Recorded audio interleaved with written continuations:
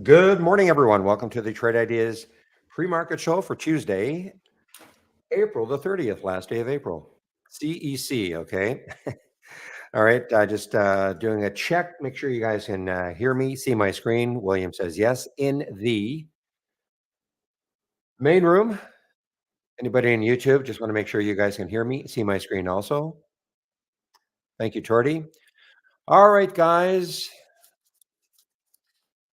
So, as William pointed out, we had some economic numbers at 8:30, and this was kind of the reaction. Oh, damper in the SPY so far. Crazy action late yesterday, though. I mean, if you remember this, this was the 3 o'clock candle for the SPY, all the way down here, and then we had the big rally. So, who knows what's going to happen today?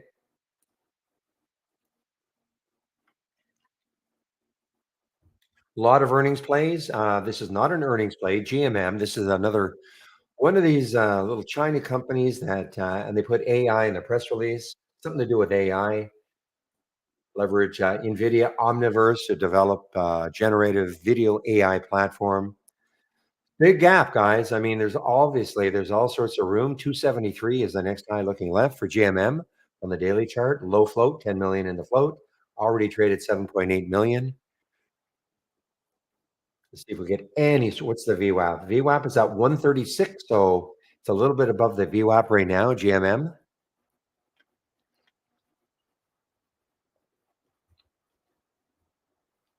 CYCC, if it's holding its gain. So it did get up to 276 in the pre-market, still up 49%. They did financing, actually, an $8 million private financing, and has not been punished for it.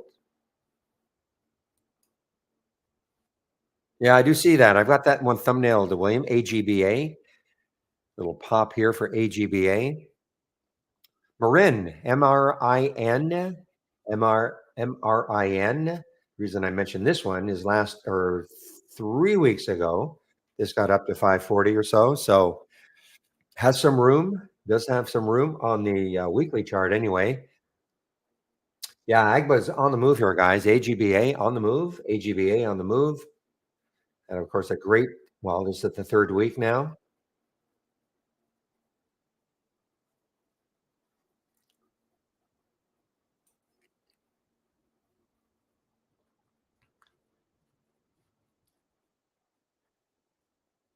You don't see the news for 4:30. This is nothing to do with trade ideas, okay, JK. If you look, I actually post. What do I post here? I post in the alert section the economic calendar, and 8:30 the employment cost index. Okay, but this is from Interactive Brokers. Okay, well, what I posted there is not from Interactive Brokers, but I do that every day, so you can kind of check that economic calendar that I post in the alert section. So we've got some earnings plays to take a look at. Some Med, big gap down for Med, MED. Not a lot of volume yet, but there will be. Released earnings after hours yesterday, continuing down. Coeur, C-O-U-R. It's another earnings play. Another one that's gap down 16%.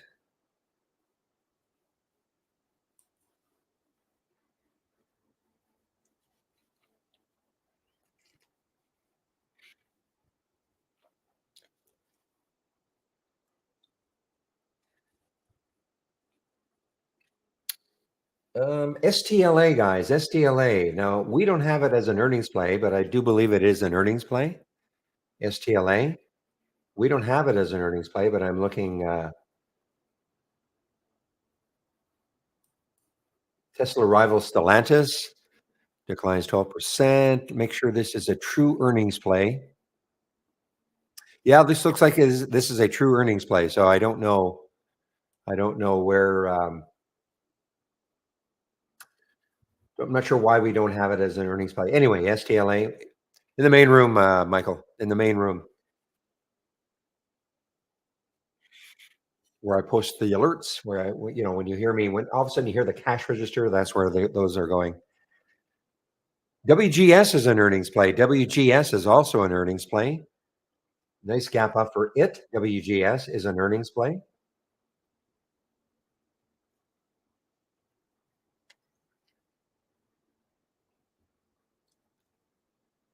Yeah, look at GL. Wow, now this is a tank. Woo, GL.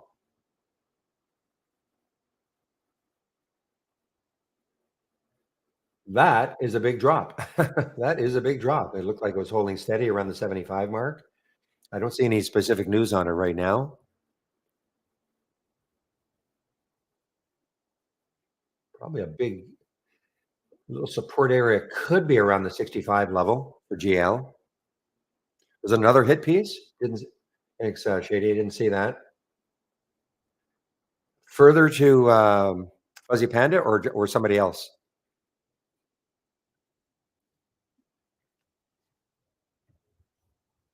New. Okay. See what's happening just for fun with PRI, Prudential Globe Life. Let's see if they're affected at all. Not really.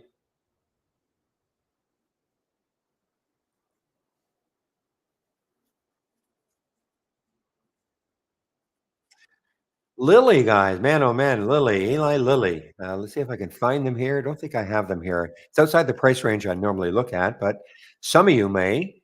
And look at Lilly, LLY, almost an all-time high on earnings. We got $37, 5%.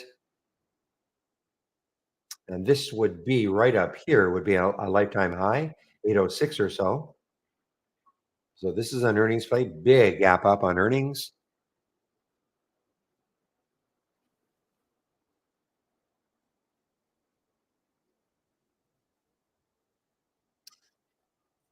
Increase in production of obesity, diabetes drugs. Okay. MULN from yesterday. Let's see if is it still up. Searching here. Oh, there it is, right at the top. MULN, big one from yesterday, of course. Looks well, it's above yesterday's high now.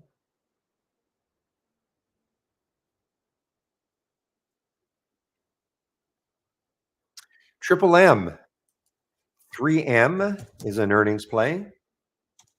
And these are a little more expensive, but some of you don't mind playing these. Now, this one coming right into the 200-day moving average. Okay, there's the 200-day moving average, 98.51. So it's very close to the 200-day moving average for Triple M, 3M.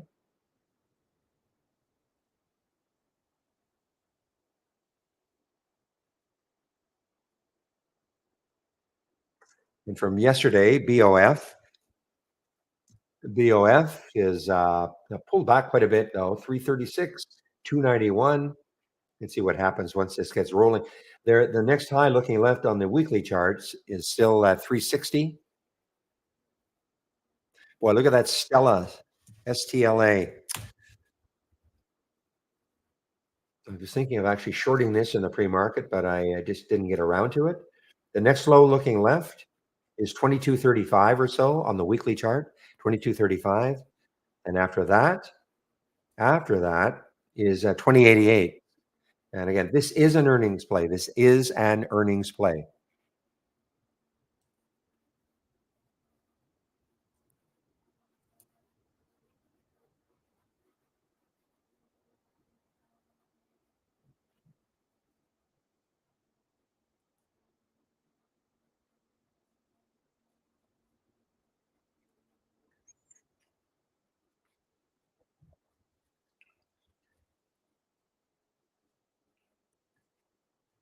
Let's see if my headline picks this up yet. Yeah, still nothing. Who was it? Who was it, Shady, regarding the new hit piece for GL? Anybody we know or somebody out of the woodwork?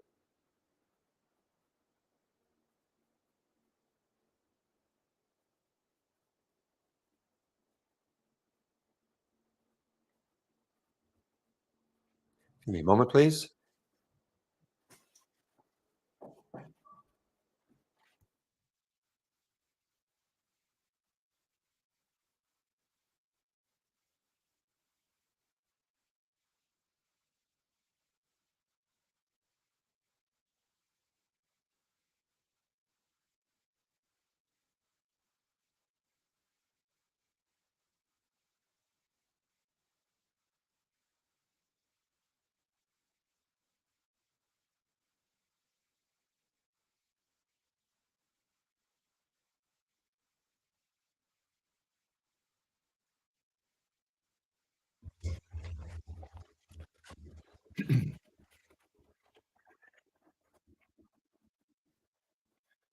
Viceroy Research. Okay, thanks.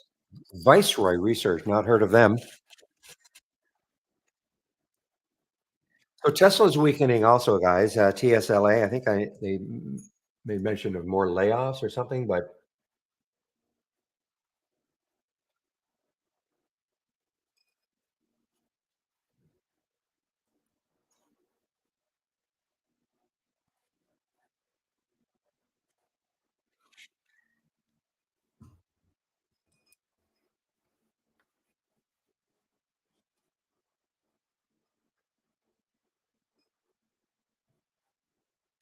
whoa, this okay,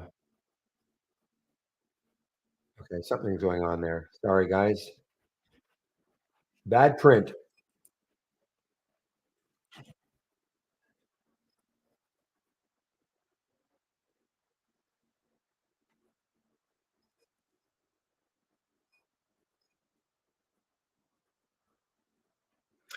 Yeah, my news still doesn't have that either. But obviously, just waiting for usually Ivy is pretty good.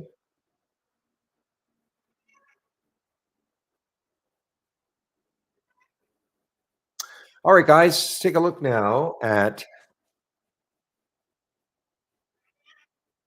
see what the market's doing. So we're in for a negative market to open, not hugely, but we're in for a negative market to open. So let me take a look at the major sectors. So I'm going to bring up the doc status or the sector status.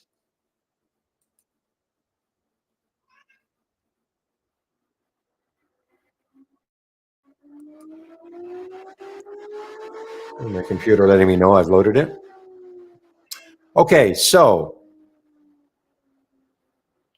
what you're seeing here, these are the major sectors. So XLE, the major ETF for energy, 77% red. That means that 77% of the stocks that make up XLE are down from yesterday's close. Okay. So, what I'm actually looking for, which I don't see, is maybe some stock that is bucking the trend of the sector, maybe up a lot. But EQT is only up 0.61%. So, there's nothing interesting there. Now, this is interesting. Technology, 88% are down. Zebra, ZBRA, Zebra, probably an earnings play. Yes, this is an earnings play. Wow, this is an expensive one. Don't know too much about them. So they're up. NXPI, another expensive one, up, bucking the trend. In materials, MOS, probably an earnings play. MOS, yeah. So all these are earnings plays. You can almost rest assured that something that makes it into one of these major sectors is not typically just moving on nothing. Usually it's an earnings play or some big news.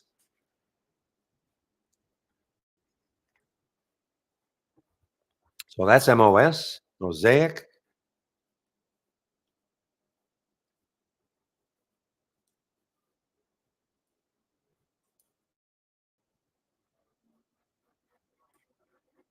All right. Now, all I want to do is check out discretionary XLY and see how far they are from the 200-day moving average. Yeah, still moving away, still moving away. So again, all the major sectors are above the 200-day moving average.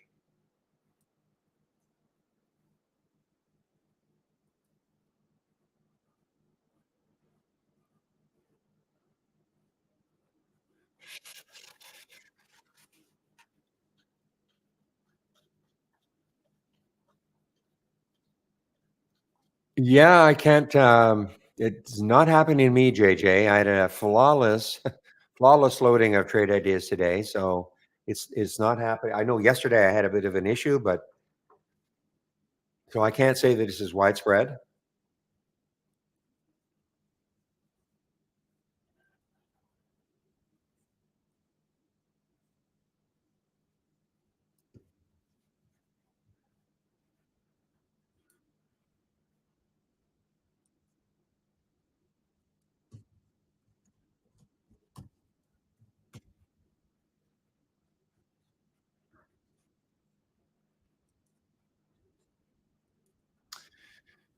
All right, guys.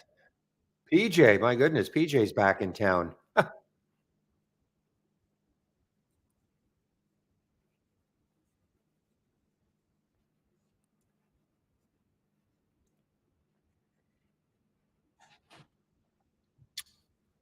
I am. Hope same to you.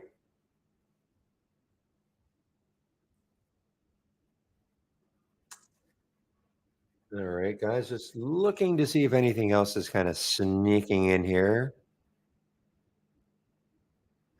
Yeah, LL, this is old lumber liquidators. Yeah, there's I guess a buyout on the table for them. I think at 225 or something. Received a or 250.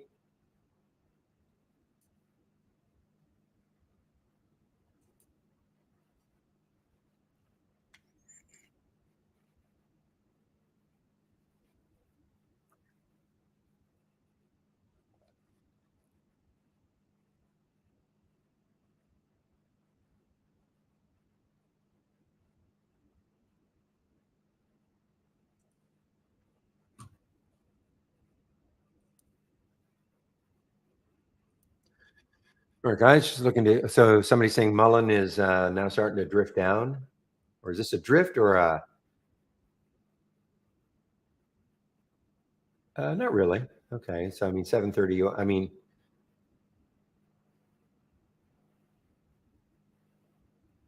what post market got up to 775 yesterday after hours. 775. Again, they're giving away cars for free in California right now, and that's the reason for this one to be higher. That happened yesterday, and of course I'm kidding, but with the rebate, the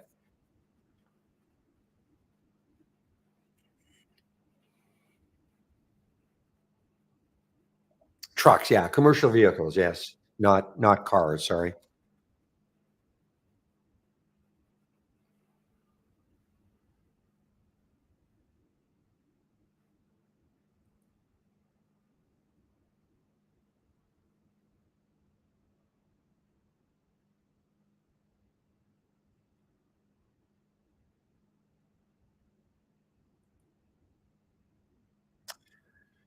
Do I like Poet? Well, I know Poet's been on the radar for quite a while now, but let's take a look at how did it end up yesterday? I know it was an AI play at some point, yeah, a couple of times. So, I mean, it obviously had a tremendous week last week. This is yesterday. Okay, that's yesterday. So it took out the high.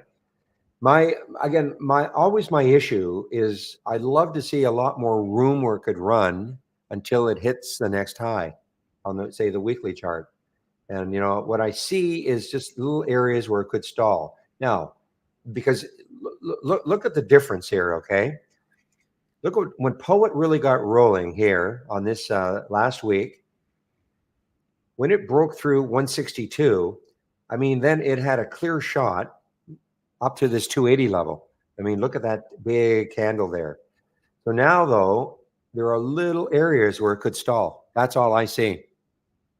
I mean, it was way, way, way better down here because I had all this room before it hit that high in the weekly chart. That's the way I see it anyway. Now, don't let me stop you. If you want to buy it, go ahead. But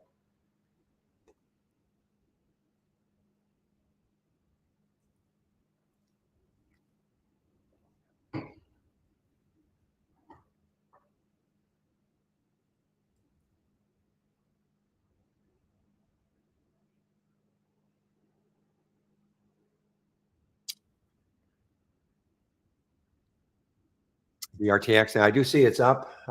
Again, it's one of these ones that is very, I mean, it's hard for me to look at this daily chart. I mean, it's just chopping up, down, up, down, up, down. I just find it hard to establish an entry without getting stopped out unless you put a very wide stop, and it's a cheap stock. So I've sort of laid off it, but I mean, the pre-market high did get up to 178.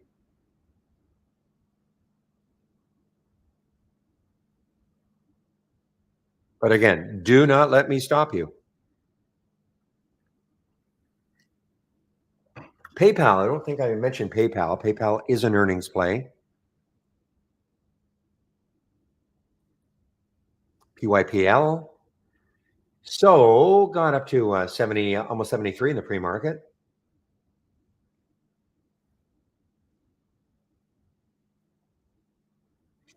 And it is an earnings play. And again, if you look at now, this has got some room on the weekly chart anyway. You look at the weekly chart and looks like almost 77. 76.54 is the next high up here.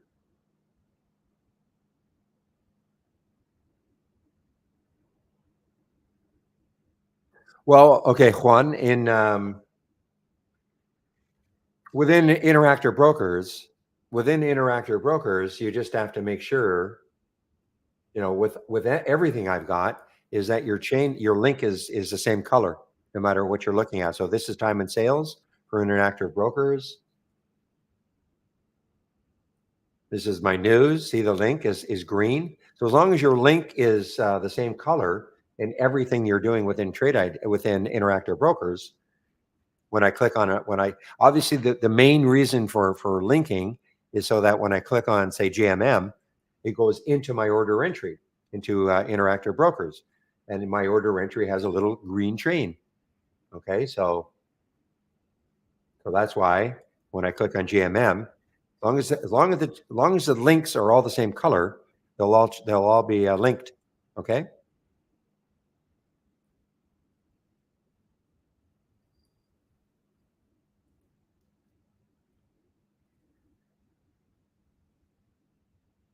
so that makes sense. You just have. I mean, I can't tell you how to do the link. Well, I can actually. The link is always here, so you have different colors to pick from. Why I picked this one, Group 4, I have no idea. it's I've had the same thing for 8 years now. Okay, so just make sure the colored links are all the same. Okay. Yeah, it's the same thing. If you had charts, if you're using Interactive Brokers charts, the same thing. Just make sure the linking is all the same color.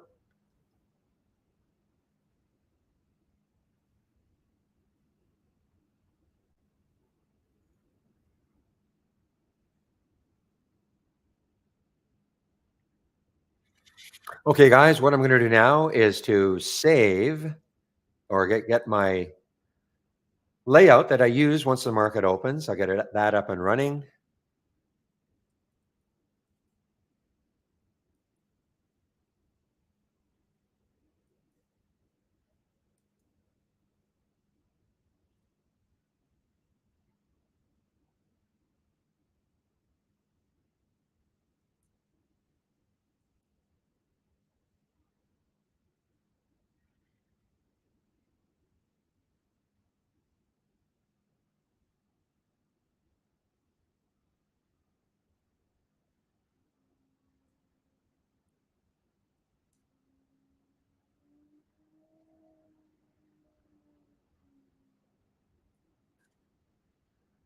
All right, so this is the layout. This is the layout that I use once the market opens. So of course, I have other scanners on my other monitors.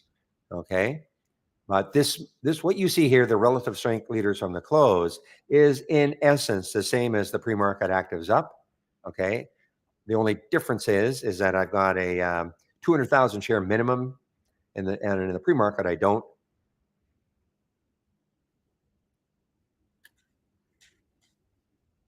But as you can see, we see the GMM, the top here, BOF, some of the ones we've talked about, Marin, AGBA.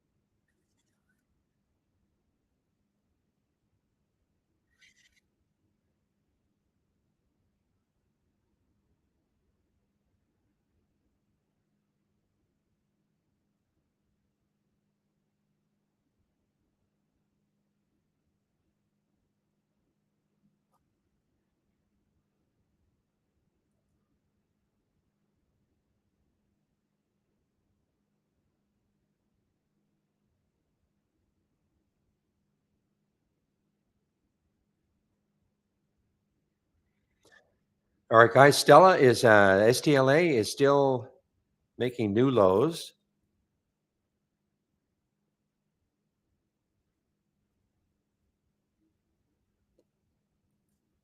So BOF has been pretty whippy. I mean, these topping tails. So moved higher both times. You can see exactly what happened. Remember, this was a green bar all the way up there. And then the sellers took over and knocked it down. Kind of rested the next bar, and then this is the current 15-minute candle. Again, the buyers had it all the way up here to the pre-market high, and the sellers have knocked it down again.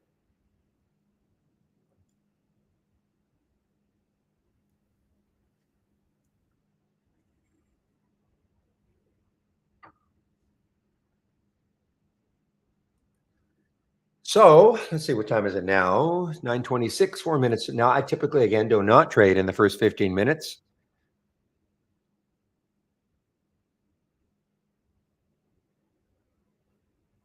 So I'm going to load this GL. I want to see if that has hit my news yet.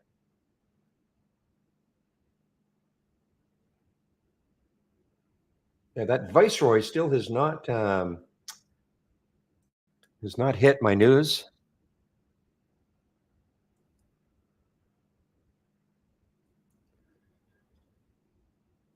You just have to listen to me, trader. Okay, remember, I'm never going to say what to buy or what to sell. If you're in something the same as me, I'm not going to tell you when to get out or anything like that. You have to be able to manage your own trades. I have to be careful what I say.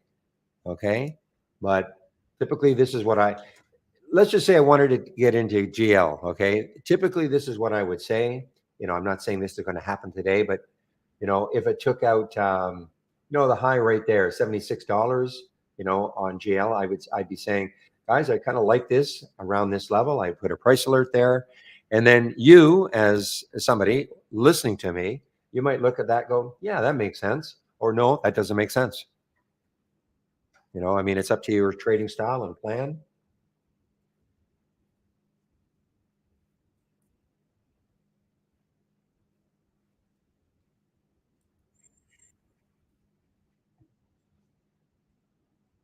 But again, I'm a pretty cautious trader. Okay, I don't take too many trades over the course of the day. I have some very I want to see a lot of room when I look left on a daily chart. Because most of the things that I see are going to be at the high or the low of the day. All right.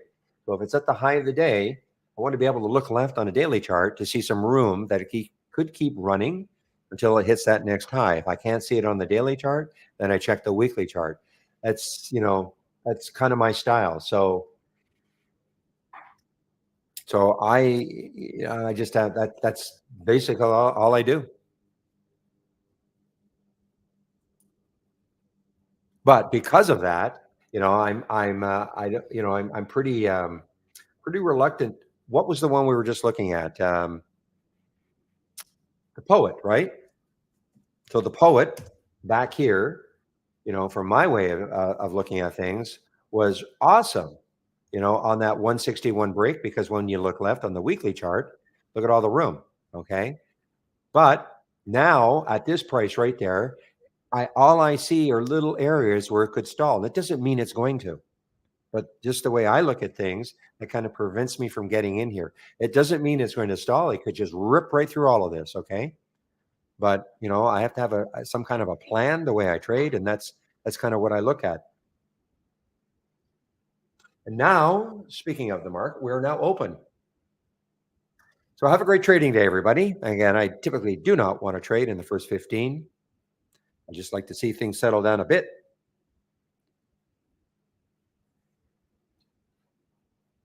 And again, if you have our AI, this is what I would do. All I would do. Okay. From our toolbar, I have to back this off, click on new.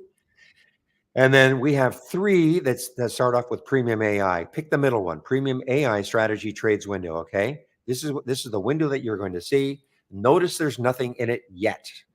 And the earliest alert would be at 9:40. Doesn't mean we'll have one at 9:40, but that will be the earliest alert. When you get the alert, how you trade it, if you trade it, is up to you. Okay. There's no video that's going to show you what to do. It's like a watch list. The only other thing I would do is make sure in this filter, you see that this is a drop down. I would have it, make sure it says none. Probably if you're loading it for the first time, it might say profitable trades. I would uncheck that so it says none, because I like to see the trades all day long.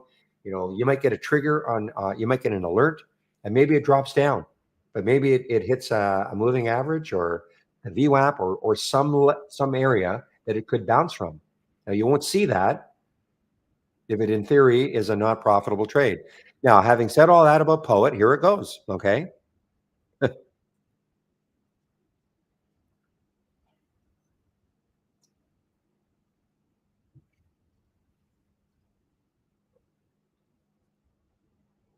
So again, don't listen to me just because I, don't like all these little areas. I mean, look what's happening. It's not listening to me. It doesn't care. Now look at GL. I mean, that has come right back, guys. Basically at the pre-market, right where this hit piece started. This is what I'm talking about right here. Okay, that's where the hit piece started, right around 8:45, and then it really took effect at 9. And here we go. Now I'm seeing a short seller Viceroy.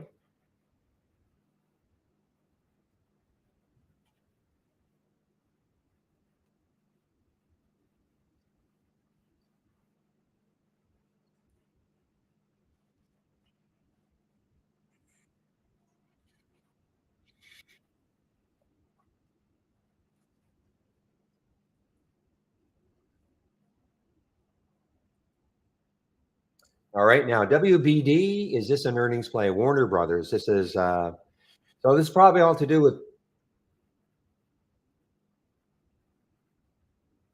NBC pitches. Oh, I see. Okay. We really care. My goodness.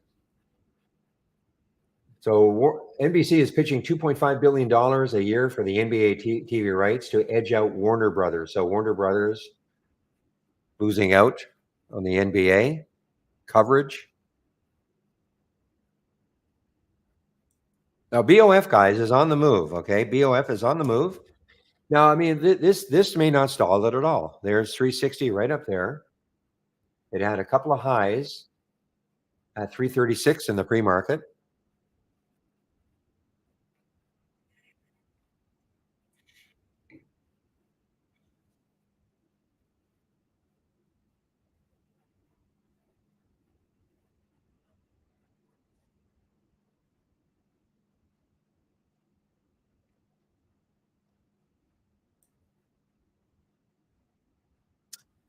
Tree is an earnings play, guys. Tree is an earnings play. So there's Warner Brothers again getting hit on that.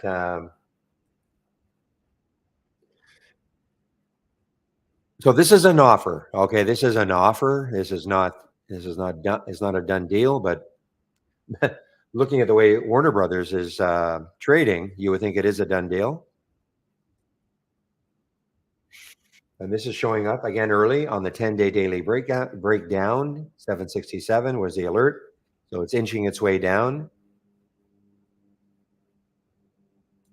Market is coming back, guys. So after that little shock, that little red, not little, that big red candle down, market is trying to come back.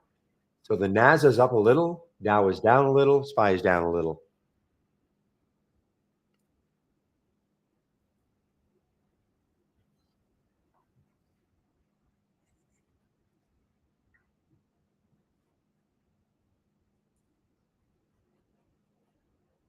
Okay, now Marin has got, take a look at Marin. This is not an earnings play.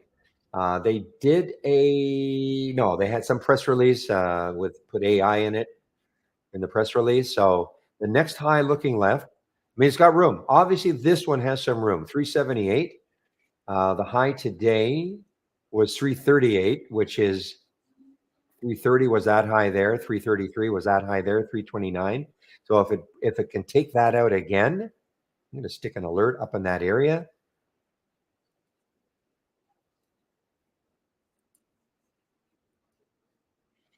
Okay, put an alert there, and then the next high is 372. If I can somehow break through that.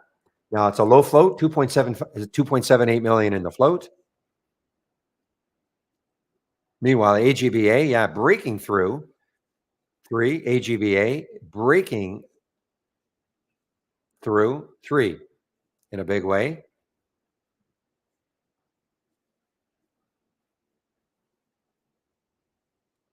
Definitely keep an eye on the Marin, guys. I mean, the awful looking 15-minute chart in the pre-market. I mean, look how choppy it was. Okay, very, very choppy. Up, down, bottoming tails, topping tails.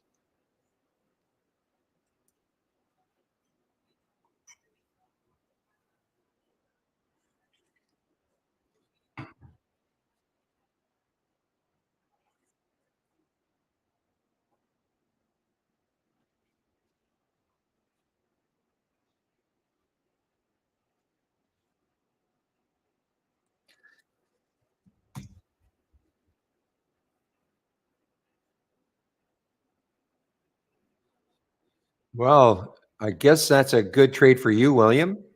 I don't know. I'm not sure. I know you started at 71. I don't know what you did down here, but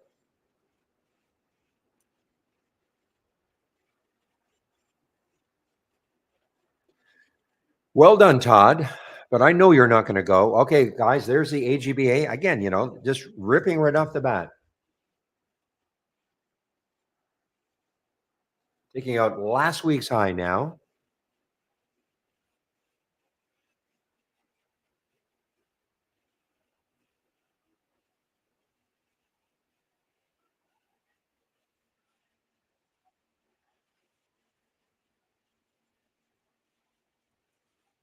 Boy, Transocean rig.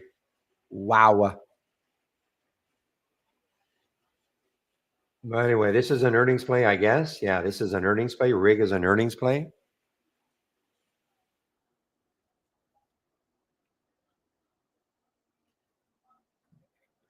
Okay, so again, 9:38. So earliest alert in our AI would be 9:40. Again, doesn't mean we'll get one at 9:40, but that's the earliest.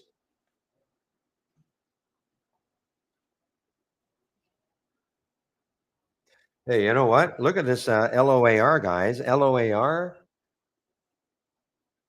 a lot of shares now available, and Interactive Brokers is short. Not that I want to short it, but this was the IPO from a few days ago. And it is, what's the volume like? No volume. Sorry, no volume.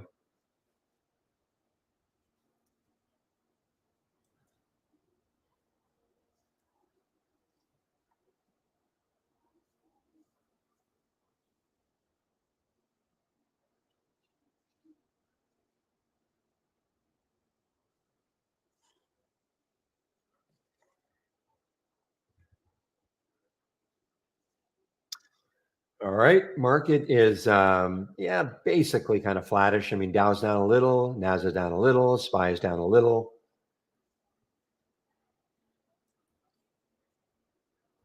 WBD continues to move down penny by penny. Look at this Stella, guys. This is, man, I so close to taking this in the pre-market on a short, but did not do it. But the next low looking left, 22.29 or so, 22.32 maybe, 22.35 to be exact on the weekly chart. So it still has a little bit of room to move down.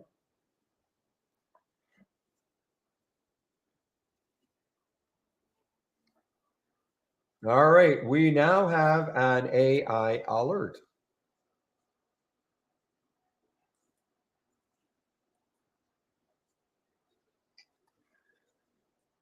All right, there's the Marin, guys, MRIN, guys. There is the MRIN, but I want to take a look at, there's the MRIN.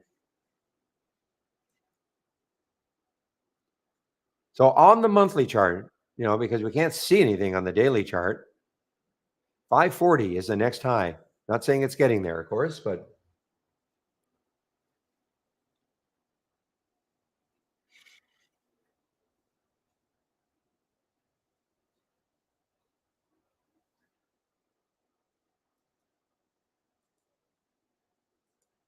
I mean, a bit of an issue, obviously, in that it's pretty darn extended right now from 9 o'clock on. Let's see, and but it's a low float, pretty low float, 17.9 million in the float.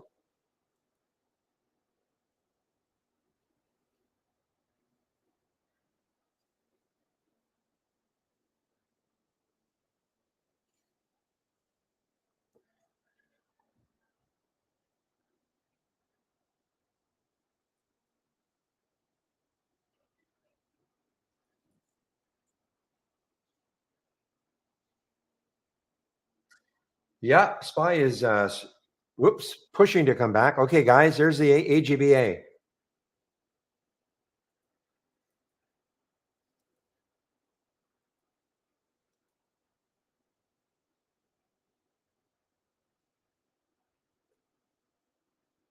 Okay, now can it hold at least the 330 mark? Now look at the SPY though, trying to counteract that giant red candle.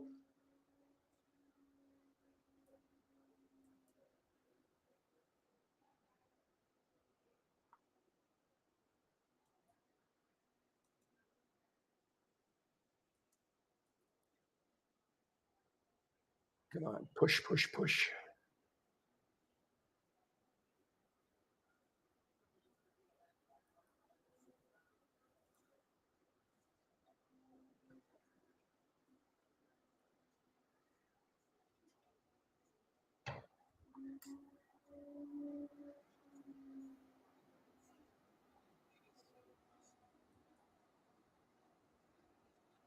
All right, yeah, Jan, the first halt. Okay, now will this be okay? Now let me see if I can maybe get a trade in this one, JAN. So this is what I sometimes will do. So the halt price is 435. Okay, obviously it's got room when you look left, 527. So it's got room. It that yesterday I may not be able to do what I want to do though, because this is what I sometimes do on a halt. There's the halt price at 434. If you're unfamiliar with halts, typically they are 5 minutes long. So this would open at 9:45 plus 57 seconds. Okay. What I would do is, but this is time and sales from Interactive Brokers. Okay. This blue screen. There's the halt 434. There is the potential open. What I would like to see, may not happen though. Maybe it pops up a little bit above the halt price, and then it moves down below the halt price of 434, and then it comes back through the halt price when it opens. All this when it opens, of course. Okay. And if it does that, that is when I might take the trade. Again, this is highly risky, very volatile, but just want to explain what I so again, 434 is the halt. Ideally, it might open a little bit above 434, come back down through 434, and then pop up above 434 again. And that might get it running. I do that sometimes on the first halt of a stock.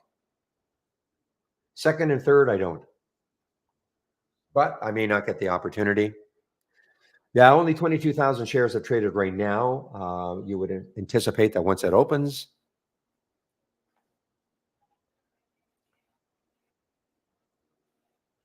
the test drive is over. Yes, David.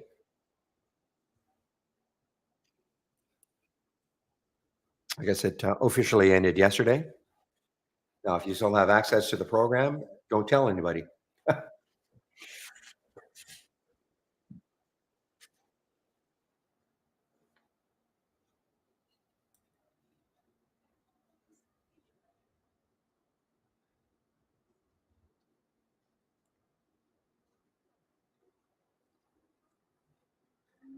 All right, guys, the AGBA is looking really interesting now for me. Okay.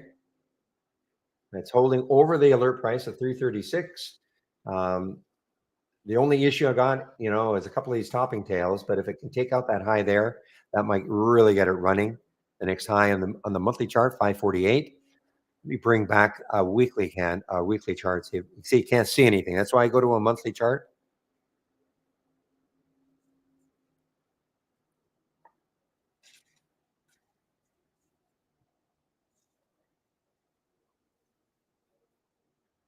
So far, So far, no effect on the market, William, the Chicago PMI so far.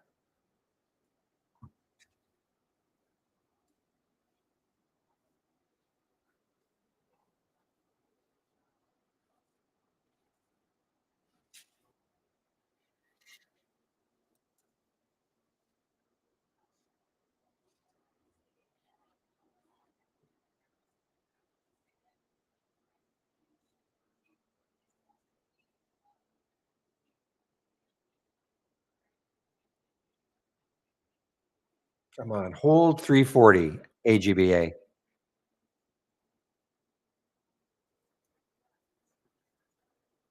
All right, another earnings play, guys. ATI. ATI is an earnings play, and this is a lifetime high. Look at this. Look at this pop. ATI.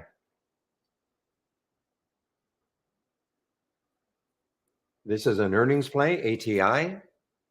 All-time high now. Guys, AGMA, it's holding, it's holding, it's holding.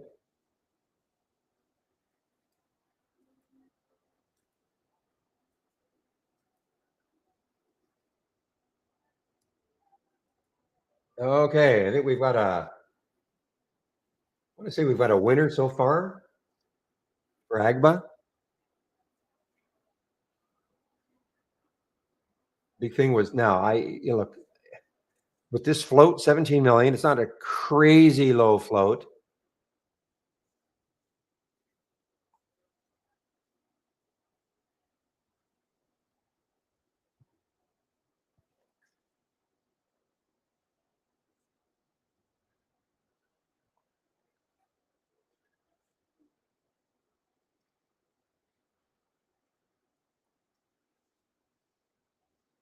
All right, guys, I've taken some off in the 365 level. Okay, for the AGMA.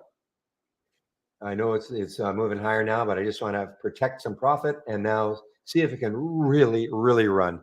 And that's the AGBA. So my key thing was how well did it hold 340? You know, there was the alert at 336 from our AI.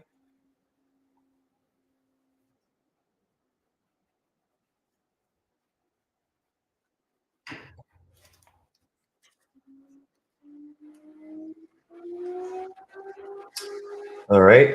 Computer is saying, yeah.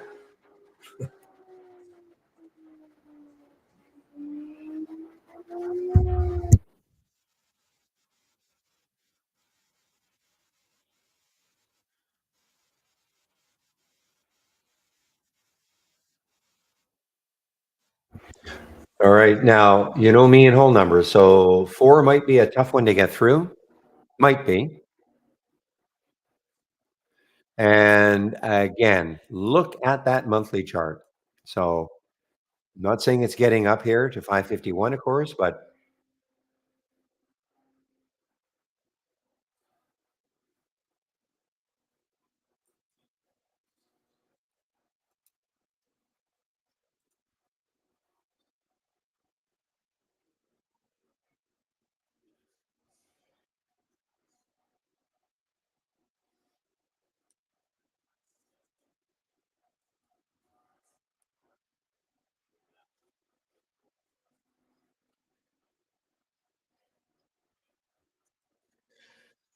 oh, I missed this one. Man, oh man, I missed this one. Molson's TAP, TAP. I missed this one. Unfortunately, this is on my 10-day daily breakdown. And this is an earnings play. The alert happened at 59.10, and before it pulled up, dropped almost a dollar.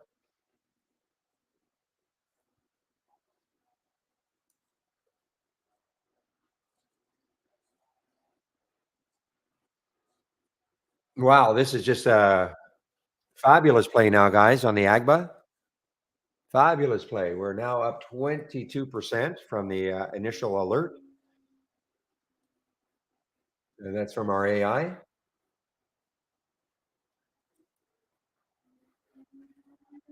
Oh, meanwhile, I didn't even see this JAN.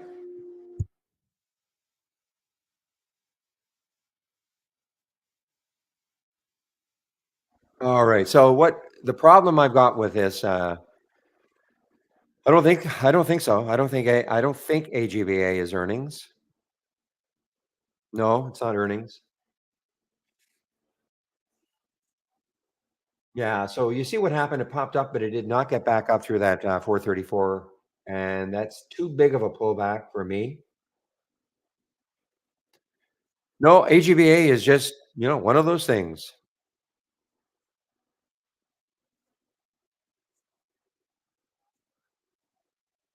They talked about a merger with a Triller. This news is old, though. I mean, this is not news today, okay?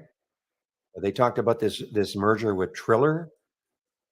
This probably was back here 2 weeks ago.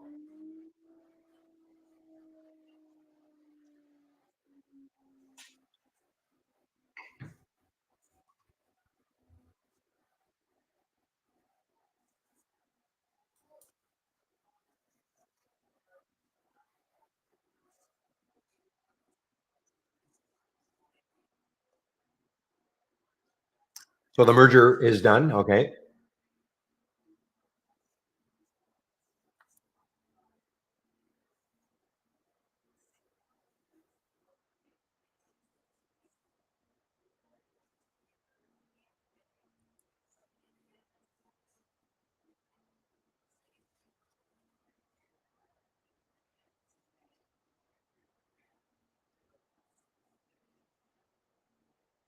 Look at PayPal. That really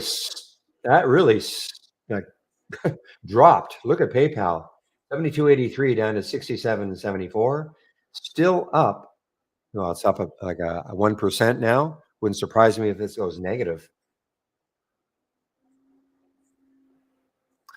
We haven't seen this one for a bit. NVVE. I remember we used to see this one a lot. NVVE.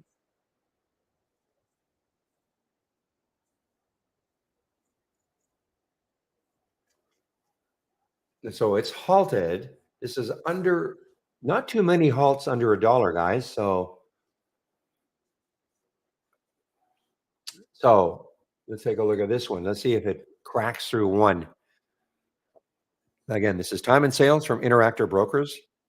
Blue screen you see here, nothing to do with trade ideas, okay? Nothing to do with trade ideas. Time and sales from Interactive Brokers.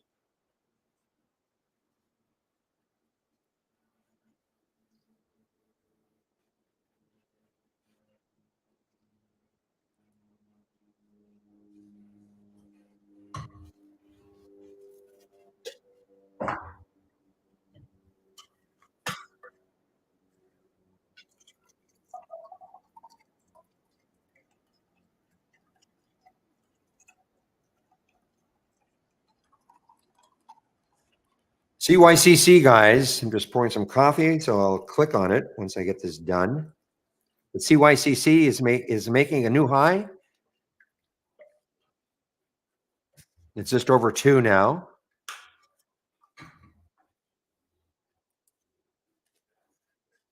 So again, pretty choppy in the pre-market. Had some. So they did a private placement, $8 million, not being punished for it, and they announced that after hours. There's the on the my 15-minute chart, the mauve area, that is the after hours.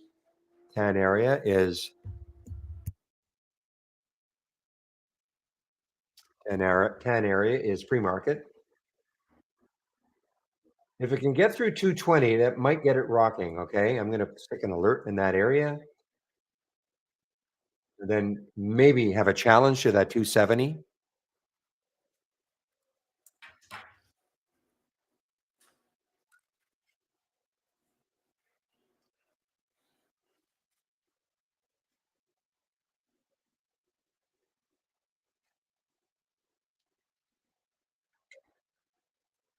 All right, guys, I'm out of the ag book completely now. Okay,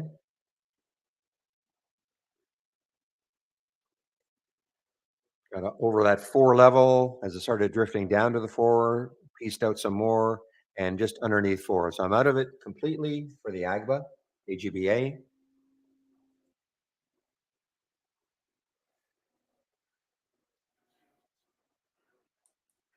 Okay, now this is an earnings play. CHGG is an earnings play, almost a lifetime low, showing up on the 10-day on the combo scan. Um, let's see.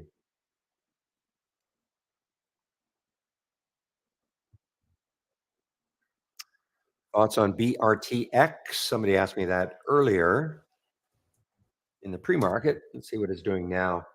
Well, pretty bad. I mean, it hit 178 and it's a big drop down. I know they had some news, announces a commercial agreement with Cartesa, but only so if you're looking to buy, if you're looking to try to play a bounce or something, well, the VWAP is at 156, so it's through that. Okay, so nothing. I really don't. To me, this is for a bounce right now. Way too early, in my opinion.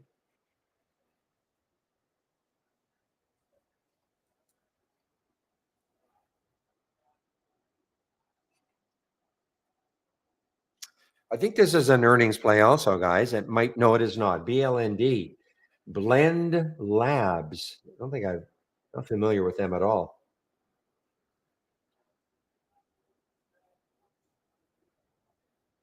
See if they have any news. The company announced a strategic partnership with Haveli Investments, including a $150 million investment. Okay.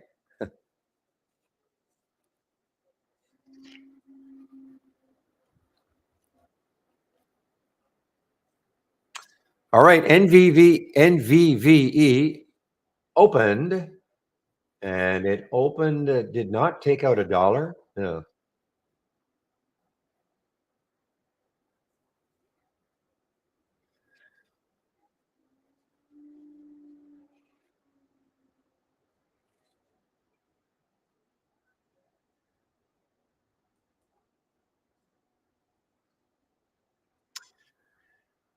Well, I remember I wanted to take this MRIN, and luckily I got wrapped up in the AGBA. I wanted to take this one. It looked like it was pretty interesting, but and again, here's my really the clue is this. I mean, look how choppy this is. Very in my opinion, anyway. Very difficult to trade intraday, anyway.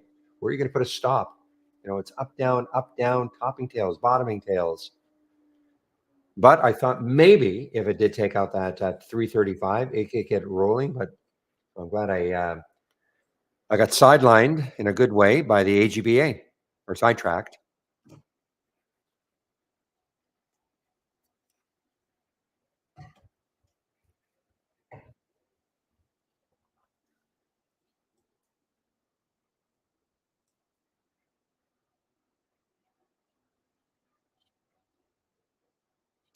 You guys are talking about ELYM. I know I saw this one yesterday. Let's see. I don't see it here anyway, anywhere. So how is the GMM doing? How is this GMM doing? So yeah, I mean, it popped up to 189. It's come right back down. Wow. I mean, this had so much room.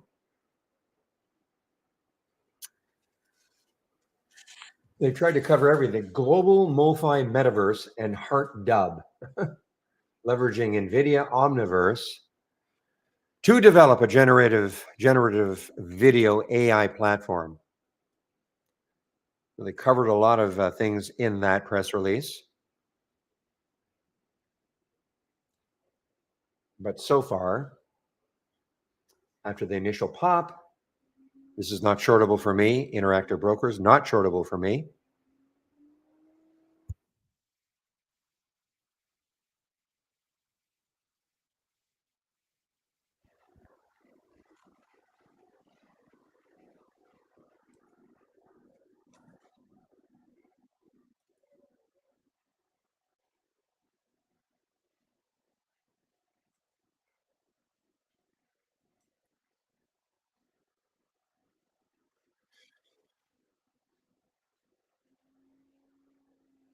All right, guys. WGS. Now, this is an earnings play. It is an earnings play.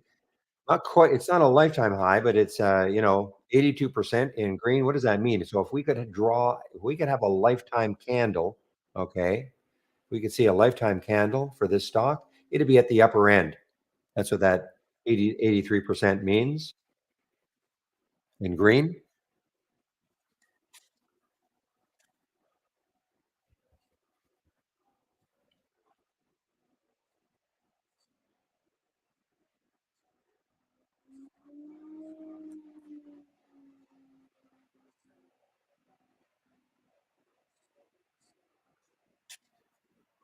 Wow, look at Bitcoin. Yeah. Bitcoin around the six. Well, I have 60,800 approximately. So let's take a look at IBIT. And of course, Mara and Riot must be just suffering right now. So there's a big area. I mean, 3389 IBIT. I'm going to stick an alert around that area. So ever since the halving event, I mean, Bitcoin has been dropping on the 20th from the 20. Yeah, the halving event was on April 20th, and Bitcoin has been dropping pretty steadily. I think it had a pop the day or the day after, but ever since then. And so Mara,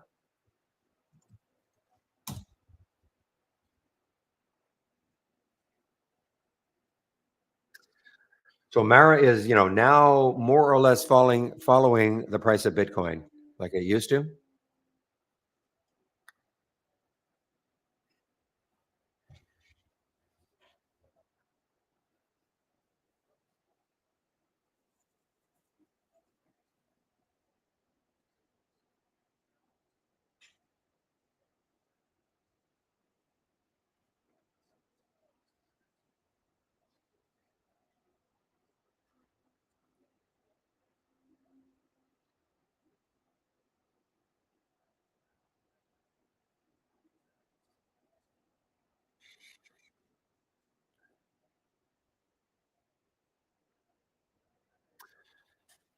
All right, probably an earnings play. BMA, Banco Macro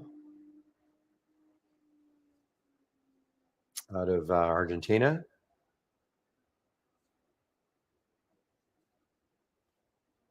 There was another one I think I saw, BBA.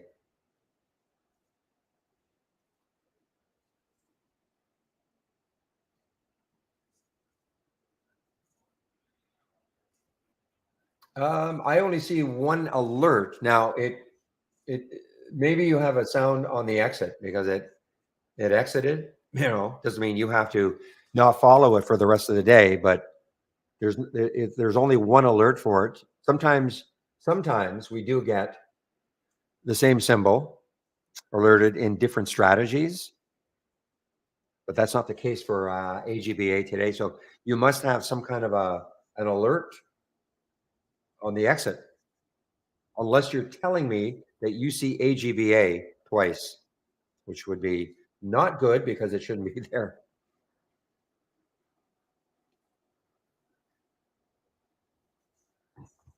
I mean, I still like it. I mean, I'm out of it, but I still like it if it gets back maybe over 4 later on, settles down. But right now, I mean, super extended. That was the problem I had really even taking it. But the longer it held over that 336 mark into the 340s, it gave me the confidence to, okay, you gotta try it.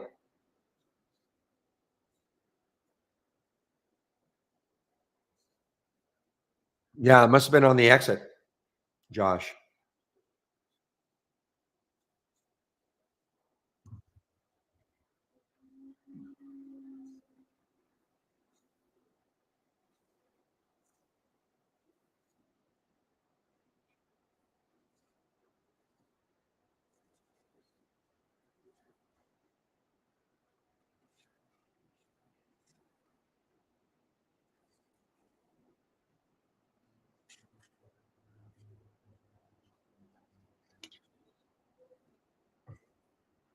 Anyway, you guys are, oh, here it is. Okay, here's the ELYM. All right. Wow. Yeah. I mean, saw this one yesterday. Did the big topping tail thing, 589, closed down here at 5. Low float, 14 million in the float.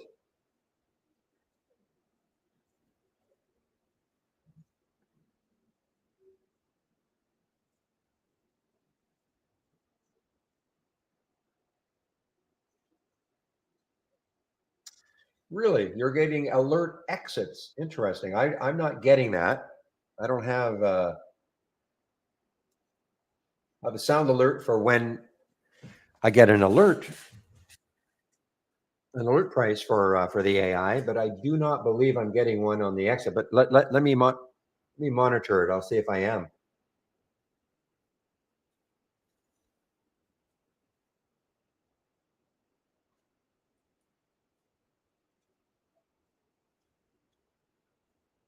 All right, guys. Now this one, now it could be very whippy, okay? But look at this GEHC. This is showing up on my 10-day daily breakdown. And I mean, look at the room it's got on the weekly chart down to 72.63. So it's got $7. I'm not saying it's getting down there, but I mean, this is and it's an earnings play. Okay, this is an earnings play. Big float.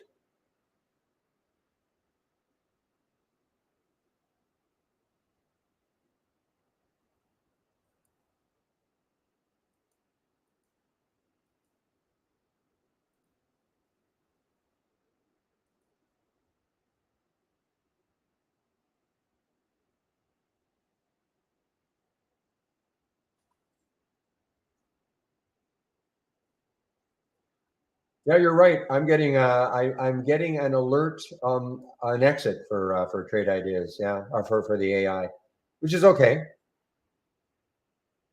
A sound alert, but I'm getting the sound alert on the entry. So I guess when you put a sound alert, it'll alert you on the entry. Well, the entry when the stock shows up. Just give me one moment, please. Okay.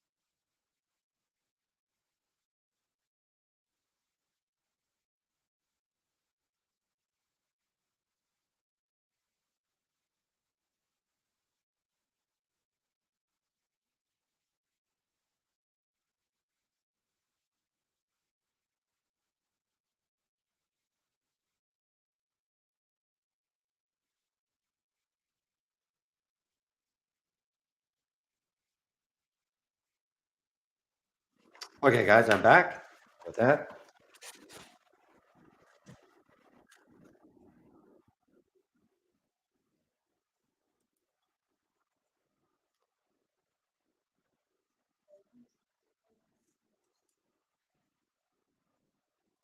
Ah, sorry, guys. I'm going to have to alert our dev team again to something.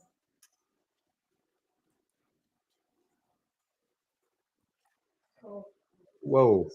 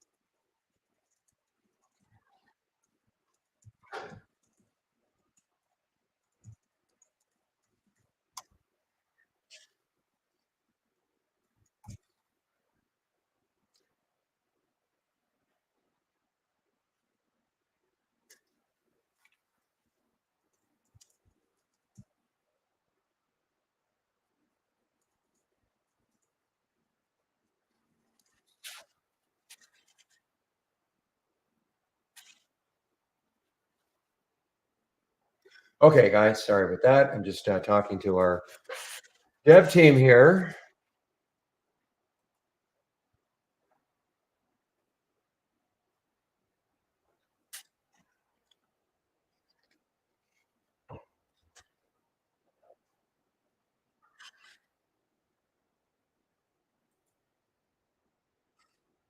Whoa, here's one I missed. I was what? Doggone it. WGS from our AI guys. Ah, just got distracted. Had an alert at 15:05. Was talking about this one. This is an earnings play.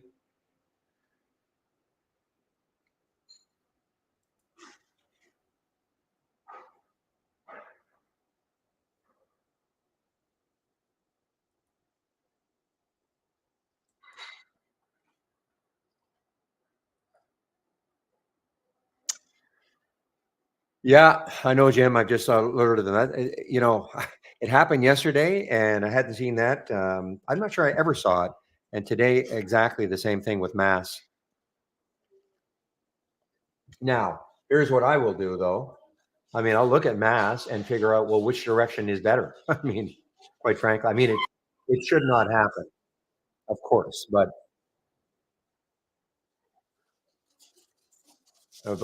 quite frankly, it doesn't look good at all, not long or short. So just disregard it. That's what I see anyway. I mean, I don't see any. First of all, yeah, I mean, I just don't see any. Yeah, any big edge in going long or short. This it's so ugly on the 15-minute chart.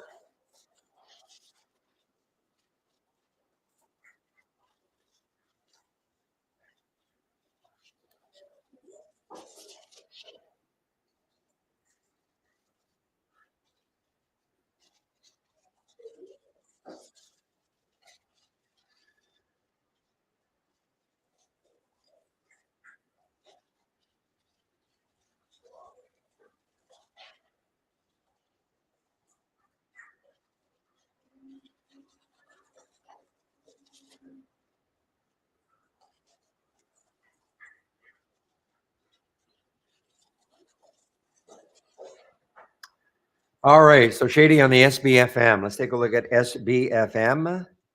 Excuse me.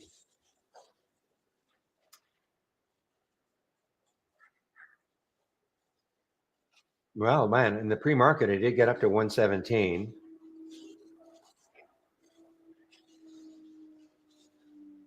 6 cent stop.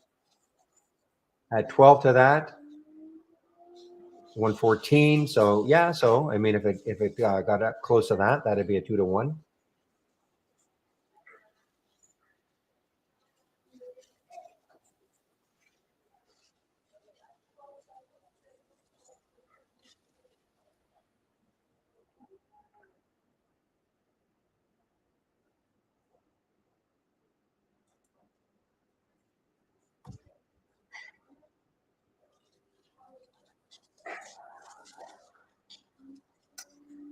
All right, guys. AGBA now above 3 again, 4 again. Sorry, above 4 again.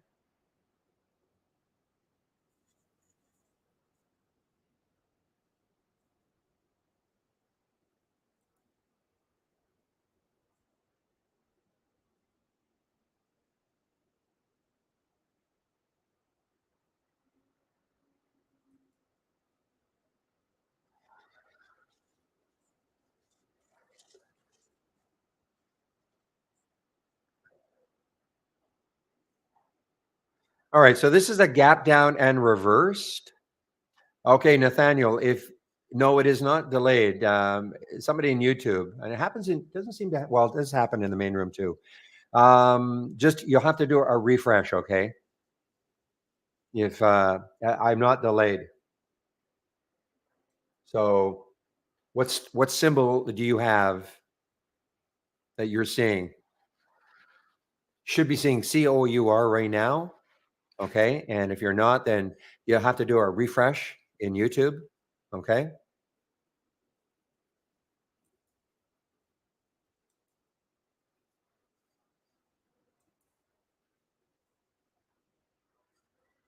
Now look at this one, guys. Now this one, this one's got potential. Look at INTZ, INTZ.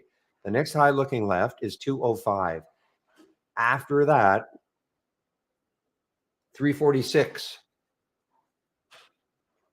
So sticking an alert around 205. See if it takes that out. Probably a low float. Yeah, 1.2 million in the float. Not a lot of volume. Relative volume is high, but the absolute volume is not that high. But I just have to wait and see. May not happen today, may not happen ever, but you can kind of see if it can take this out, and it's got a ton of room.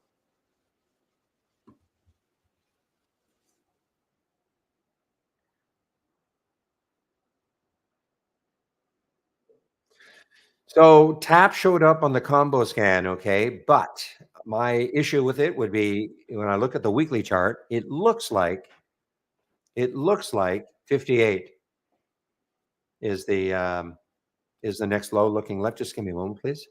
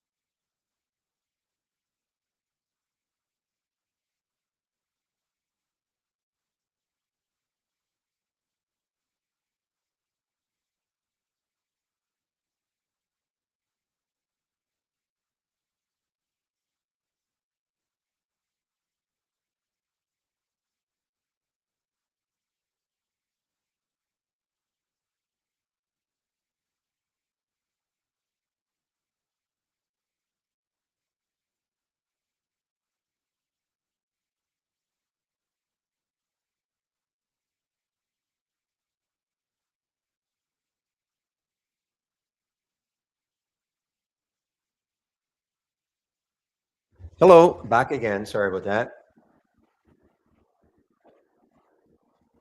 So anyway, I was talking about tap here, guys. So the problem I would have is that 58 looks like it could be some support.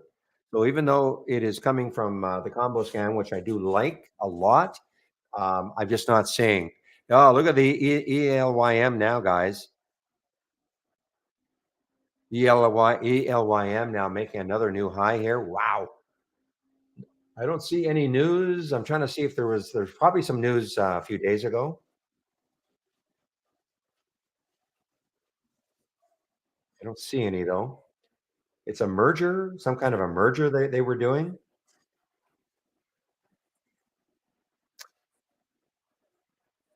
Mullen halted on the way up, and the answer is yes. So this is the first halt, right? Okay. So let's see if I can figure out a way to trade it. So there's the halt. There's the halt 694. Potential open, you know, very close. Okay. This is a potential open. Doesn't have to open there. And you notice how these prices change over the course of 5 minutes. If it's a 5 minute halt. So if somehow it opens up, maybe even at 7 and then drops down below the 694, maybe it gets down to, 690, 688, and then pops through the 694 again, I may take that trade.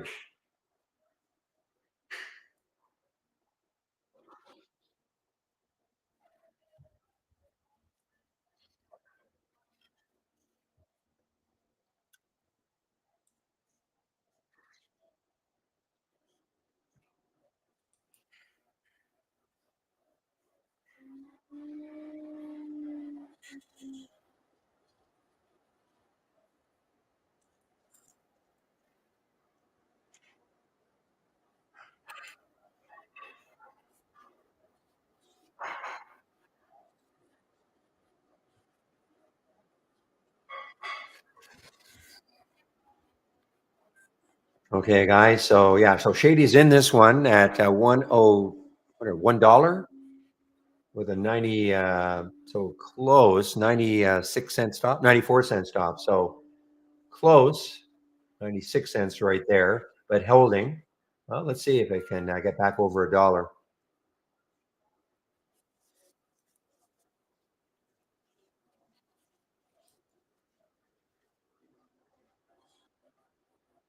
Okay, so WGS, if you did take this one from our AI, there is the next high looking left on a daily chart. You can't see it, I'd have to. It's right up here. That red line, 1611, is the next high.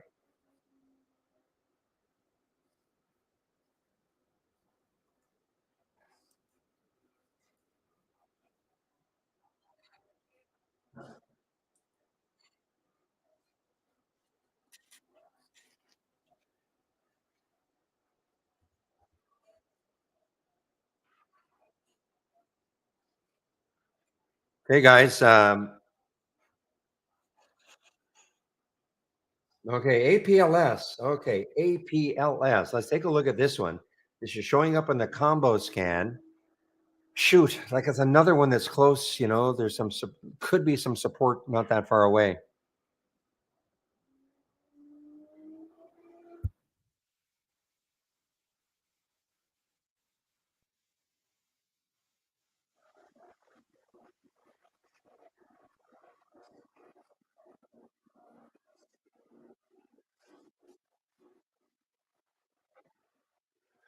Well, I'm glad I exited the AGBA.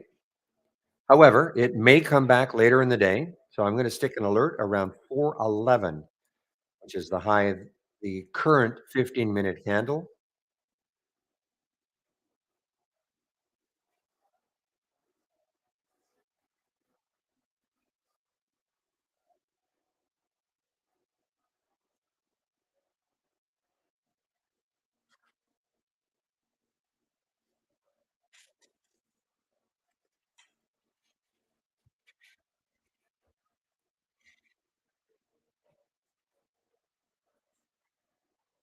Ah, shoot. Okay, so MULN obviously opened and it did not. I don't think it got below 694. Oh, it is now.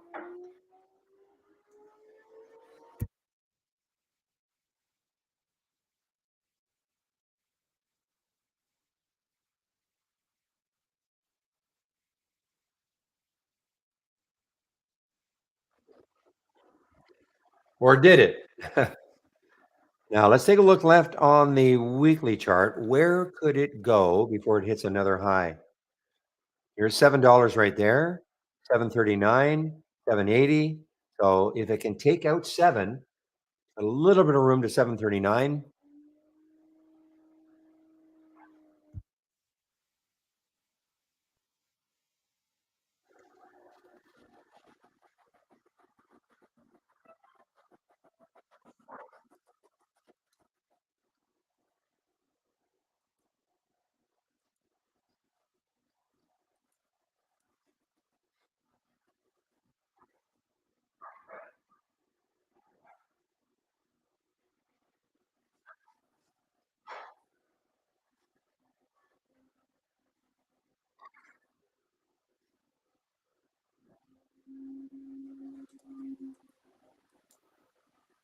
Okay, give me a moment, guys.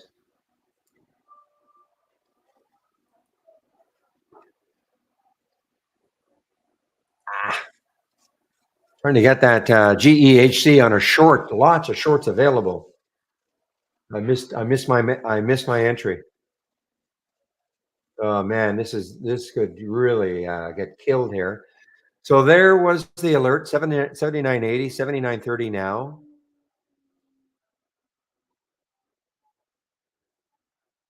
A lot of shares available, 4 million at Interactive Brokers. Wow. Mm.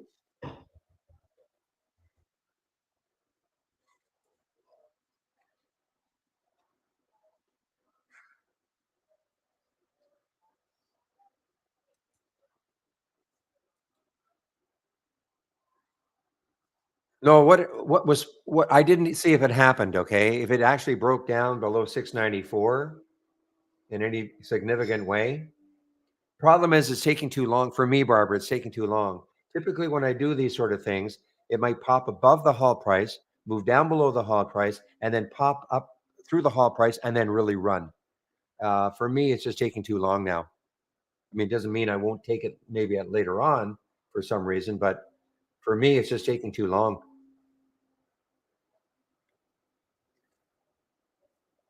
These have to be very quick.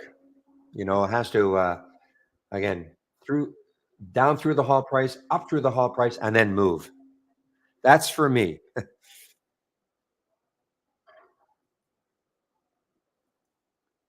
Wow, 10:28. Okay, guys. So I'm going to go over my homepage now.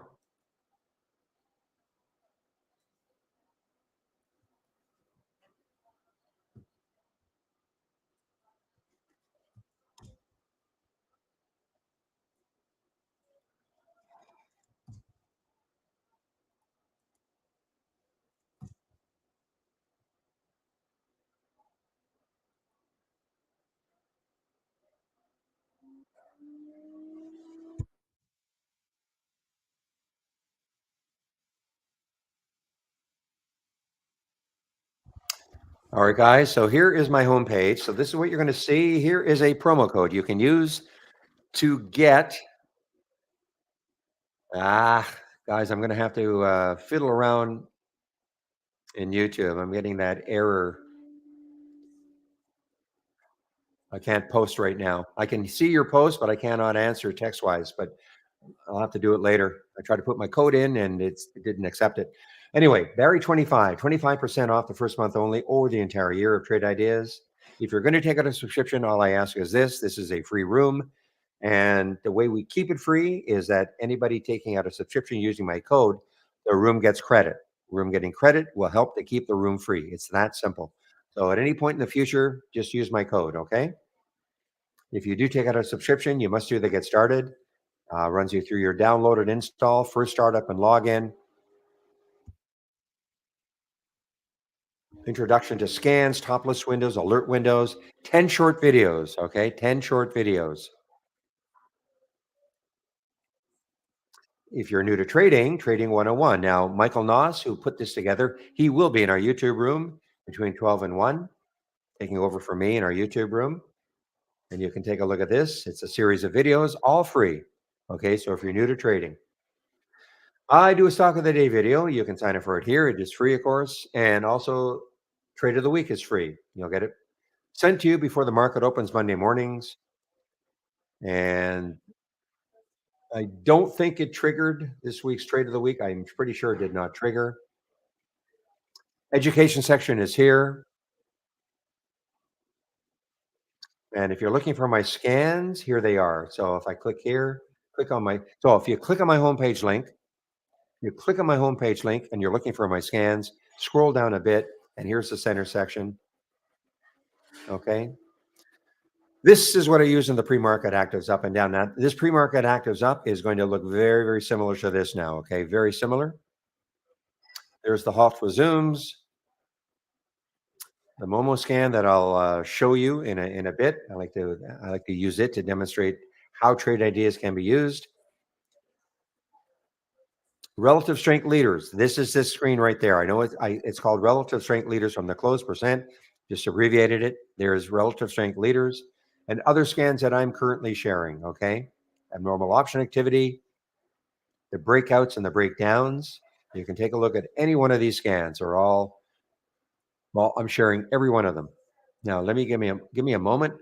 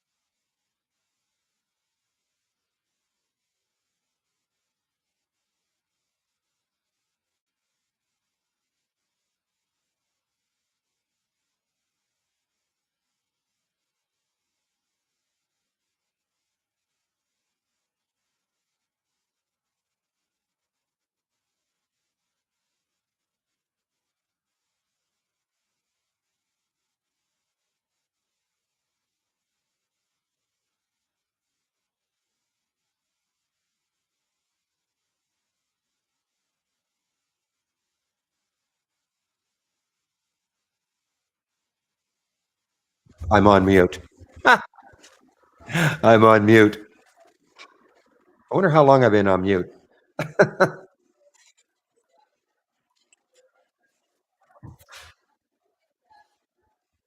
All right. Well, was I on mute talking about the concept of this alert window, or did you at least hear that?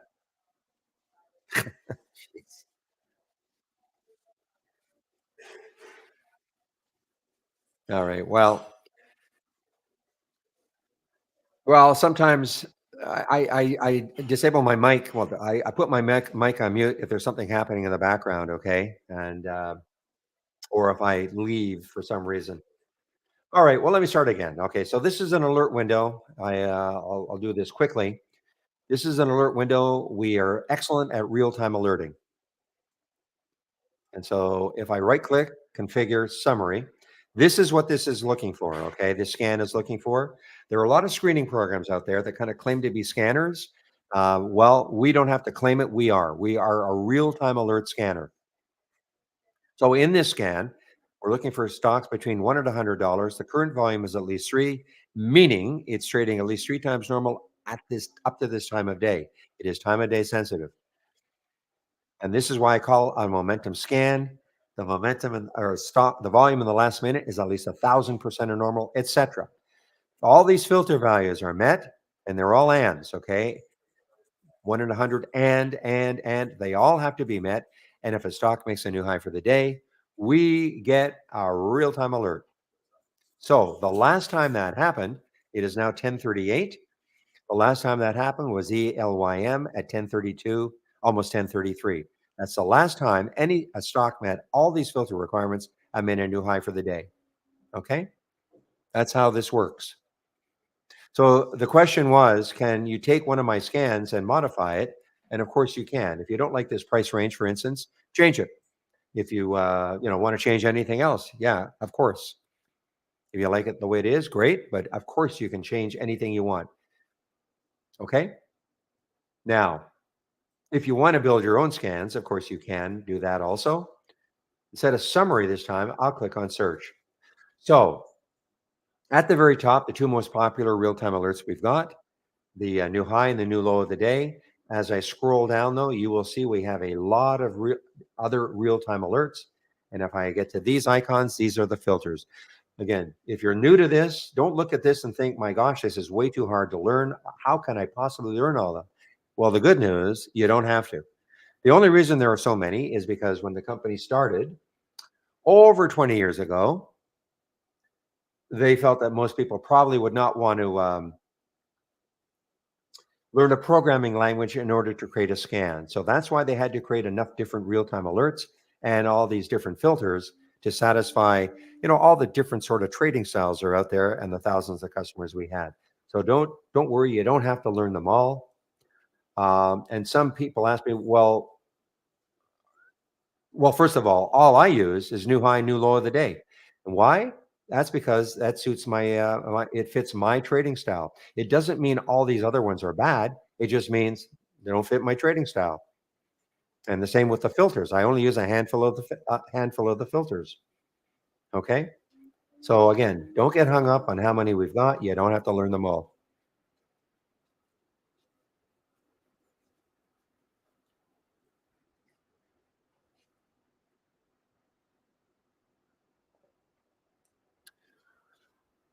So you okay? How to save a change? Well, if you make a change, okay, you make a change. Right click, configure. And so let's say I wanted to make the change to the price range. So make it 1 in 50. Okay. Now I'm not going to. Well, I can say okay because I'm not. Well, I would say okay and then save it. Let me duplicate it, okay? Because I just don't want to overwrite anything here. So I'll just duplicate it.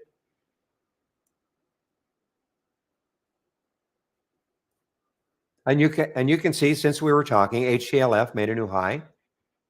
So let's pretend this is no, this is all I would do is configure summary, and now I can, if I want to change the price, maybe make it 1 in 50. If I click on the summary, you see how that is now changed to 1 in 50. I could say okay. And now you've made your change. You don't have to give it another name if you don't want to, but always save it to the cloud. Anything you do, save to the cloud. Okay, you can right click. Now, if you want to change, if you do want to make a change to the, to this name, you have to go into, right click, configure, and summary, and here is the window name. You can make a change if you want. Okay. But once you've got it on your screen, don't forget, save it to the cloud. Right click, save or share to cloud, save it to the cloud. And as you get used to using Trade Ideas, you might have several scans, you might have some charts, okay, that you like to see, like a layout that you like to see every day. And then once you have that, file, save or share to cloud, and see where it says entire layout. Click on that, give it a name, and save it. Okay.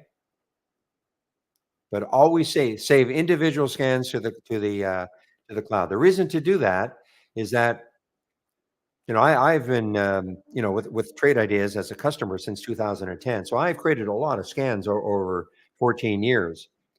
Now, some of them I haven't looked at for years, but I'm maybe this weekend. Who knows? Maybe this weekend I take a look at one I created a few years ago. I take a look at it and go, maybe I should be looking at this again. So that's why I save everything into the cloud.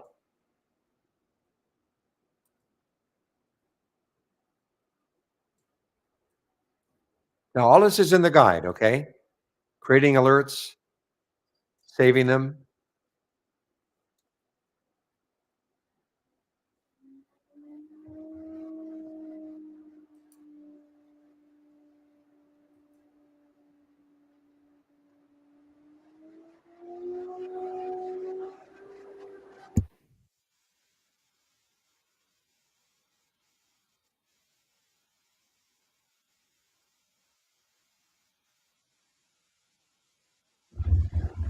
All right, guys. So, what I am going to do now is basically explain the type of trader I am. Okay. And one of the things to do, today's Tuesday. So, Michael Nosh should be taking over for me in our YouTube room. Okay. I'll confirm that.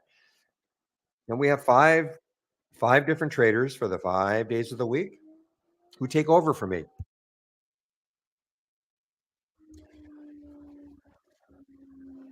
And I think it's a good idea to head over there because we all have different trading styles. Now, I'm basically almost exclusively an intraday trader. Michael is not. He's more of a swing trader. He's got a very defined way of trading, and he'll nag at you to have a trading plan.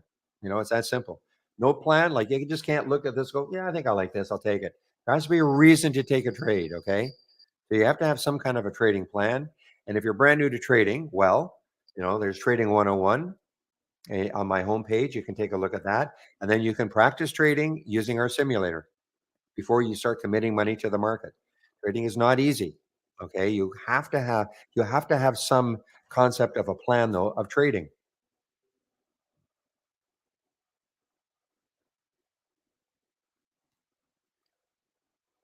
So for me, I know I'm an intraday trader. So my number one goal every single day is to find the stocks that are trading abnormally. This window alone will tell me that. Okay, this screen, this big all green, this will tell me the stocks that are trading abnormally. Look at AGBA. Okay, AGBA. So 51 times. I'm going to get back. I want to see if Pepe. That worked okay. So you can see the relative volume is 51.97. That means it's trading approximately 52 times what it has normally done up to this time of day over the last 10 days, okay? But maybe even 30 days. There's an algorithm that kicks in. Don't ask me to explain it. Just understand if you see a big number like that, this is trading abnormally, okay?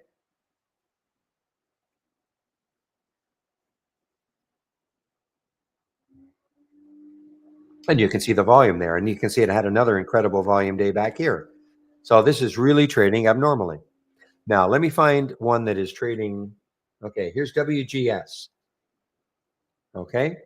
So WGS, look at this one, 45 times, 45 times normal up to this time of day. But in addition, now, granted, in addition, it also is trading abnormally when it comes to how many options it's traded, contracts. Okay. Now, this has not traded very many, 857, but that's 15 times normal. Okay. That is 15 times normal. So, coupled with the abnormal volume plus the option volume, which is abnormal, well, this is a stock that should be watched.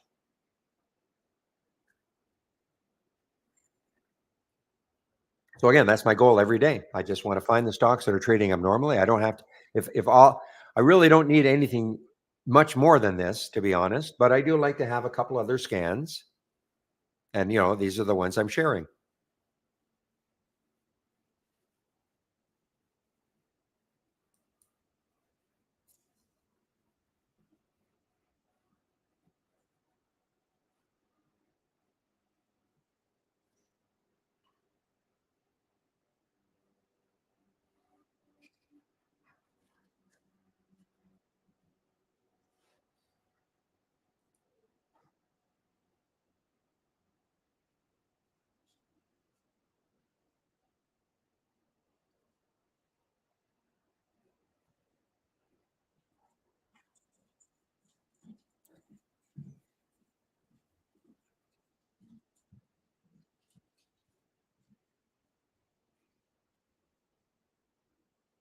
All right, guys. Now, this is first of all, I should have always welcome those who are new to the rooms.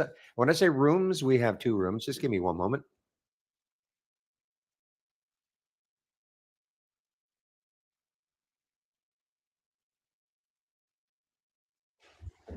So I moderate two rooms. There's a YouTube room that I moderate, and also what I call the main room. The main room has more action. There are more traders in the room. So if you're looking for a little more action, talking, not talking, I'm the only one who talks, of course, but people post different ideas about trading, stocks to trade, etc. We do have a main room, and then I have the YouTube, which is not as active. Both rooms hear me and see my screen. Okay, so it's up to you. But what I will do for in our YouTube room, because a lot of people don't realize that we do have another room, trading room, and that's why sometimes you'll hear me talk, and I have to always remind myself if I'm answering somebody to make sure I say I'm answering somebody in whatever room I'm answering the person in. Okay, so this is the sorry, that's not the right one.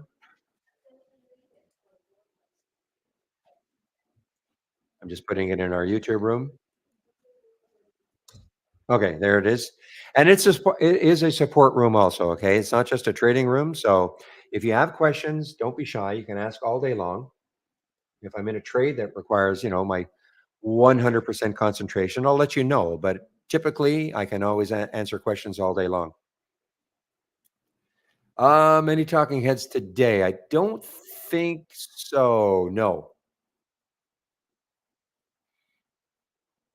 The next, yeah, we're sort of over. I'm just looking at the calendar.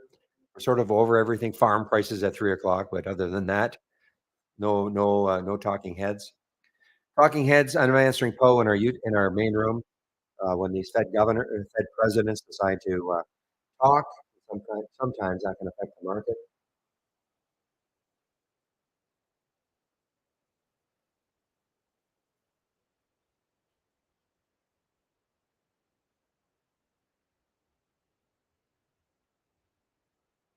So the question in our main room: do I use limit or market orders?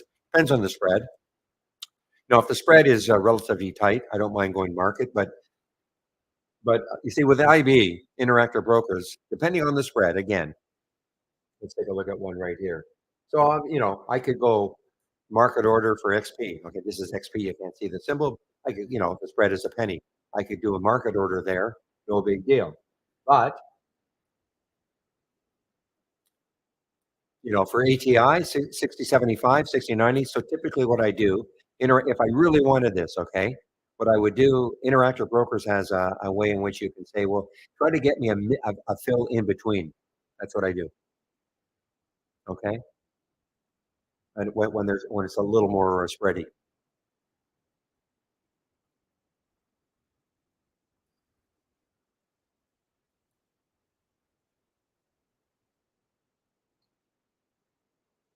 Yeah, FOMC is tomorrow.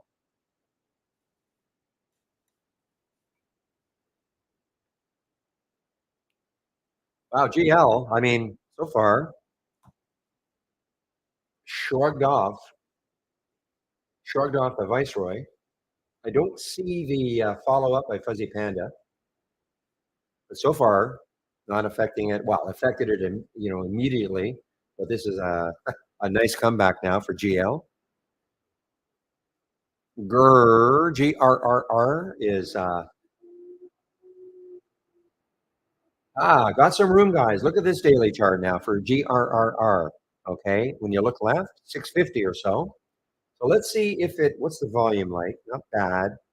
5.5 times normal. Low float. See if there's any news on this one. I don't think it's an earnings play. I don't see any news for this one.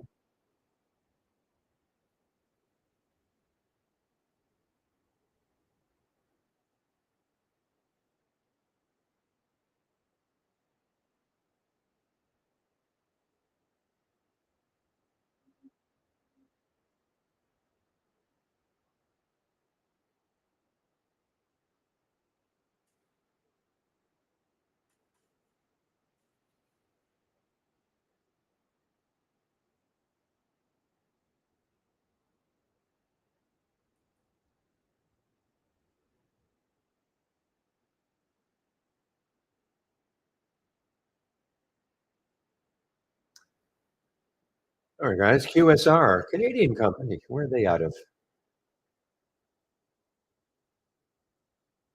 Toronto. Okay, Canadian company. QSR.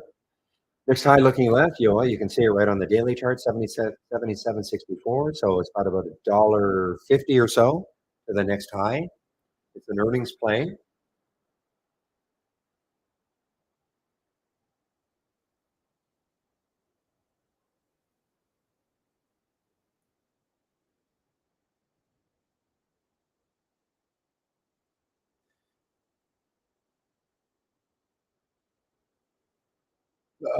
WGS guys, beautiful, beautiful.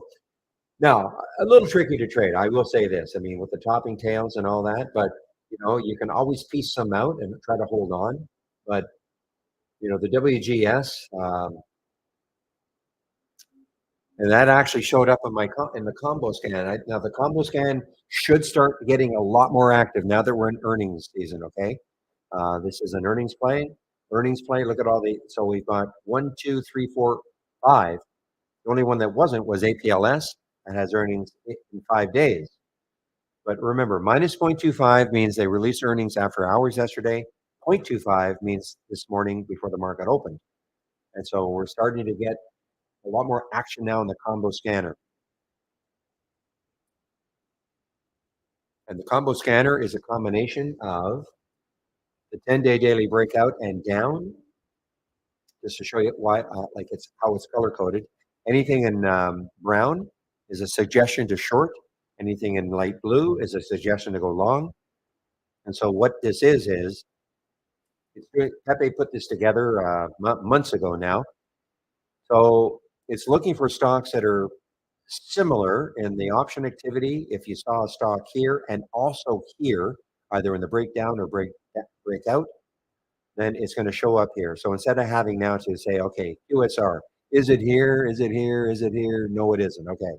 STLA, is it here? Is it here? No, it isn't. WGS, is it here?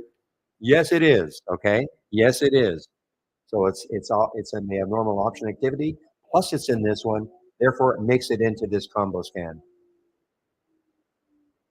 And so these are stock, and you can see not very many stocks make it in because I mean it's a lot of tough filters to pass.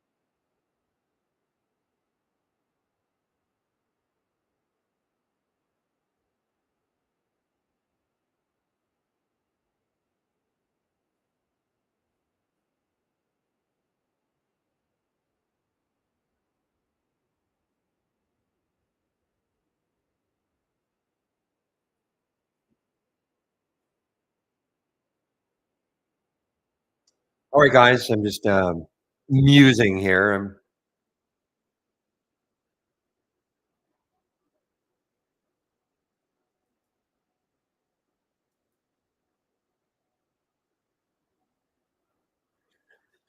Well, where could WGS go? I mean, it's getting closer and closer to a lifetime high. Let's take a look left on it and a monthly chart. So if you're in this one, there is your next high. Wow. I mean, I'm not saying again, I'm never saying it's getting there, but look at the next high in the monthly chart now, 1720. Look what a run it's been on over the last, well, we're just about done this month. 1, 2, 3, 4, 5 months. It is low of about $1.50 5 months ago, 1629 now. That is a big wow.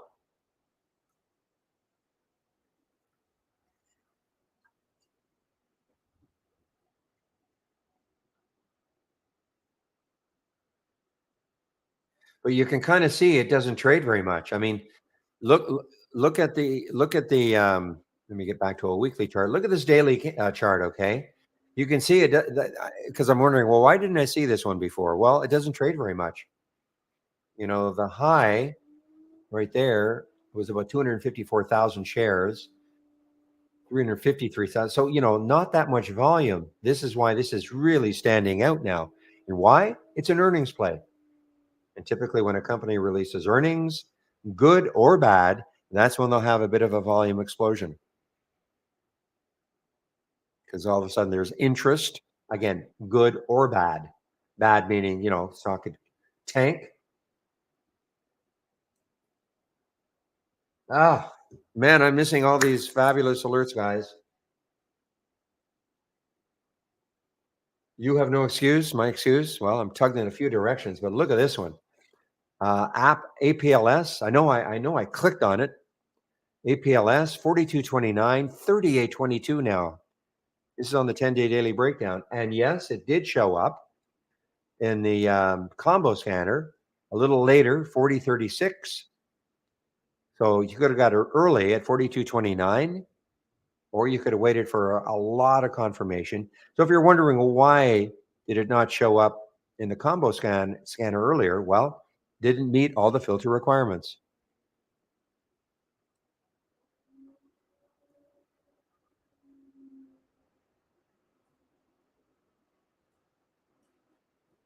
And that's why I love earnings season, and not the big ones. I don't really care about the apples and that's not, listen, if you're out there sitting, well, I do. I love Apple, trading Apple and Microsoft. Great. But what I like are these ones that are, this is not completely obscure. I mean, we've seen this one in the past, but some of these companies that you see releasing earnings, as I say, they have their day when they release earnings, be it good or bad. And that's where you can get some of these great moves.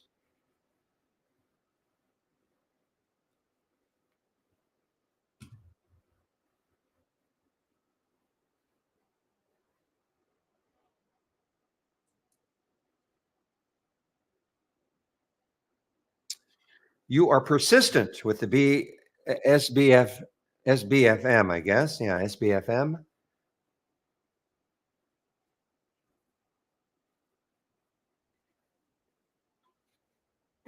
And I'm talking about Shady.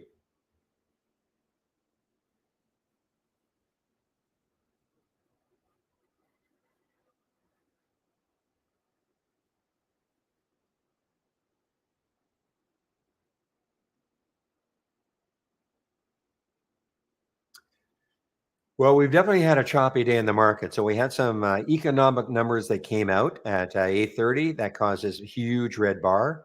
But then look at the recovery, almost wiped it out, almost wiped out that red bar, got it almost there. And then we had a red bar here, then a green bar here, now red. I mean, very all over the place right now, guys. Again, trying to hold 500.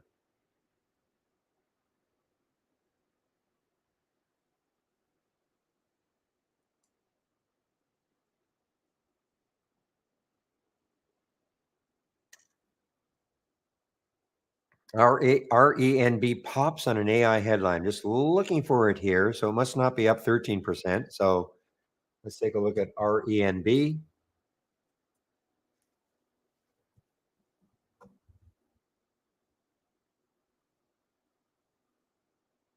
You see it's up 12%. So my bottom one here is at 13. I have a limit of 20 stocks I want to put in here. Okay, that's I don't want to get too overwhelmed by a whole bunch of stocks, so I cap it at 20. So that's why this RENB is not showing up yet. Now GER,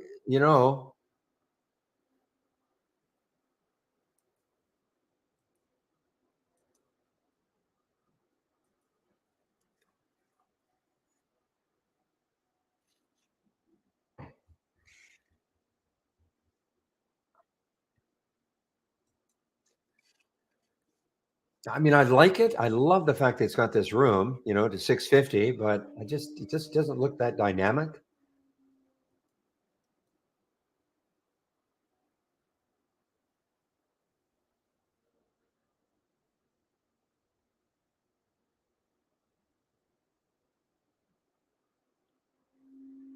But the longer it holds six, okay. I mean, I may have to take a look if it gets up to 608. I have to take a look at it in a stronger way. Now they did a 10-for-1 reverse split. Looks like it was effective on the 16th. They announced it on the 15th, so it's probably effective on the 16th.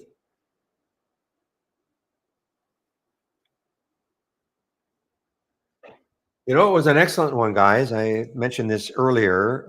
I was toying with the idea of taking this in the pre-market on a short, but look at this Stella STLA, just in really, from here down. I mean, just beautiful.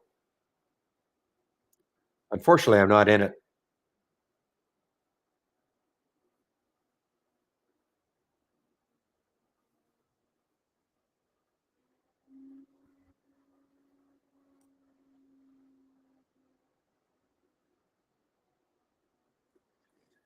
So Michael Storm in our YouTube room asking me, what is the red bar ignored, green bar ignored? It's a pattern. It's a pattern. Let's see if I can find one here. Well, believe it or not, even on a weekly chart, that is a pattern. Okay, so look at that green bar right there. So this is it doesn't matter the time frame. I know we don't have in our we only go up to, I think, what, 30 minute, 5, 15, 30. I don't use it, but it doesn't matter. Any chart can show you a red bar or a green bar ignored. Okay, so look at this. We have a downtrend, then we have a green bar that is it totally 2502? Yes, which is I'm wrong. Okay, let me find another one. I'm wrong. Sorry.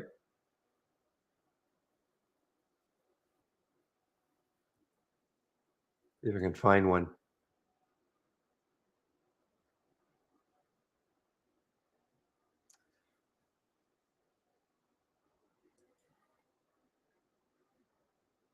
Okay. I mean, this demonstrates, what it looks like. Okay. So if you look at OTLY on a 15-minute chart, you see the green candle there. Okay. Then you see the red candle. The next candle is red. This is the 945 candle, totally engulfed by the previous green candle. Okay. And then the next candle is green above the high of that red candle. And so the theory being this, you have an uptrend. I like it. Now with for the RBIs to and GBIs to work and ours, you have to have, I think, 4 up candles and then the pause and then the continuation. So just look at it this way: you've got an uptrend, a pause in the uptrend, and then the continuation. That's what it is.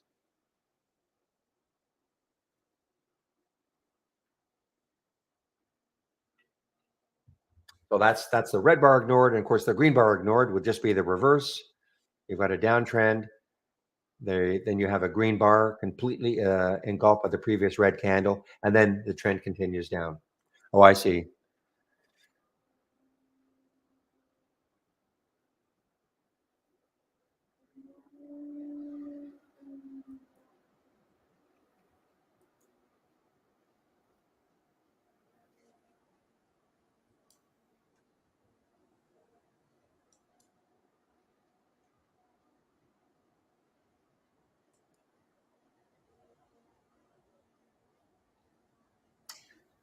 So a nap, guys. So this has got some room. This has some room. Does it have room? I'm talking to myself, but 24.94. Wow, this has got some room. A nab's got some room. So what is this? This is not an earnings play. Okay, not an earnings play. Um,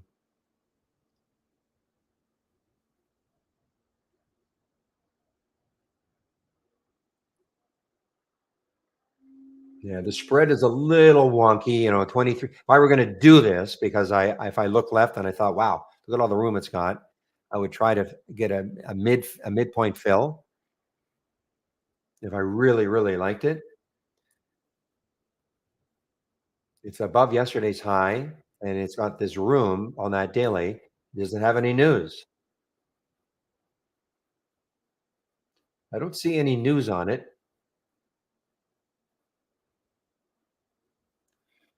I know the name, Michael. Yeah, in our YouTube room, and just answering. I know the name. Yes. So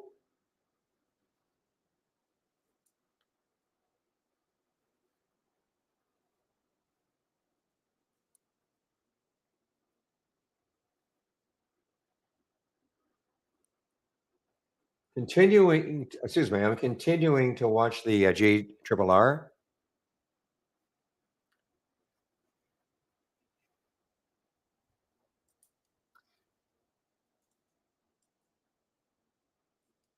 Yeah, just all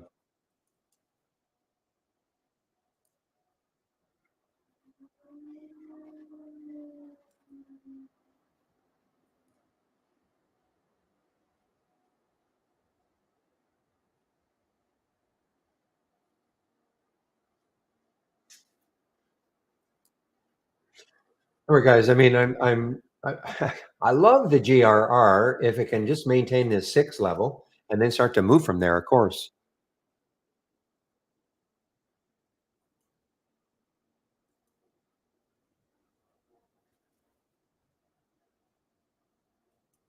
All right, William, you mentioned this RenB, okay? And look at all the volume that came in.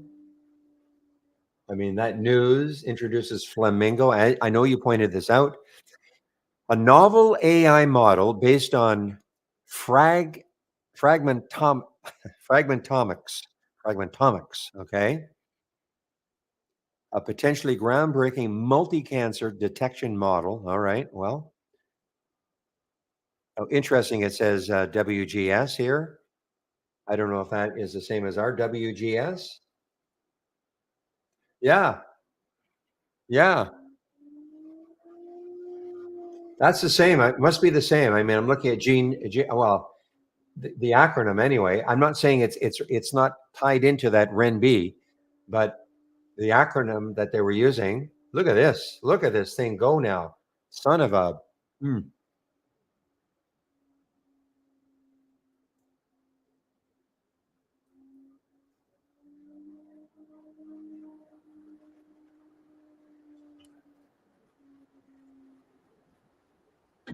What are you sorry for, Michael?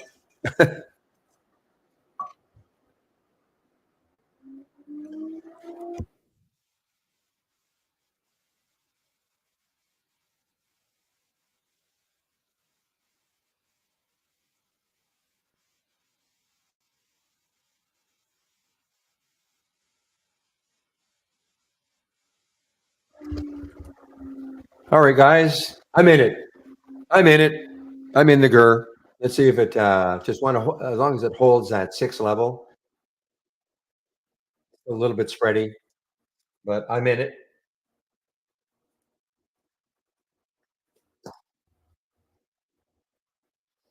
Honestly, don't expect too much out of it, but let's see if I can induce it upwards a little bit.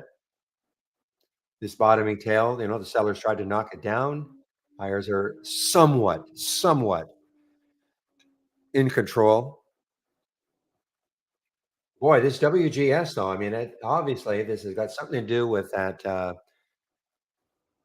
RenB. I don't mean RenB has anything to do with this, but when you looked at that RenB headline and it had WGS as an acronym, and this is Gene DX, what a move! and it's an earnings play also. Wow.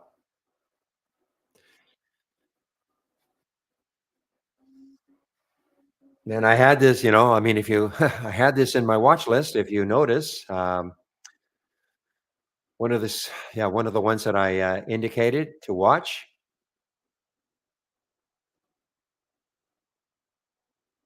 Wow.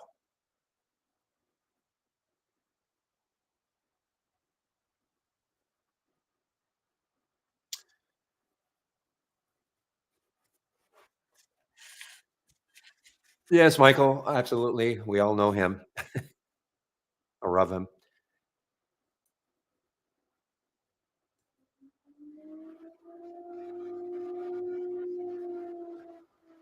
Man, well, this is now getting close to a lifetime high. There that must be the lifetime high right here at, 1791. Well, I'll back this out a bit. It may not be. Yeah. Looks like this, started trading as WGS, over a year ago, last, January, started trading as WGS, and there's your lifetime high at 1791.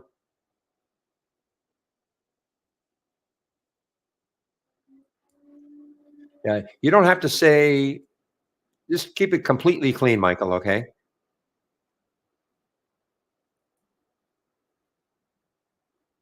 I'm not a Boy Scout, but I'm just trying to just keep it completely clean. Boy, I'm surprised it did not get halted.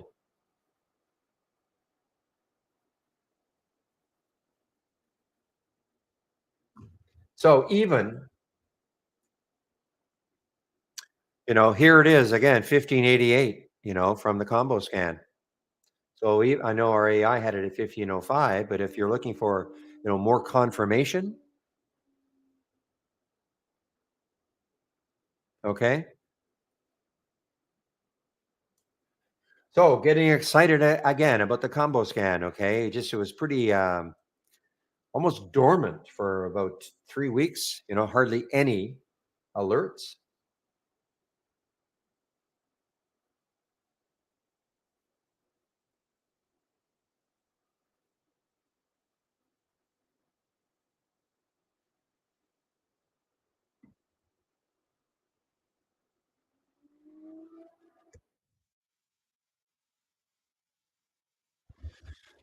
All right. What's in the float for this RENB? That's a big float. Okay. That's probably one reason why it's, I mean, it got up to 184 and it's sold all the way back down to 161. This is a pretty high float. Let me do a check. I just want to see. I just want to see what another website has.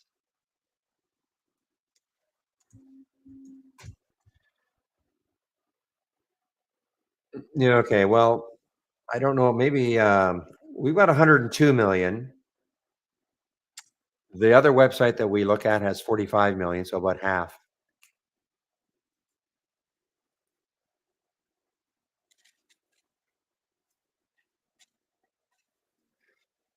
Yeah, Michael, I just don't pay attention to any other trading room, of course. So no idea how they build it out.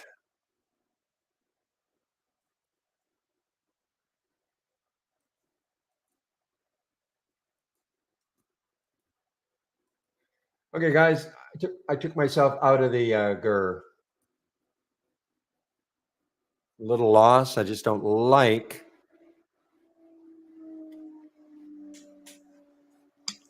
Thought it would start to. I thought maybe we'll get into the teens, but not yet. Anyway, I'll keep an eye on it later on. But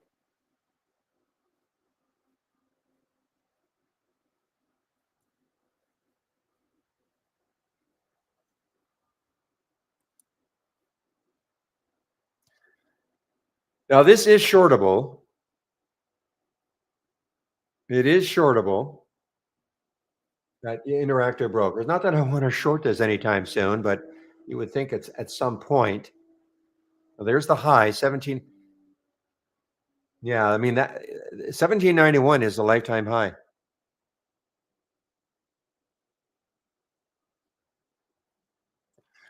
Well, Michael Storm, if you're going to ask about another trading room, none of the traders at Trade Ideas is going to know anything about it. Okay. So I'm sorry. So ask him.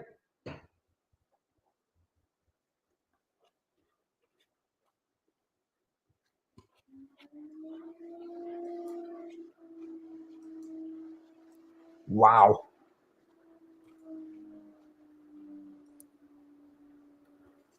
Another, well, there it is. I mean, that is now it's a lifetime high right now.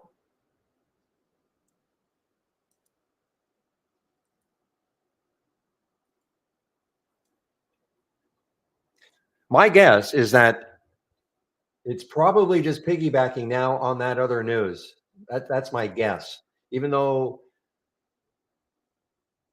because just like myself, I don't know what WGS stands for. I mean, I know I could look it up, but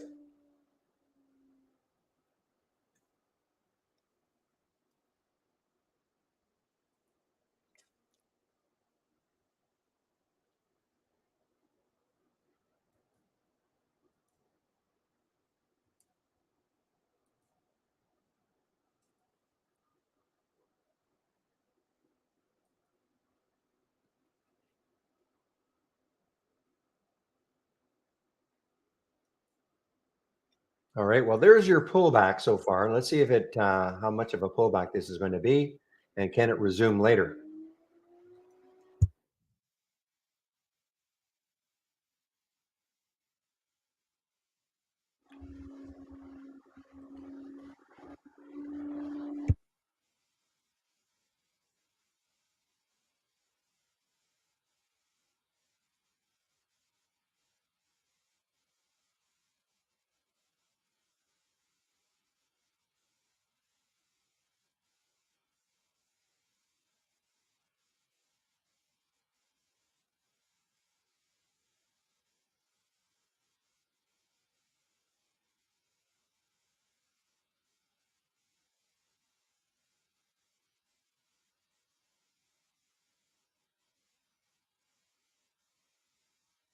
Give me one moment, guys.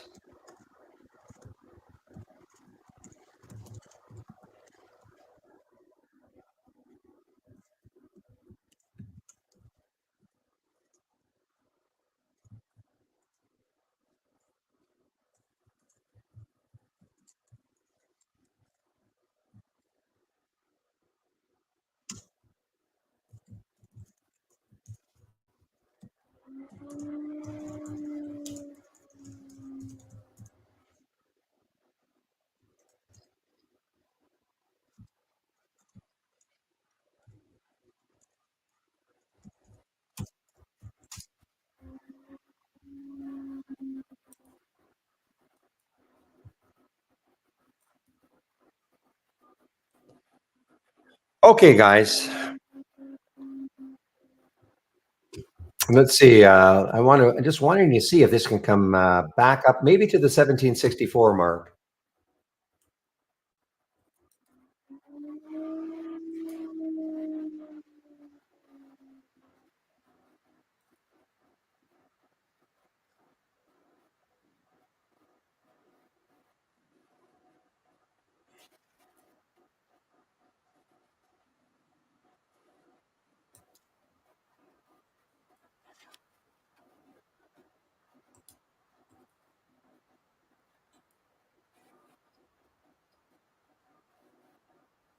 Here's another earnings play, guys. I mean, this I saw this one earlier. This is not quite a lifetime low. CHGG.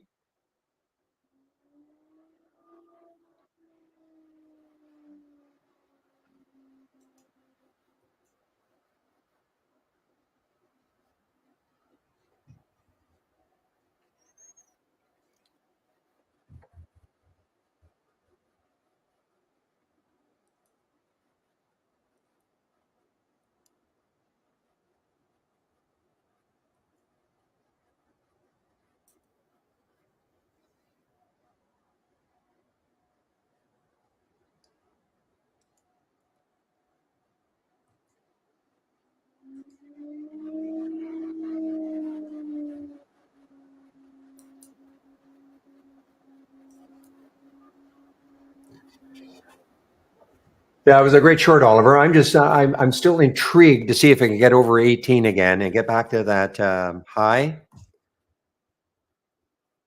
And big topping tail there now, but I'm just intrigued to see maybe if it takes out 1770 or so, might get rock rolling again, or it might be over. I mean, we don't know, but definitely a nice a pause. Where is the VWAP? The VWAP is at 1603, so it's too far away.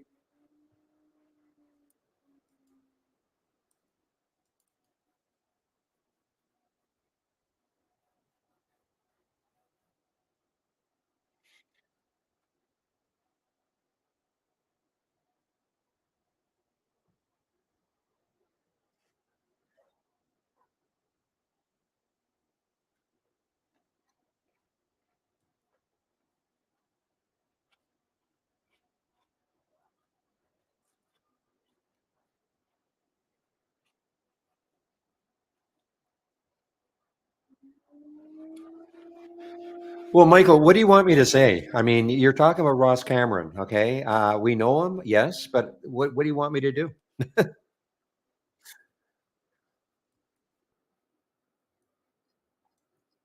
He's got his scanners, and that's all I can say. Yeah.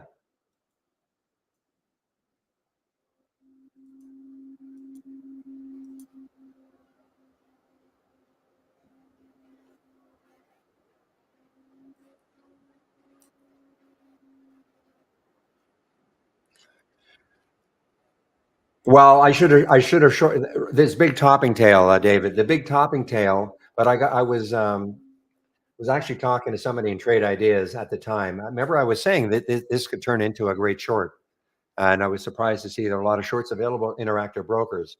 So that big topping tail. So for me personally, an 18 break, I should have got in. I should have got in on the 18 break.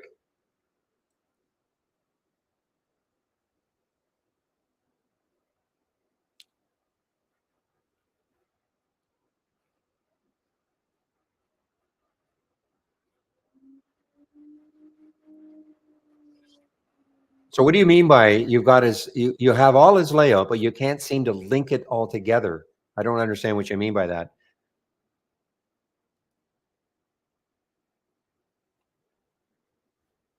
And I'm talking to somebody in our YouTube room. All right, guys. So let's see.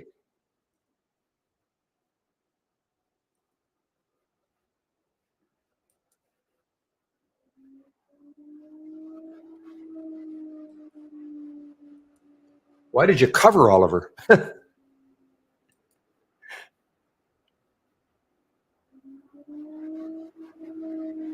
Oh, I see. You tried earlier to short it. You got stopped out. Okay. I think I'm just sort of catching up on some of the posts.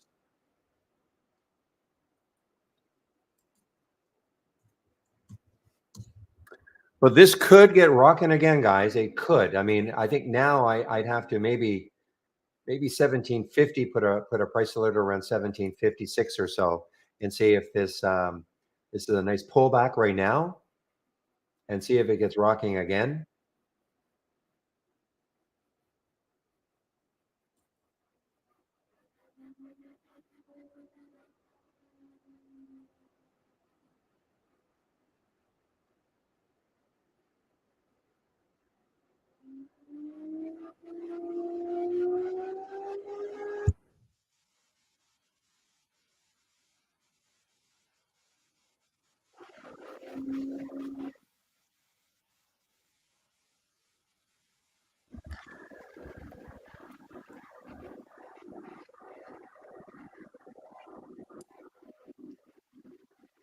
Okay, well, here's the cheap version, I guess, of WGS, the RENB. I mean, it's quite the press release they came out with. Obviously, I'm going to read this again. Okay, so wholly owned subsidiary of Renovaro, and this is what I'm saying: leveraging ultra low pass whole genome sequencing. So there it is, WGS. So that is obviously exactly what WGS, well, I don't say exactly what they do here, but that is why they're called WGS. That's why their symbol is WGS, because they're in this sphere.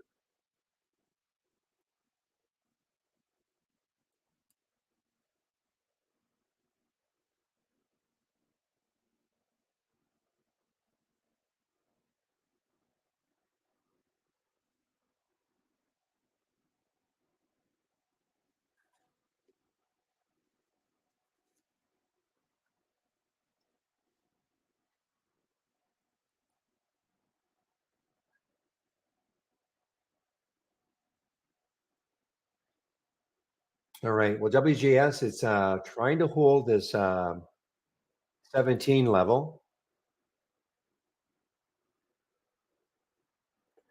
Yeah, this RENB. I mean, it's got a lot of stuff to get through.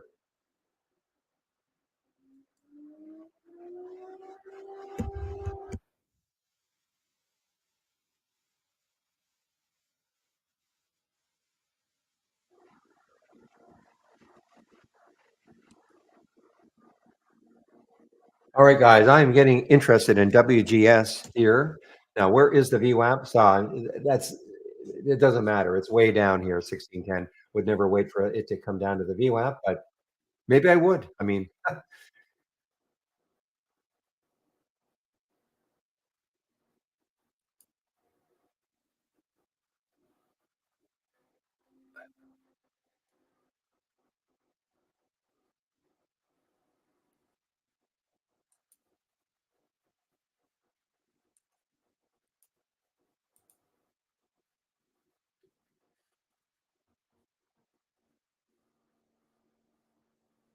okay, I'm just trying to be careful on this WGS though.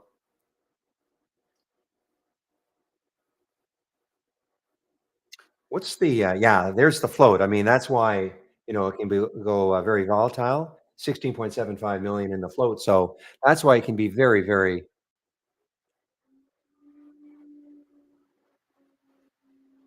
that's why it can be very volatile. Meanwhile, GEHC just continues to crater.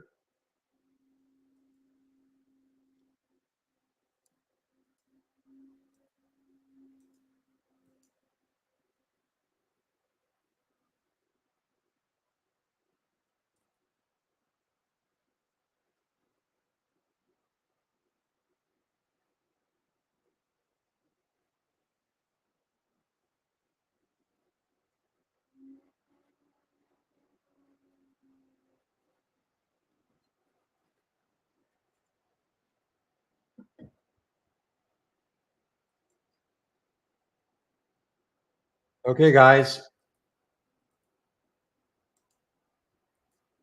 Did I get it? Okay, I got some. Thank goodness I got some. The WGS. Now let's see if it has a bit of a run here now.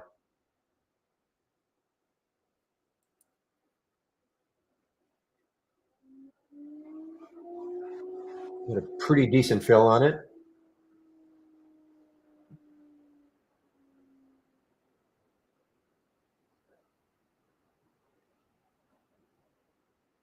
Oh, long. I'm long. I'm long.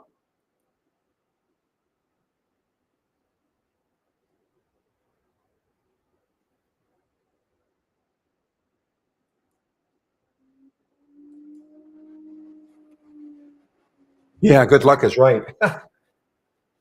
Not going crazy on it, but I'm just I wanted to get some, see if it could back up close to 18 anyway. May not, but I've got my stop. I know where I'm getting out. Come on. It's a bid ask now. It's going a little bit crazy.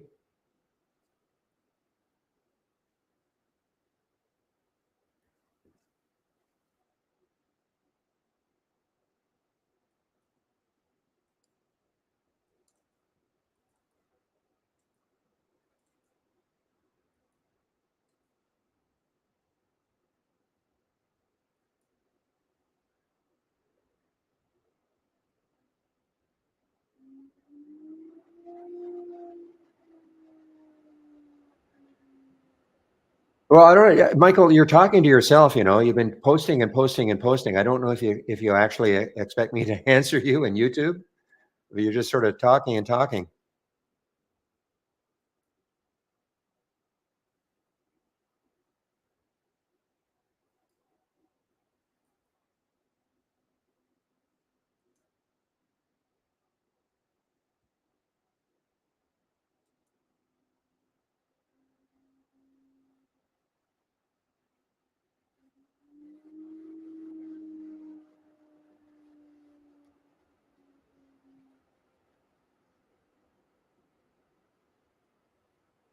Come on, WGS. You know you want to.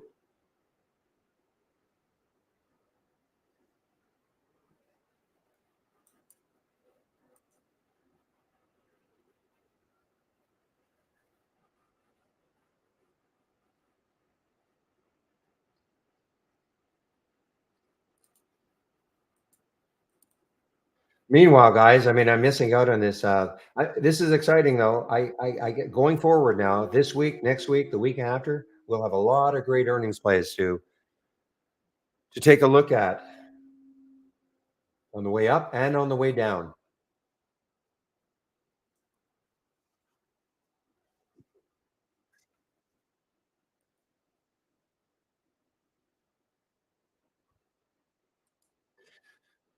All right, give me a moment, guys. I'll be right back.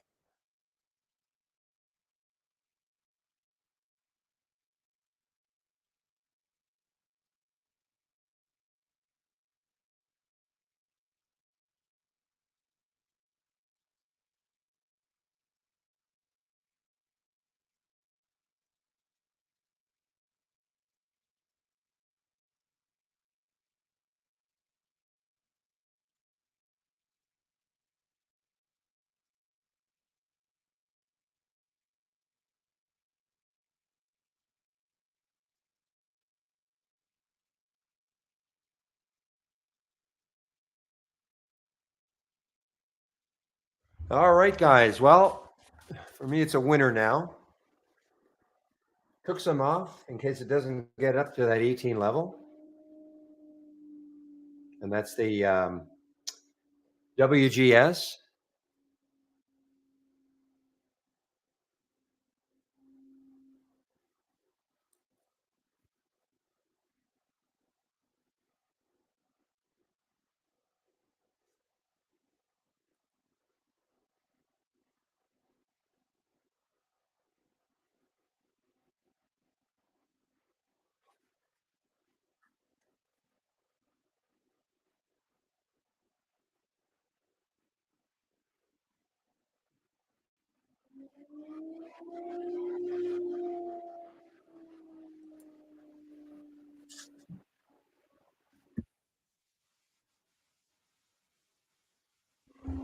Now, can it take out 18 again? WGS. Time is it now, guys? 11:35. So I'll be taking my break in about 25 minutes. Michael Noss has confirmed he will be in our YouTube room in about 25 minutes, taking over for me.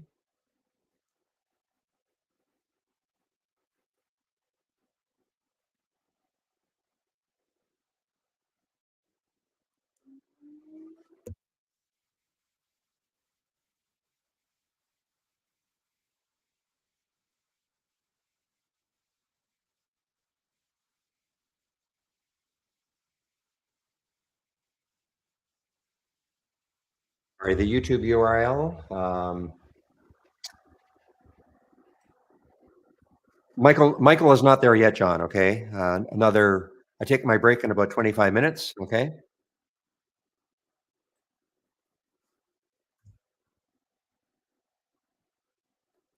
but when I do take my break, I would head over there, listen to Michael. He has a completely different trading style from me. He is way more of a swing trader. Well, not way more. I'm not a swing trader at all. So come on. Sorry, guys. Actually, I looked at the wrong one. I was looking at GEHC. I saw the 93, and I thought that was the WGS at 1793. It could be interesting tomorrow, even, guys. I mean, to follow this one tomorrow. Look at the volume. I mean, it's 59 times normal now, 30 times normal option trading. Okay. I mean, it's not a lot of contracts, but it's not so much how many. It's well, is that abnormal? Yes, it is. 1,686 contracts a day. That is 30 times normal.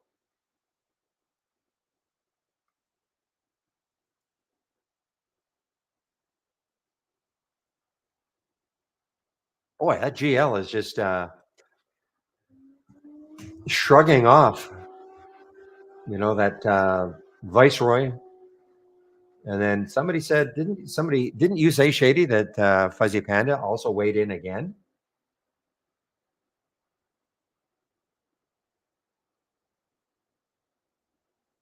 Oh, you did, William. Okay, thank you. Because I mean, that is just it's a great move. I mean, at some point it might take effect, but the high yesterday was 80.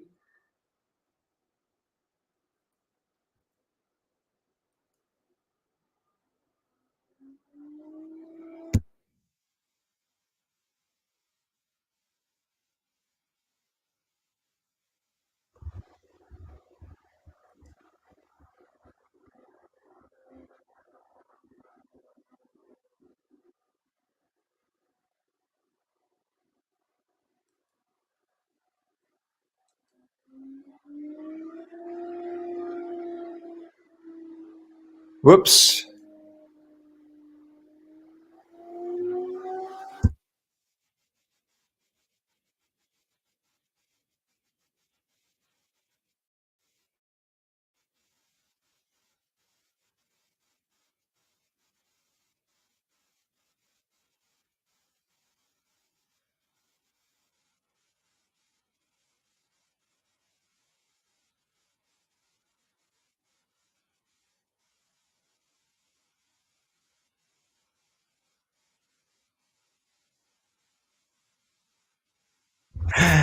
Internal fun happening.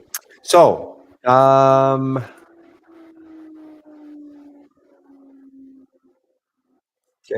gone with the WGS, but I'm actually going to be watching it later on in the day again. Okay, in case it takes out 18.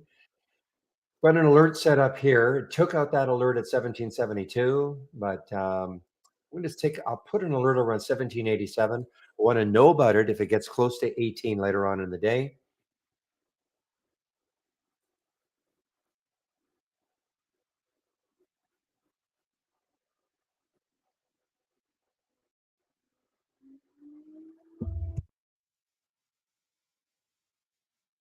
I am going to do a reboot. I don't believe this, Pepe, that green up there.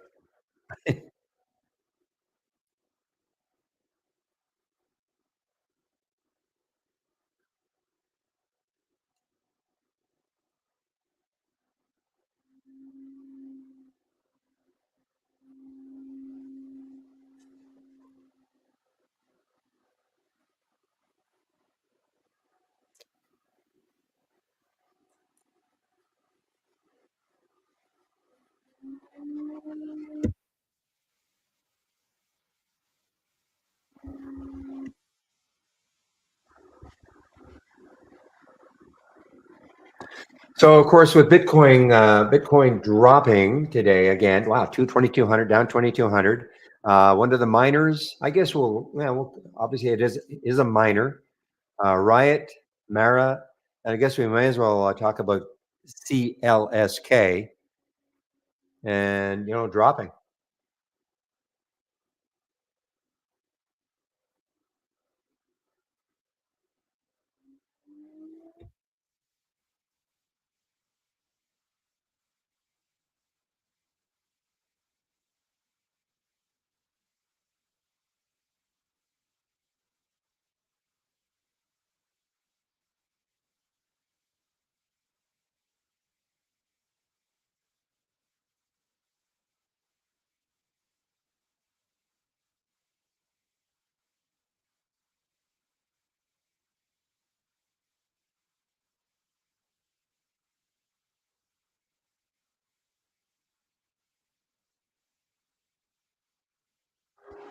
Okay, STLA, I think there's the 200-day. Actually, I guess I'm not that interested anymore.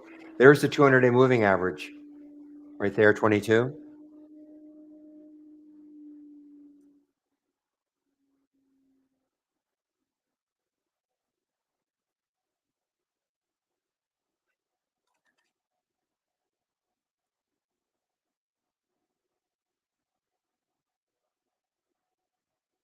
PayPal giving it up again, guys. PYPL PYPL starting to give it up again.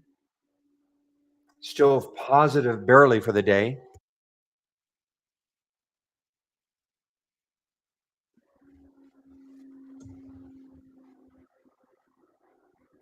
Give me a moment.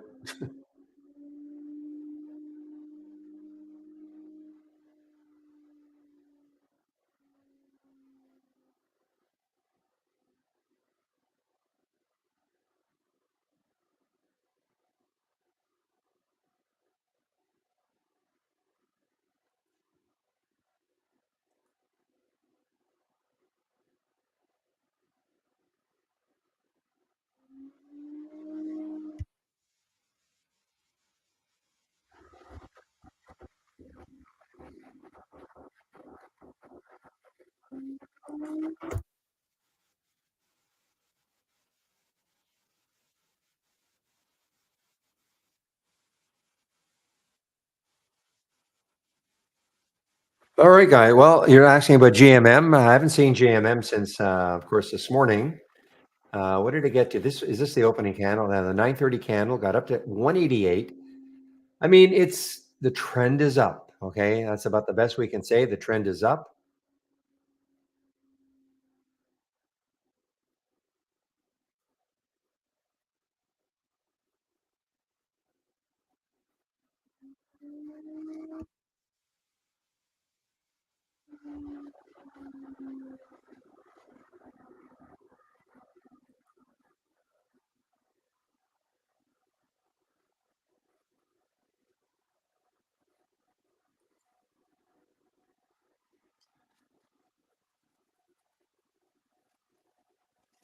How can you find stocks running in sympathy to WGS? Well, I don't. I mean, I have no idea what else is in this WGS sphere. Okay, I really don't know. Well, look at that now. Okay, glad I'm out. Glad I'm out. Uh,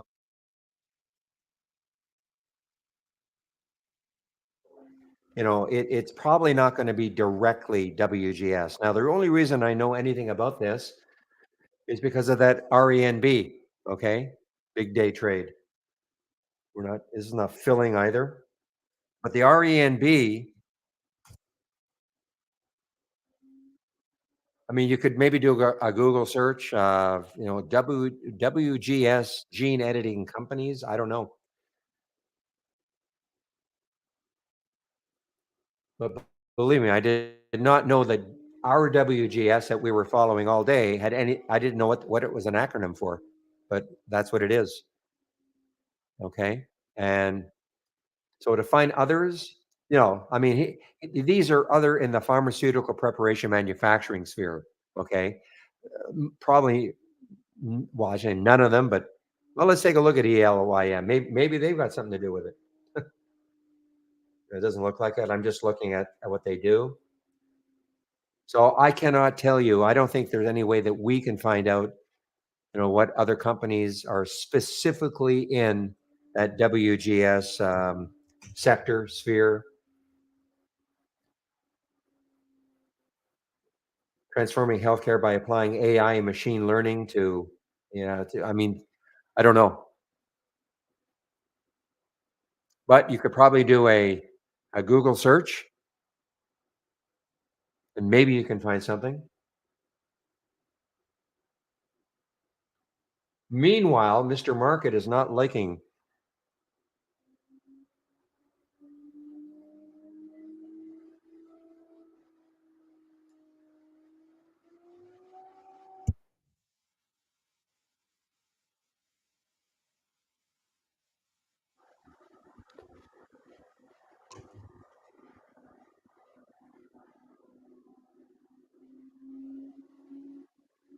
Yeah, no kidding. Was it a great alert? 1505 was the alert. And even if you sort of waited a little bit, 1588 right there.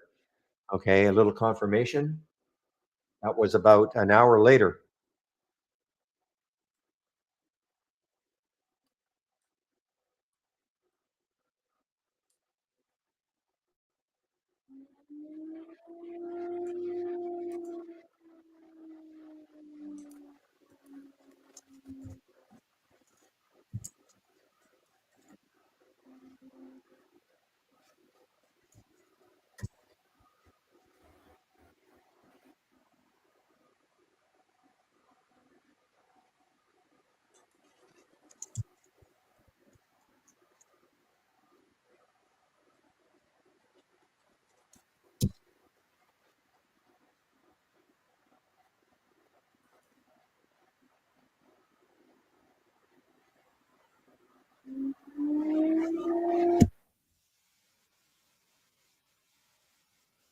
So CRISPR, I always, we know them as a gene editing company. Now, whether they're doing, exactly the same thing, but CRISPR I know is one, and then there's Edit.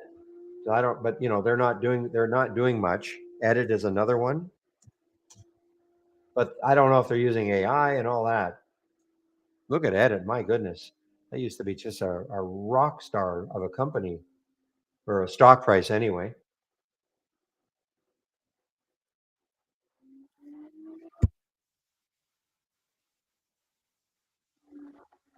So guys, I'm definitely doing a reboot when I take my break. So my screen will disappear. Guys can head over to YouTube. Well, not for long. Of course, Michael will be taking over for me in about 10 minutes in our YouTube room.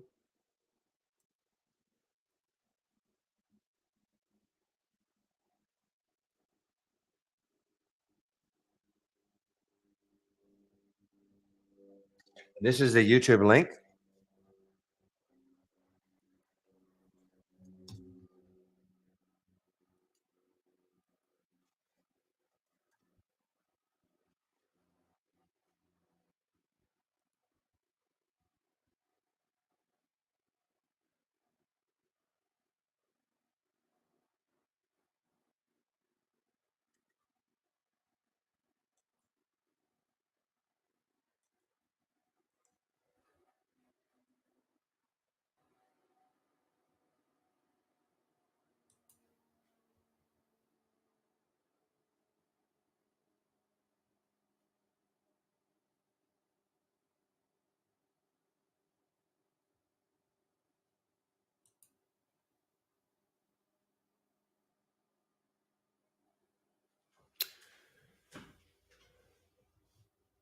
All right, guys. So what is ATI? Let's see. Did ATI have any sort of a move? Did.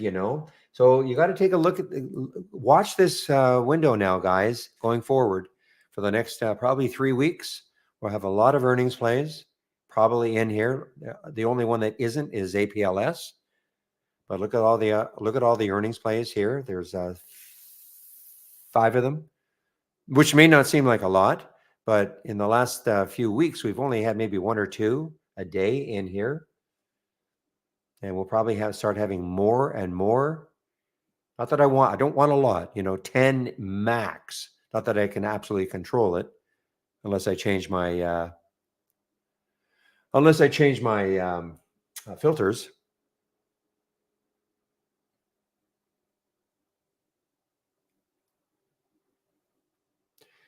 It really depends I mean, WGS before I have to assume that when that RENB came out, I have to assume that is really what caused this thing to spike.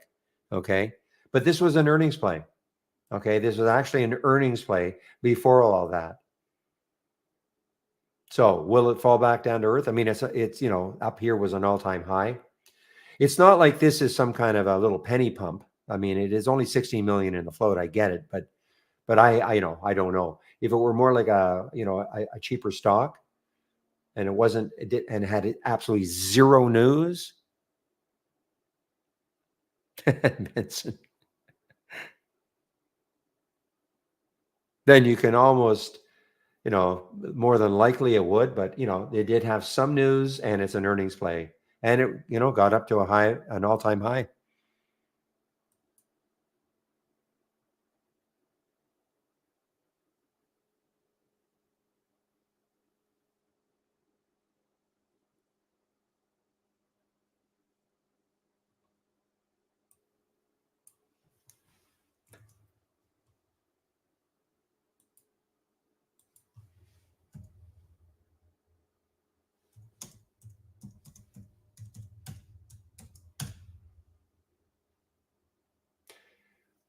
Well, Michael, I'm not sure I understand what you mean by my attitude. I can't help you. Okay. I mean, you're asking about scanners from another trading room. I cannot, and I can't get like in a dialogue with you just because, it's like you're almost thinking that I should be chatting with you as you're posting all your comments. I have other things to do. If you have a specific question, I know you've asked the question about dark mode and things like that. And we obviously can't do it. Sorry, just drop something. So I really don't know what you want from me. He's got his scanners, and we don't have access to his scanners.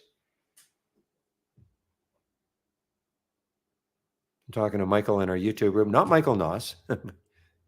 So again, I'm sorry you feel that way, but there's not much I can do.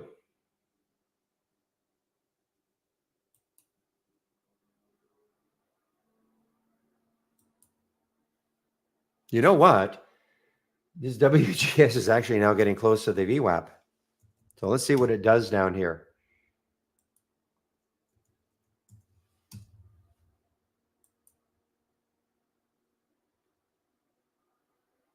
There's the VWAP, 1628. I mean, what did it get to? Got very close.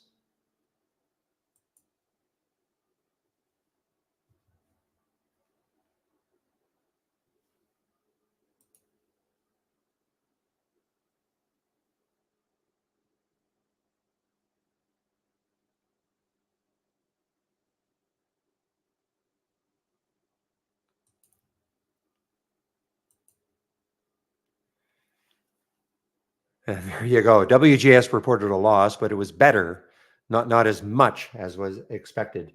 So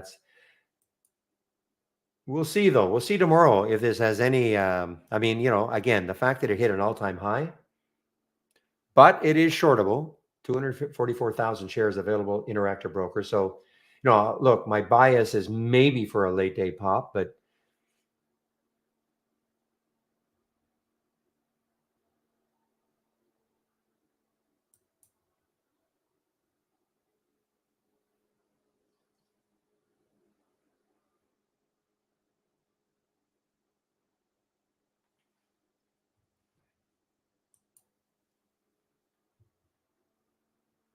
CRDL. No, too much resistance looking left.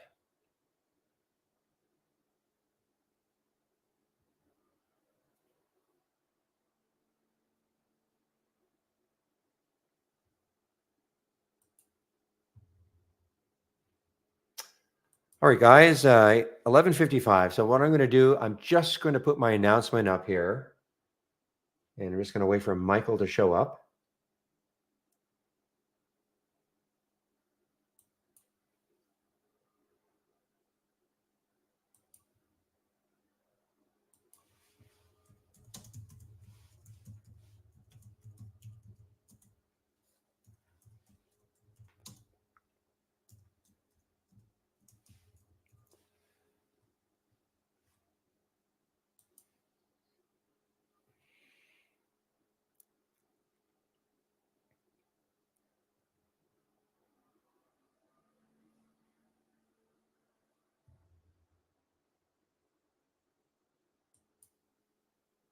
Still kind of watching the GRRR, and see if it can get back over 6 later on and maybe move in the afternoon.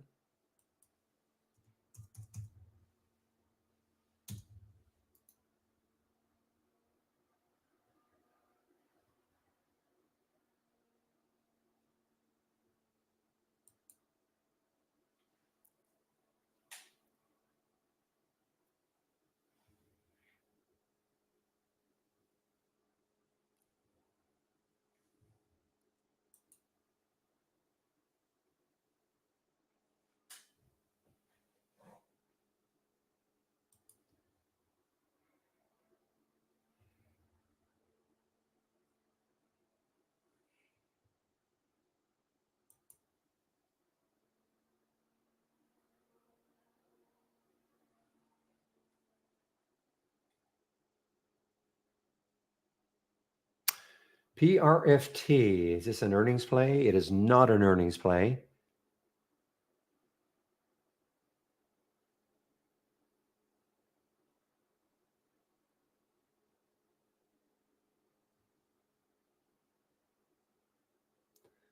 So just before Michael gets here, so I mean, you can see how, obviously the WGS was awesome. The GEHC was awesome in terms of the, where you got the alert, where it went to. I don't know the Chegg. Let's take a look at Chegg, CHGG. Before it pulled up. Yeah, I mean, that's a great alert. 1563, sorry, 563, and it gets down to 519. Michael Noss is there. Okay, just give me a moment, Michael. Okay, guys, Michael is in our YouTube room now, and I'll put myself on mute in the main room. We'll see you guys in about 1 hour, okay? Now I can hello, Michael, introduce you to the room. Michael Noss is taking over for me. Between 12 and 1, Michael does work at Trade Ideas, and yes, he is the creator of the Trading 101 series of videos that I always talk about. If you're new to trading, I think it's very good series of videos to take a look at if you are new to trading. So how's that for an intro, Michael? I was about to say, what an introduction, Barry. Well, it's funny. Every now and then people say, well, who's talking? Who is this person that's talking? And well, I never introduce. Well, now I do. Every week now. Just have to figure out different ways to, praise you. I can't praise you the same way every week. I would expect you praise me more every week that goes by. You have a whole week now to write the next intro. True enough. So it should be even better than the last one. Okay. Well, now the pressure's on. Okay, Michael, I will. You see what I've been dealing with, so I will bid you adieu, and we'll see you in about an hour. All right. Have a good one, Barry. Okay. Bye-bye. Okay, everyone. So yeah, as Barry mentioned, giving him some much needed time off for a nice little break while we wait for the market to do something. And then he comes back after that. So don't worry about that at all. Yeah, so we just open up to live Q&A. So if you have any questions about trade ideas, or usually we just kind of devolved chatting about trading in general, whatever it is that you want to chat about, certainly let me know.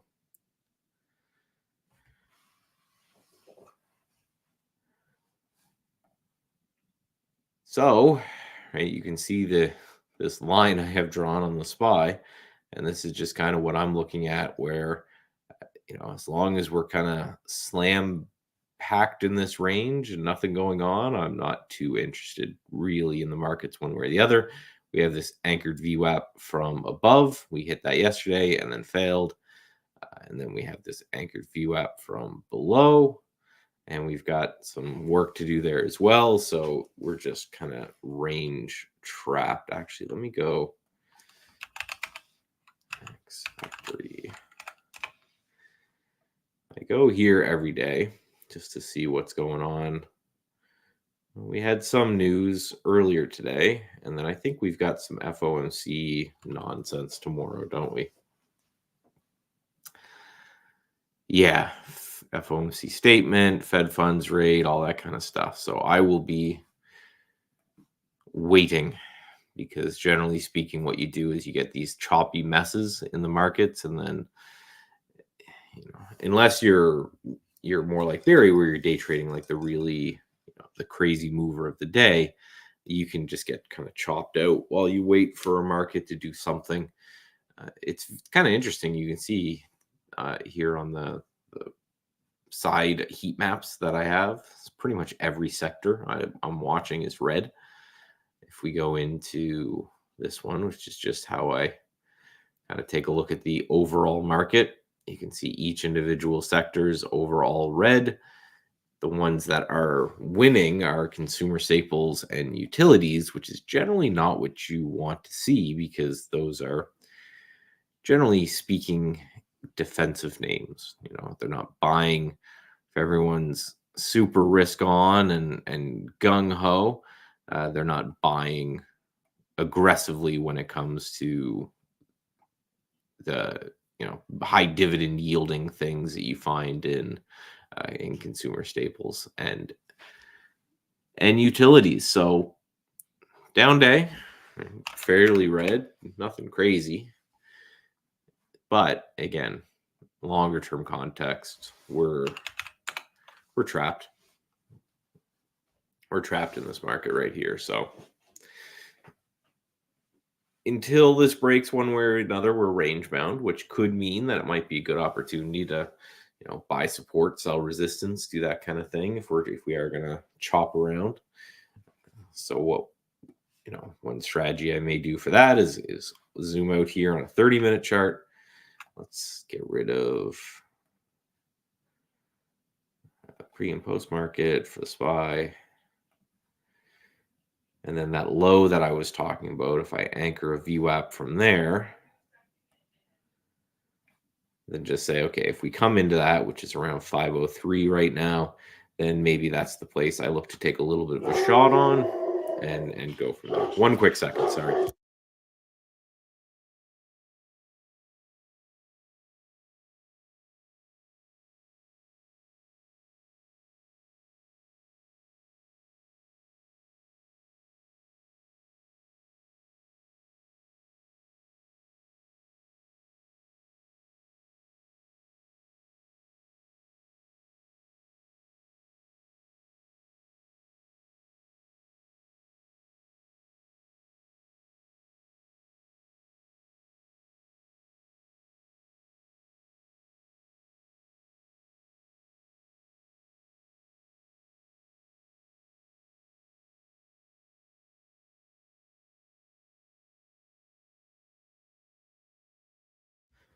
Sorry about that. Of course, the Amazon guy waits for the moment I go live, and that's when a delivery comes in and the dogs start freaking out, all that kind of stuff.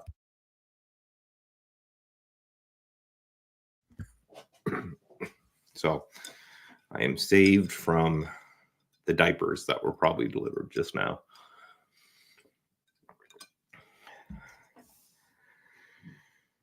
But yeah, the ones, right? XLV is positive today. Healthcare, again, makes sense in a bit of a risk off market. And then we take a look at XLU, which obviously makes sense in a risk off market. So that's just how she goes. I don't know. Must have been whatever news event that we saw here today got everyone spooked. You won't find me studying these unemployment cost, whatever that is. Oil down, I mean, pretty much everything down across the board, which is great for me because these are the days that I'm very interested in, building my shopping list. Right, this is a great day to sit around and to go about doing that. And one of the ways I've been doing it quite a bit is using the web version because I have a paper trading account on that, but the web version is just so much easier to use. So this position scope is the ability now to paper trade, right? And you can paper trade on the web. One of the things that I've been doing quite a bit is just using this paper trading and just buying like one share here or there of stocks that I might be interested in. And an easy scan, I think, today is just to find, hey, what's up, right? So I'm going through TI Strength. So like Eli Lilly is interesting. The whole Ozempic thing must still be making the money. You can use price alerts. You can use whatever it is you want. But my idea is, again, I love down days as a swing trader and a relative strength trader because it becomes very, very easy to find relative strength because the job is simply, hey, show me stuff that's not down. And that's stuff I'm going to take a look at. So like THC, for example, earnings today, great earnings. Looks like we're probably hitting a new all-time highs, definitely hitting a new new all-time high in as we push through right here. New 5-year high anyway. We can zoom out a little bit more, but I bet you it's probably a new all-time high for them. So that might be one to take a look at, right? If we are going to have continued weakness, if this holds strong here, then that could be a good buy. And I think the easiest thing to do would be just to mark this prior high right here. like that. Use the web version. So you can't be logged onto the web version and the download at the same time, but you can just refresh them if you're switching back and forth, and you can just pop back and forth. You can be on as many web versions as you'd like, as long as they're on the same computer. So you can open up. I could just sit here and I could open up all these tabs if I wanted to. And then you can see this doesn't disrupt anything being on multiple tabs. And again, that's not a limitation we impose. It's a limitation that the exchanges in which we buy our data, it's a limitation they impose, which makes it kind of unfortunate. But what do you do, right? It's certainly not up to us to do that. So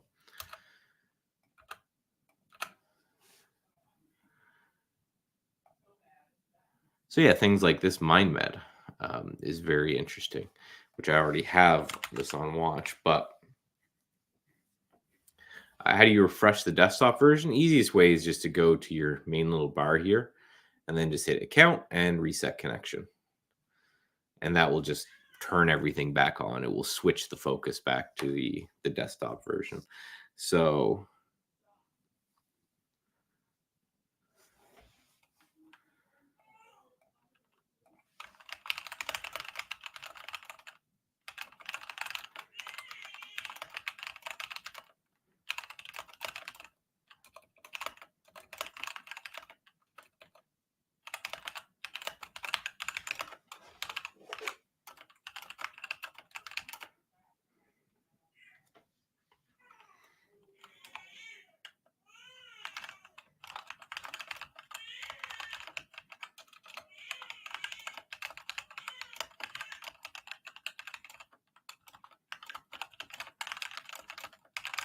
sorry, CEO bugging me for something. So like, for example, MindMed is up. It's up today, right? I saw it from the sector. It was right on the sector scope here a second ago, or the market scope for something that's up on the day. So I can bring that up. Now I already did this, but I'll just do it again. Steve was talking about this. If you watch the podcast that we did on the weekend, then he talked about how he bought a little bit on Friday, so right in through here, but it's looking good. It's holding here, and again, it's up on a down day. So if I just go buy a share, just a single share, and then I go over to the position scope, you'll actually see that it's just right here. So I can just use this as a way to keep an eye on things. The reason I like to do it on the web version is I can keep an eye on it regardless of where I am in the world, and just keep an eye to see whether or not it's something I'm interested in. But I like to look at that. If MindMed can close up here, the only thing I got to wait till earnings to be over, because big earnings like this, a big earnings mover like this can certainly get problematic.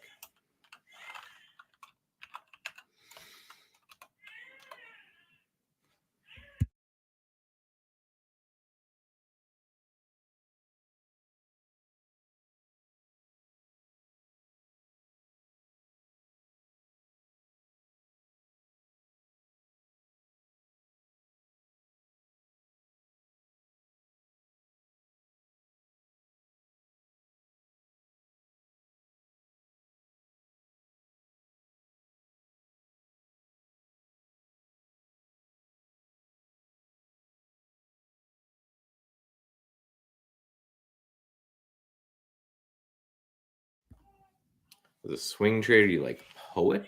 I think this probably is going to be a little too wild for me. Yeah, absolutely not. So, I look at these companies, and they're great day traders for sure, right? But some things that you gotta note is, first, go take a look at the history of the company, and how well does the history work. Every time this thing pops before, it just completely falls apart. It's popping now. Maybe it'll completely fall apart again. And then you look at some. I'm not a fundamental guy by any stretch of the imagination, but the company loses money. It's got a little bit of cash, but not a crazy amount. So eventually, with that amount of cash, it's going to need to raise more money, right? So generally, what happens when you have these little junky, unprofitable companies and they do rips like this, then the company itself will say, well, our price is 3 times what it was just a few days ago. So let's raise a little bit of money up here because we may need to raise a little money anyway. And they'll take a trade. Or they'll sell more shares. That selling dilutes and away you go. Like just look at, my favorite punching bag, AMC. They've been doing this for years now. Every time we do a little pop, right? Monthly chart might be a little too much. Let's go down to a weekly chart. Every time we do a little pop, AMC says, oh yeah, we're still losing a whole bunch of money. So it does a little pop and AMC goes, yeah, we're losing a bunch of money and let's sell shares to retail. And it does another little pop and they say, yeah, we're still losing money. Let's sell shares to retail. And then it sells off. No, it pops again. We're still losing, so on and so forth, from $600 now to $2.95. And it's the one person or entity that you don't want to fight is the actual company itself, right? If the company's selling, that's that's the big play that I have here as well, right? You need to make sure that whatever you're in is the push, sell to retail. That's exactly what happens, right? So, if you during the meme craze when people bought AMC, if you owned 10% of the company, then you own less than 1% of the company now, right? They've diluted their share base by 10x. So continuously reducing the company, the right, and they have to, otherwise they'd be bankrupt by now, as you can see by their stock price. So it's just not something I want to play with. So when I'm looking for swings, I want to look at companies that, generally speaking, may not dilute my face too quickly. Like so something like Eli Lilly or THC, breaking out to new highs here. This company has $1 billion in cash and it's profitable. So could go up, could go down, but I'm fairly confident that THC is not going to sell shares to push its own price down in the way a lot of these little junky guys will.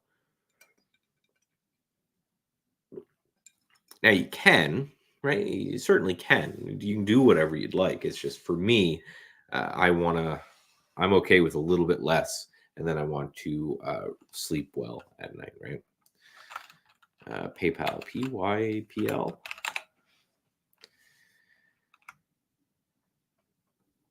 Yeah, so this one, I don't know, it's put in a really, obviously massive downtrend, putting in a really long base now and trying to break out of this base. So it's an interesting looking play. I do not like this reaction to earnings, the gap up and the sell all day. So the way I look at this is I'd want to make sure at the very least you get a close above like that $68 or so, which is, this high here and then this high here. And if it can't close above that, then I'm not interested. But this kind of move where it opens up and then it sells, completely, then that to me is indicative of there is some large institution that was looking for this pop to sell into. Also means anyone that bought after earnings is having a bad day and they have to get out of that position. So again, just not for me. Until I got a maybe some sideways action or something like that, and then a rally right here. The other thing is that it's it's up 1, 2, 3, 4 days in a row to go into earnings. So there was a lot of people buying in anticipation of earnings, and now it looks like they're selling after earnings. So the whole buy the rumor, sell the news. So the overall chart, if it can break out of this base, doesn't look too bad. But yeah, this is not a good reaction so far. Day's only halfway down, but so far this is not a good reaction to earnings. Does it make sense to use the 50 SMA? It can, test it. Moving averages in and of themselves don't have any power. Moving averages as part of a system can certainly make sense. If you want to say, I'm going to use this moving average as my trend indicator, and I'm going to be looking for, if price is above it and it's sloping higher, I'm going to be looking for longs. And if it's under it, looking for shorts. That's fine. Just know that it's not going to be magic. You just need to, understand that kind of thing, right? So there's nothing wrong with that. I know for intraday traders, often people use VWAP quite a bit, where they'll put their VWAP on a chart, and they'll say, if I'm a day trader, I'm going to be, long if it's looking for longs if it's above VWAP, and looking for shorts if it's below VWAP. That kind of stuff, again, all makes sense. Just, it's going to be everything else. Like, why are you actually going to buy? Indicators indicate things is the important takeaway. Indicators are not trading plans. Indicators just indicate something. If it's above a 50-day moving average, all that means is it's higher than the average price over 50 candles, right? Nothing more, nothing less. So then the question is that important to your system for it to be above the average price of the last 50 days? Then if so, have at her.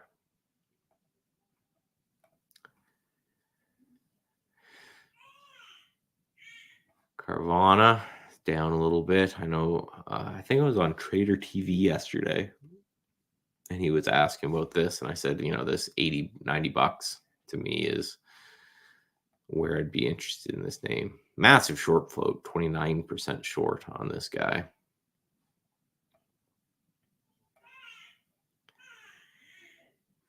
MicroStrategy having a bad day. That must mean Bitcoin. Bitcoin must be having a bad day. Yeah, it is. C3 AI. Yeah, that's not anything I'm interested in. The reason that I stay away from charts that look like this, where you're under a lot of resistance, you're in a downtrend, on the monthly chart, you've gotten hammered, you're just not looking good from any standpoint, is there's, and I've said this a bunch, but we've all done it, and we all know that, we've all done it, and then we all know that we shouldn't do it, but we've all, bought a stock, and now we're underwater on it, and we're just saying to ourselves, hey, if this stock ever comes back to break even, then I'm going to get out. And the idea is simply, at what price, does it make sense for us to get out at? Right. So if, say some people own this thing from $45, right, they're most likely going to get out on any kind of a bounce near $45. And then you can see a whole bunch of action happen here at 40. So there's a lot of people long from 40, and they're going to be waiting for 40 to get out. Then you can see a whole bunch of action around 35, and then 30, and then so on and so forth, all the way down. You can see all of these areas where you see a lot of price action. A lot of price action means there's a lot of people who transacted or bought at that price. And all of those people are looking to get out. So you have bag holders, and those bag holders are going to be sellers when and if the stock ever bounces, which doesn't have to. This thing could just go directly to zero. money losing company, doesn't have much cash anymore, so it's got to figure out something soon.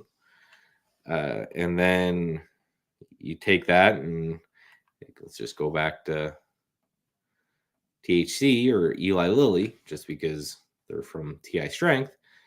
There is 0 people who have ever bought this stock right now that are losing money on it.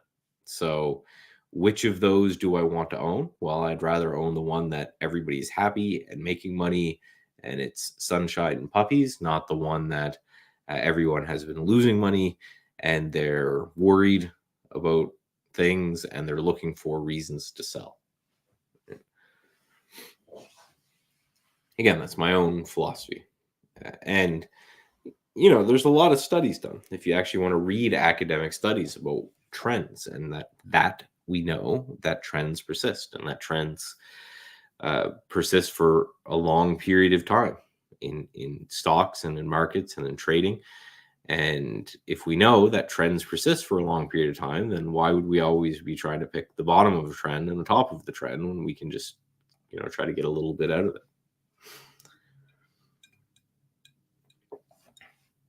What moving averages do people use? Anyone. Again, there's no moving average out there that's got any type of predictive power on its own. That's been proven in the studies forever. So there's not like a magic moving average. The most common, I would say, is probably the 200 period moving average. The reason for that is that it's just an easy way to calculate a year's worth of data in most cases. So I'd say the 200 is probably the most used. But there's, every system will use something different. Some use EMAs, some use SMAs, some use long, some use, short ones. If you just go to the SSRN or Google, you can find tons of academic studies on trading and investing. It is a relatively simple thing to study, especially something as simple as moving averages. You can find blog posts and academic peer-reviewed studies and things like that look at moving average crossovers and all of this, right? They're not the mathematics behind them is very simple. It would be very simple to test whether or not buying stocks at a 200-day moving average works over an extended period of time, right? So tons and tons of stuff that you can look at for that. Lots and lots of studies when it comes to trend following, all that kind of stuff.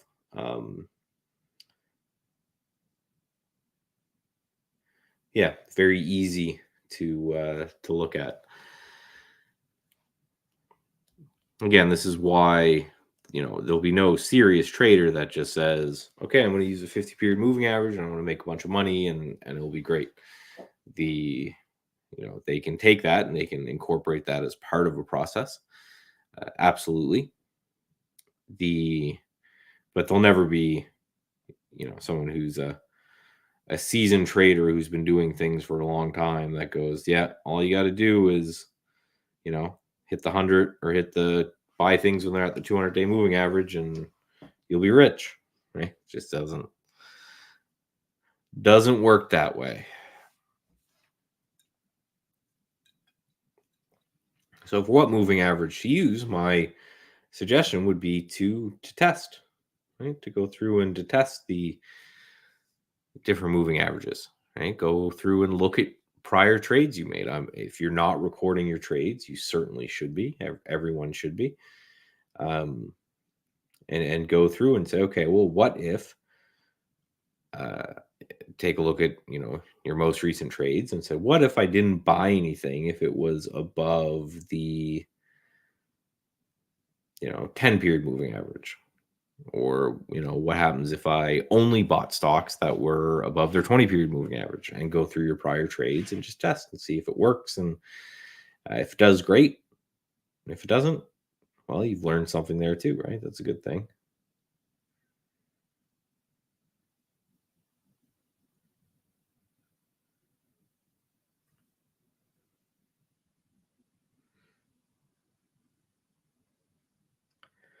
That's one major powerful advantage that we have as traders and investors, that we can just look at stuff. We can just go ask a question and we can go get an answer. And that wasn't always the case, right? It wasn't always the case that the stock data in particular was so insanely readily available the way it is now, where you can look up whatever you want and learn from, go through charts, you can go through all kinds of stuff, right?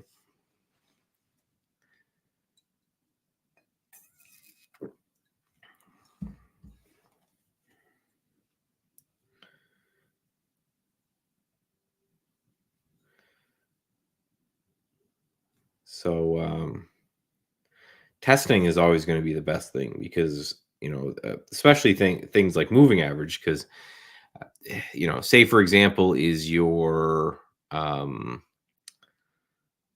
to hold something for, you're on the 5-minute chart, you said, and say you're trying to hold something for 2 minutes.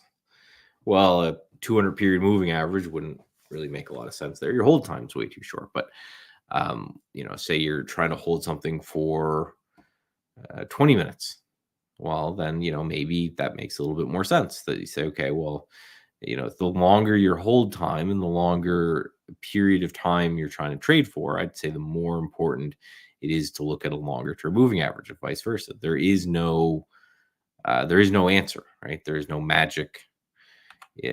Trading plans and what filters you use and all that kind of stuff is going to be highly dependent on your particular game plan as a trader.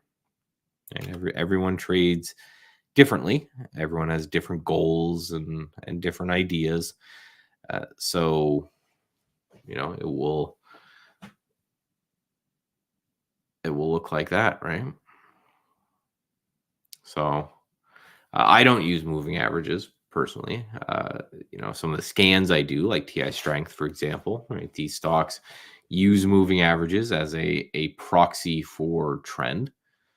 And they use a combination of them, but these are stocks that are meant to be traded and held for days and weeks, right? So the selection of moving averages is going to be way different than if they were meant to be held for a day or two, and it would be way different if they were meant to be held for months. If you're holding a stock for months, you're probably going to be looking at the 200-day moving average. If you're holding the stock for a day to 2 days, something like the 10-period moving average as well, right? How do you test? Well, again, the best sample data to always test on is your own trades. And if you're not recording your own trades, then you're not a serious trader, right? If you're not reviewing the trades that you did, then you're not a serious trader. And to be blunt, there's probably little chance that you're going to make it far in trading in general. And not to be mean, but that's just the absolute truth, right? I always equated, imagine you owned a convenience store and you weren't recording who was buying what and when, and what your profit margins were on things.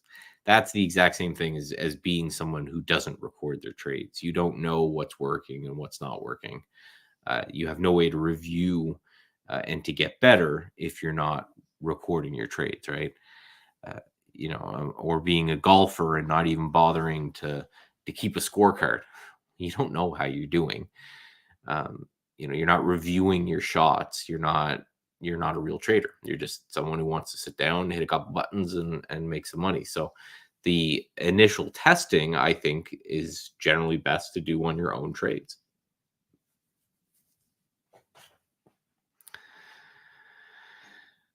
So like I talked about, if you're interested in an indicator, I would go through your recent trading with that indicator applied and say, hey, does this seem to affect things? If I applied this indicator, this filter, to my last 20 trades or 100 trades, or however much data you have, would I have gotten better results?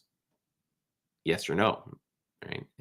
If it turns out no, it wouldn't have mattered, then don't use it. Right?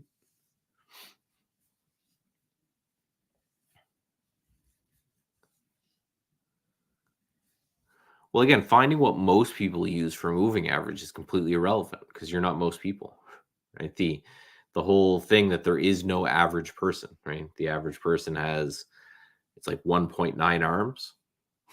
Like average person can't have two arms because there's someone out there with one arm, right? So there you're not the average person. The question shouldn't be what most people use because that's completely irrelevant to you. The question should be more based off my own trading.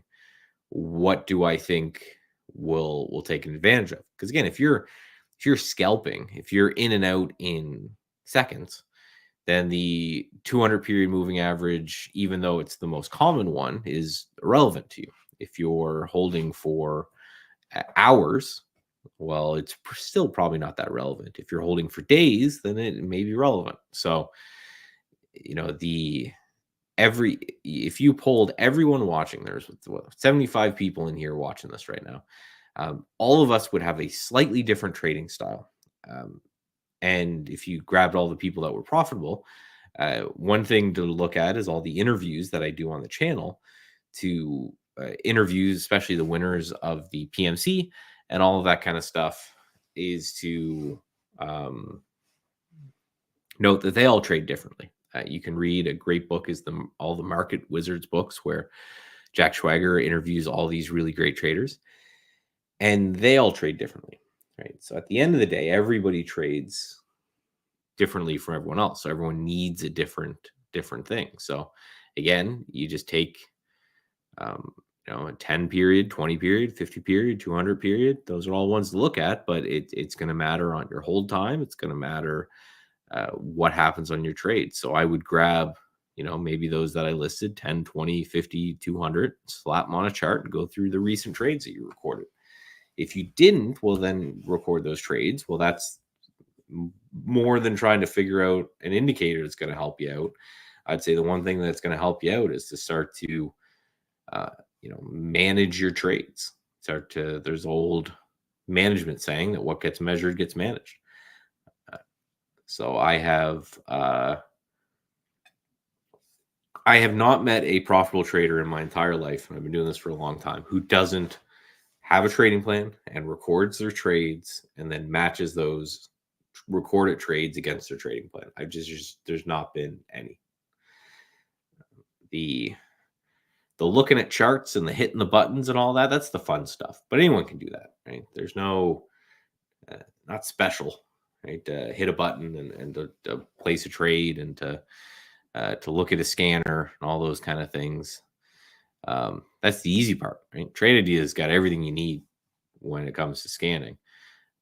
You can just go to something like a simple thing to do would be just go to like the market scope, and right, this is all the stuff that's moving right now. Here's every stock that's in play that probably has, from a day trading perspective, that probably has the best chance of making you money because it's actually moving.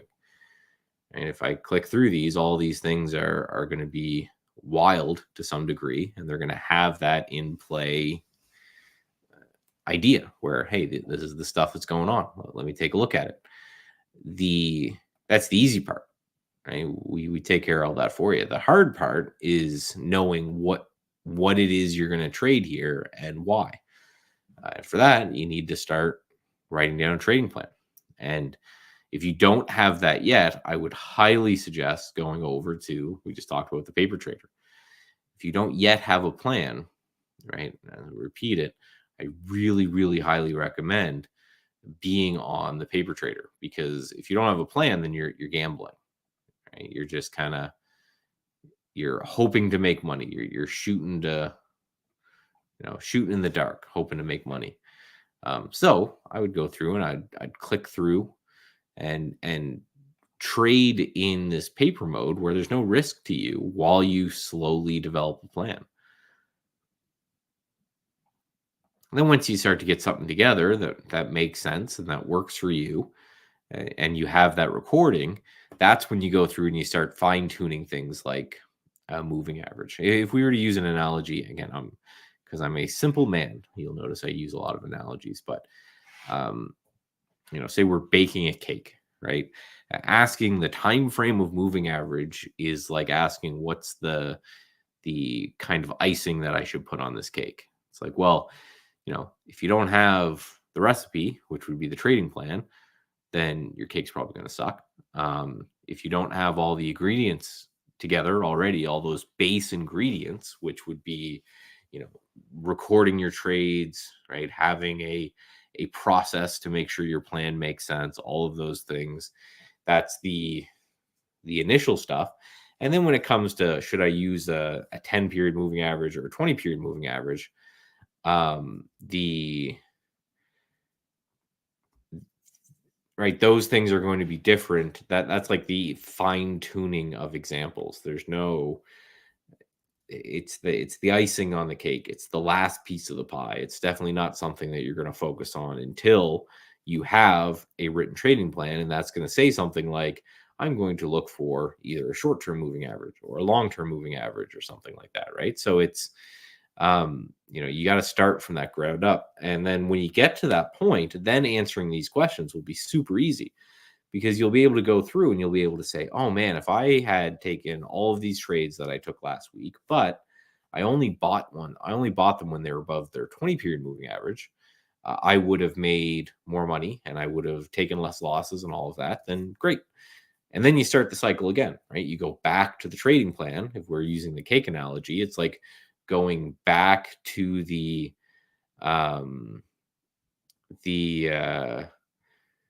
if you go back to the trading plan, then that's like going back to the recipe and saying, hey, I put in too many eggs in the cake last time and it sucked.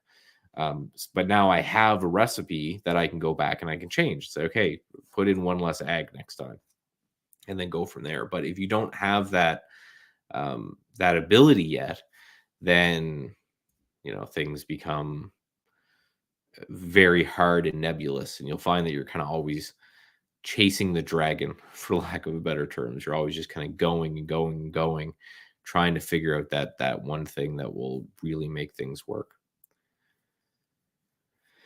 Recording trades, you can record like a video if you want. For me, that's not nearly as important as just having the raw data. So I entered this stock at this price for this reason, and then I exited it at this price for this reason, and then grab a screenshot of the two of them and go from there.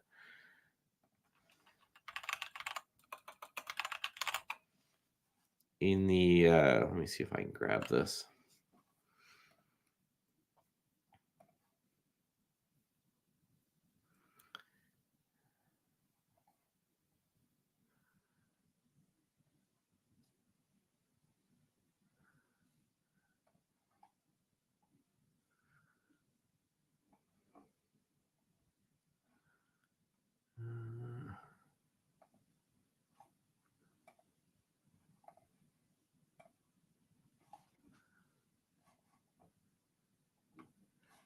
Where is this?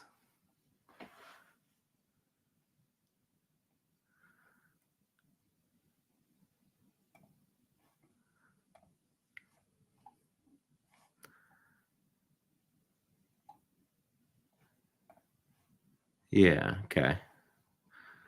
So this is actually what I do in, can I just copy link? Will this work if I just do it like that?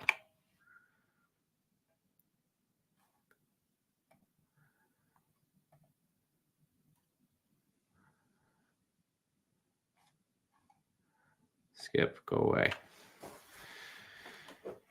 Right, so this is Barry talked about the one-on-one that I teach, or not the one-on-one, the 101 for the lessons that are on the website for intro to trading. And this is just a very simple way that I show to record trades. It's not again, it's not rocket science, but it's just, this is what the screenshot looked like on entry, and this was the reason for entry and all of that. And then this is what the screenshot looked on exit, and away we go. I'm trying to find, because there was a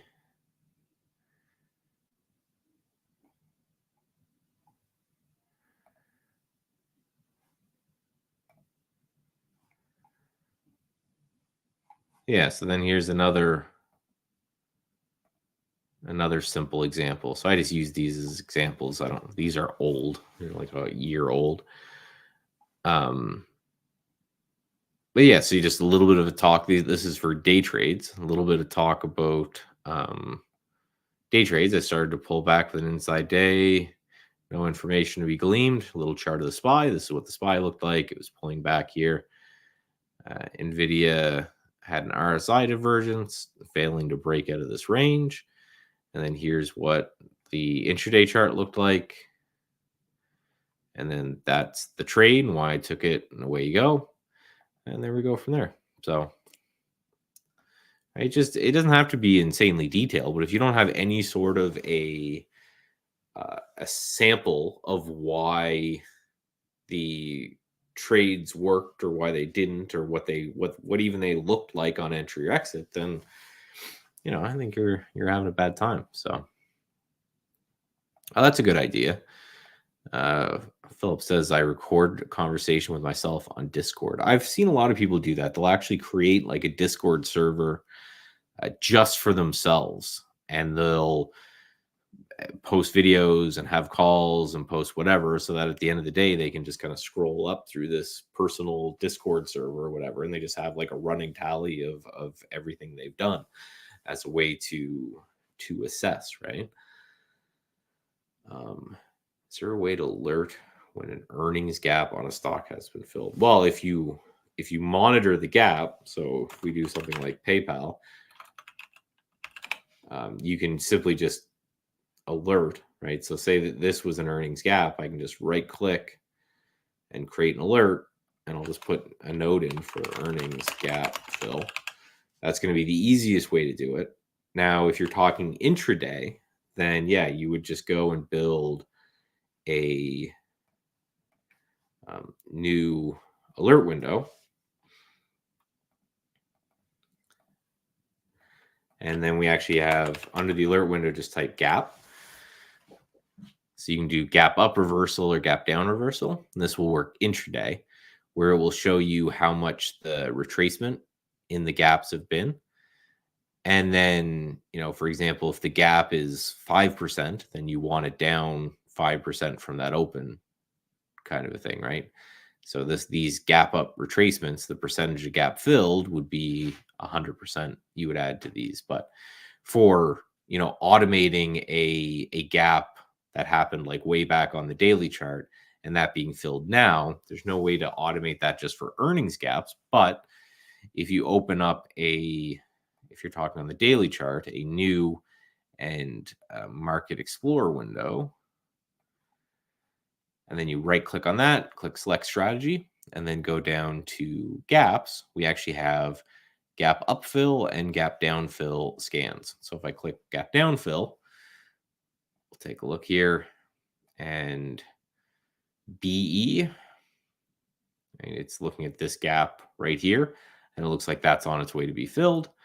And then if you take a look at HUMA, you can see it's looking at this gap right here that's being filled. And CC, right, it's looking at this gap that's happening right here being filled. So those ones as well, right? So you can't automate the trading of these things, but it's a good way to scan.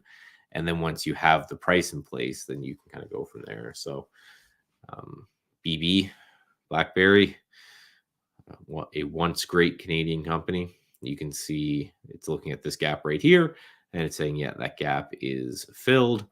And then you can sort by the position in the gaps range. So DHC is going to be above its gaps range, but for things like this, these will be things that are in the middle.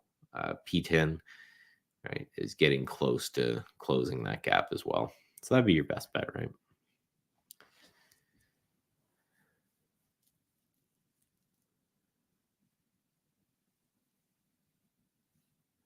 And RBI GBI is just a pattern, a candle pattern setup. So it's not based on anything other than the fact it needs a big green candle and then a little red candle, and then it needs to be breaking that candle right there. I think it needs to be up a couple candles in a row to start that pattern, but that's all that there is programmed into that. It's just the big up candle, little sideways candle, and then it needs to be breaking that candle currently, with again some lead up into it. But that's all there. There's no fancier logic than that. Some people also use the NR7 alert, which is just the narrowest range bar in the last 7 bars, and they use that as a little tiny bar that they can then kind of scalp off of. But again, nothing super fancy.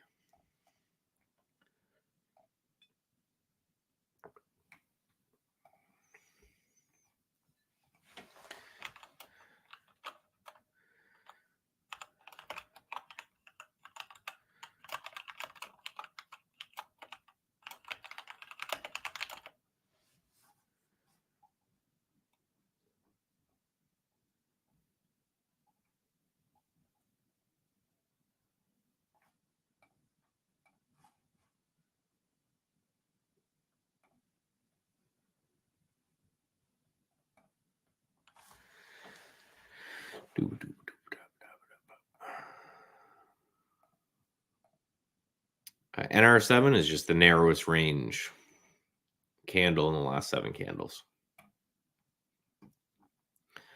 All there is to her.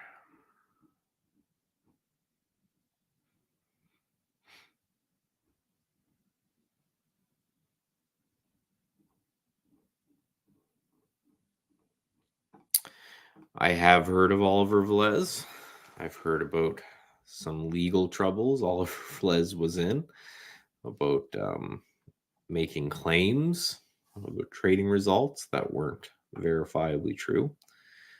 I'll leave him as that.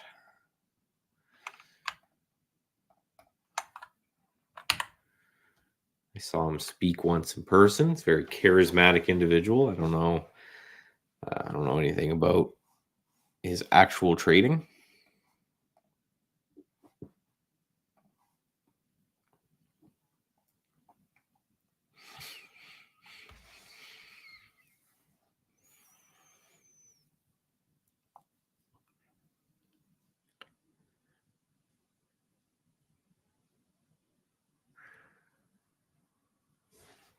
Yeah, nothing's up today from the sector side of things, which just makes it very interesting to take a look at anything that's holding well. It's WGS, whatever's there's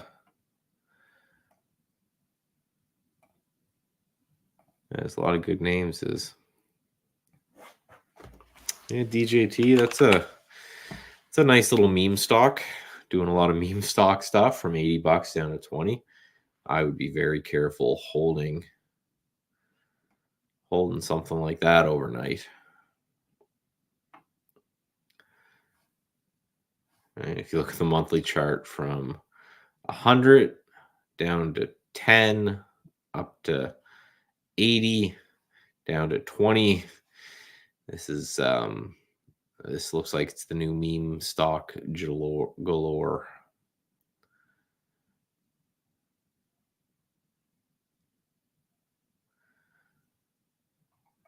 Ranging or consolidations. Yeah, so I would take a look at the under new and alert window. You can always just type, but we do have a consolidation filter. So I would just add that in there. And so how this works is it's got a box right here and it goes from 2 to 10. So 10 would be like a mega high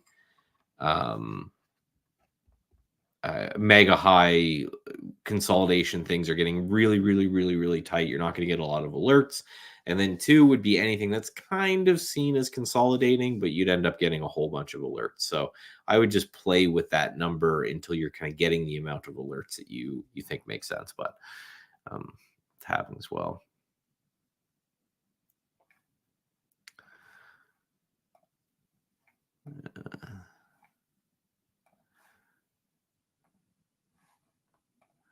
No, none of those.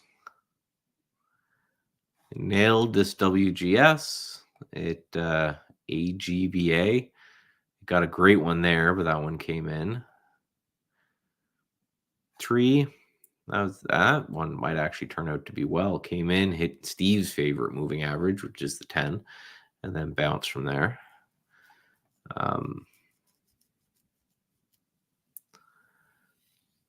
So no, it doesn't do it on any stock, because there is often that something like Tesla is just not something you want to trade.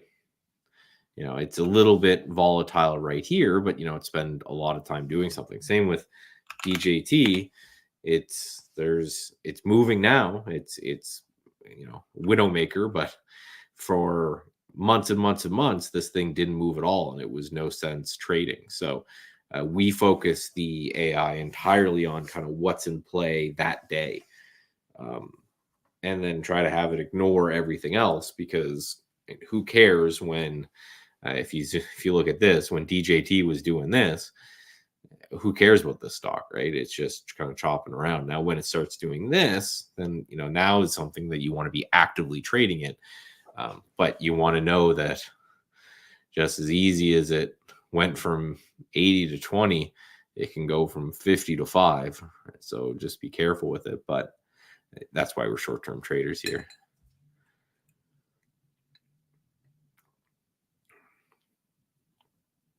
Yeah, short data should be accurate. Now, it's a newer issue. It's a de-SPAC. Sometimes things get a little bit wonky there. What do we have for short float? So yeah, we don't have short float data yet, probably because it's just a really new issue. When it's like this and it's a SPAC, all before this period of time, it de-SPACed, I think, like literally right here. Before then, it was all kind of, a choppy mess. So I don't think there's too much to be had on this one as a name, just because it's new.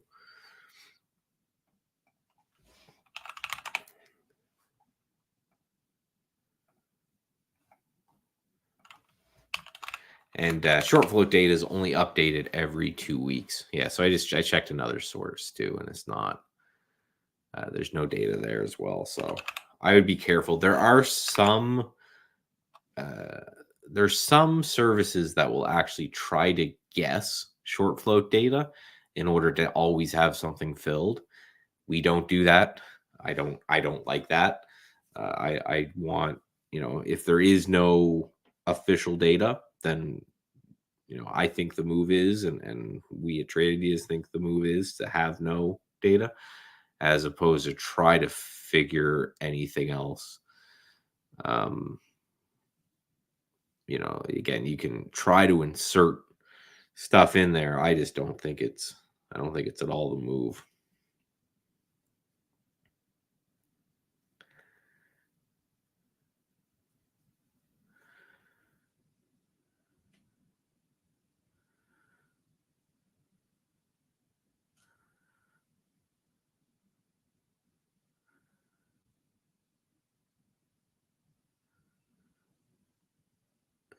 Yeah, because officially short float data is every 2 weeks. I'm looking at it here. So anything you see beyond that is just people guessing, right?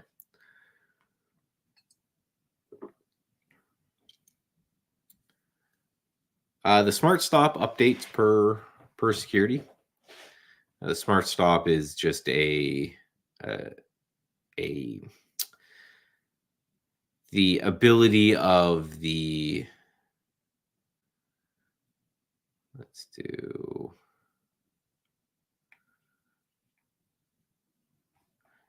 Smart Stop is essentially takes the volatility of the security and it just applies it to it. So it adapts per security, because every security is different when it comes to volatility, right?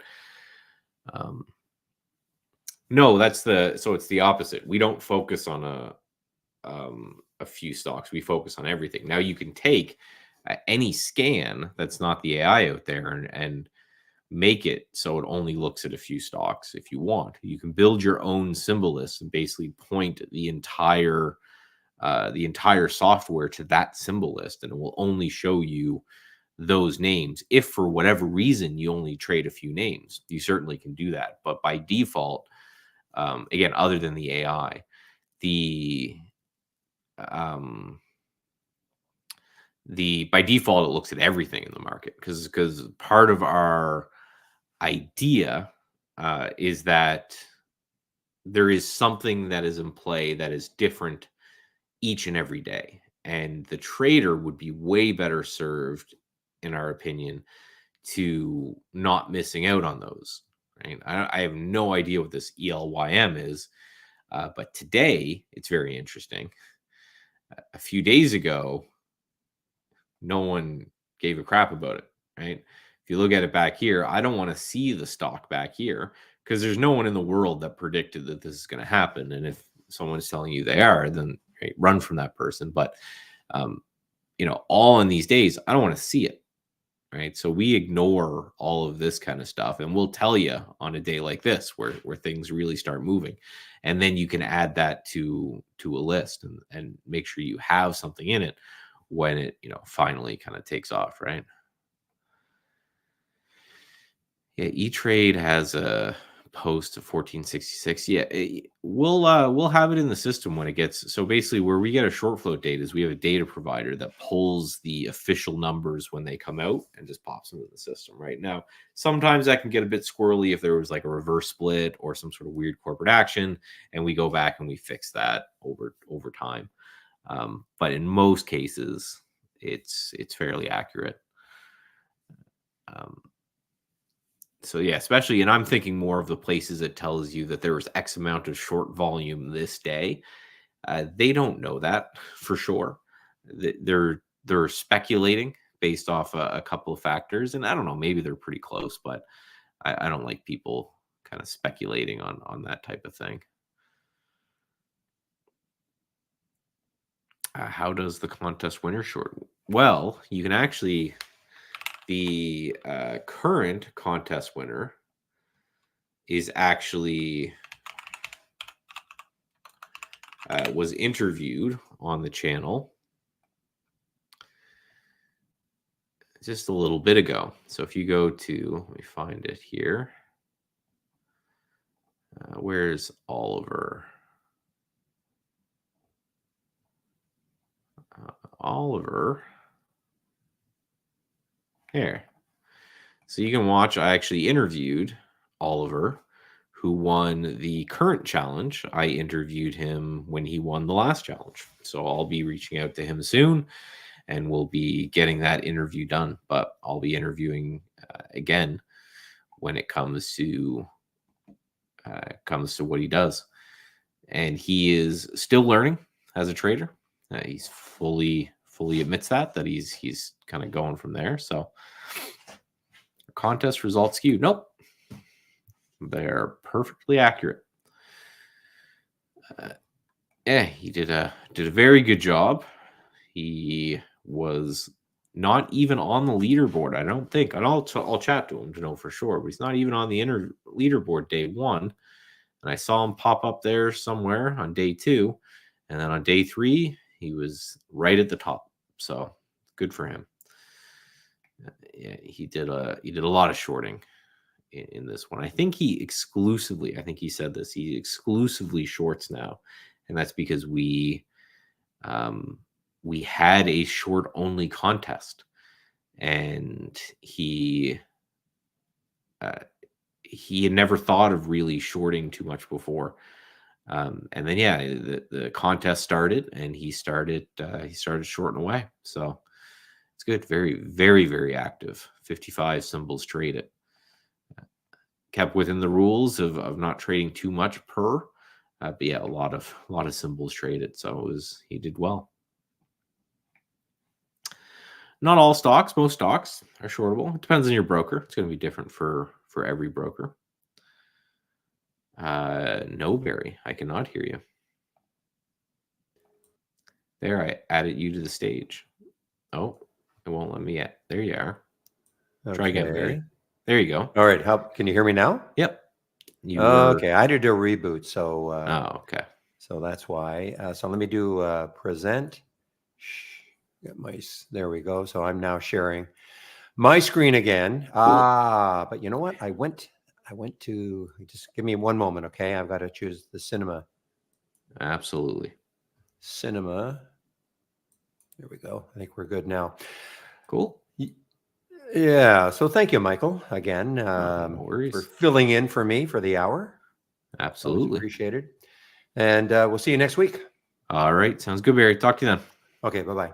Bye. So Jay, yeah, in the simulator, you can short in the simulator, of course. I shouldn't say of course, but yes, you can. Simple to do. Just give me one moment, okay? I just want to get into the. I guess you guys can hear me in both rooms now, right? So let me get rid of the announcement.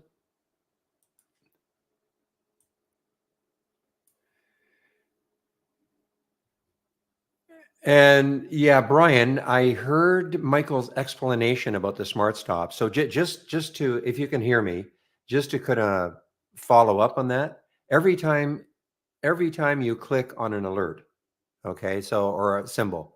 So first of all, hopefully you can see what I'm doing. So if I click on GMM, okay, and it'll load. So you notice what it's saying right here. If you took the trade at 139, your stop would be at 135. See that little red dotted line? Okay, that little red dotted line. That is a suggested stop. Okay, as Michael said, it looks at the volatility of 15-minute candles, the high and the low of the day, and then it feeds that in, and it spits out a suggested stop. And of course, that stop will change. So in other words, what I mean by that is right now the price is 139. But if I clicked on GMM later on in the day, maybe if it's up 181, well, then the stop would not be still down here. It will adjust to whatever the current price is. So Jay, yes, I mean, in theory, yes, you're absolutely right in the simulator. But the problem is that your broker may not have shares available for shorting, but mine might, and somebody else's might, and another person's might not. So yes, but in the simulator, shorts are always available. Yes, if that makes sense.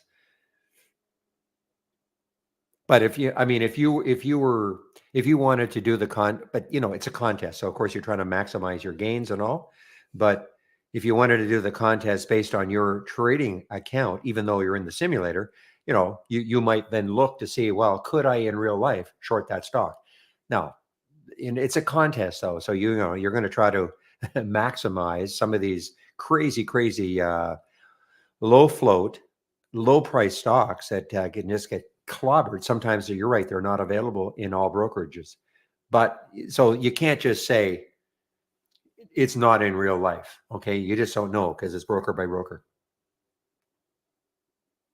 Oh, of course. I mean, it's a simulator. Of course, Jay, the contest is who does, I mean, it's a contest in the simulator. It's not, first of all, we in the last contest, you had access to $100,000. Okay. Not everybody's account size is going to be $100,000 in real life, but we gave you $100,000 to trade. So, I mean, would you have taken, 25,000 shares of a, $2 stock to short in real life? Probably not, but it's a contest.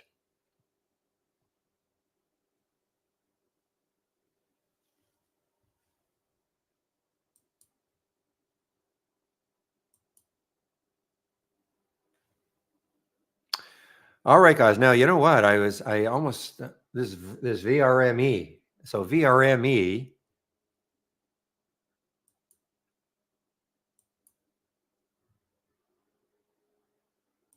let's take a look at it on a monthly chart, VRME. So the next high looking left is 279. So there's a little bit of room on the monthly chart, 281 to be exact.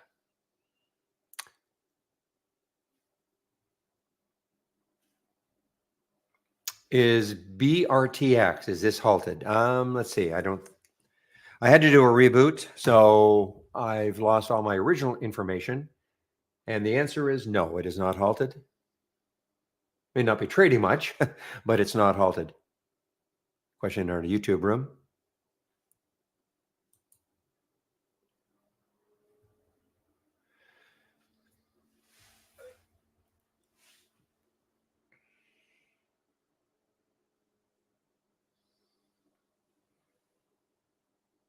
Now, Tree is now. I don't know when it showed up the first time, but I mean, Tree is showing up right now in the combo scanner. It may have showed up earlier though. It could have shown. Well, you know what? No, it wouldn't have shown up that much earlier because there's the high of the day, and it's got to break the high of the day. So Tree, which is an earnings, yeah, it's earnings today before the market opened.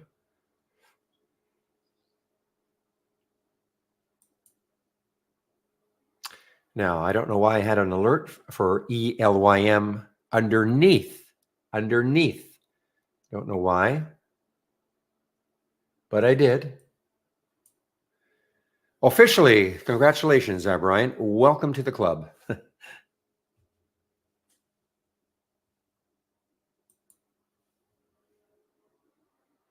So Tree, guys, now let's take a look at Tree. Now, actually, I should load it from, I think I saw a red line somewhere, which would tell me where the next high is. No, I don't see one. So Tree looking left, 49.57, so it's above that. 51.94, 51.94. Okay. That is the next high on the monthly chart. Now that's a stretch. Then it's pulled back already.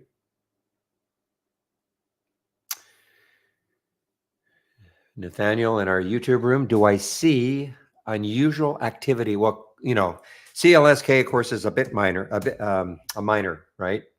Bitcoin miner. So when you're asking me, do I see unusual activity? Not really. I mean, it's following. If you look at Mara and Riot and actually Bitcoin itself, it's kind of following what the coin is doing now. To me, unless I mean, maybe I've got this expanded more, but I don't see it. I don't see that it's congested. Congested to me would. What do you mean by congested? I guess maybe I should ask you that.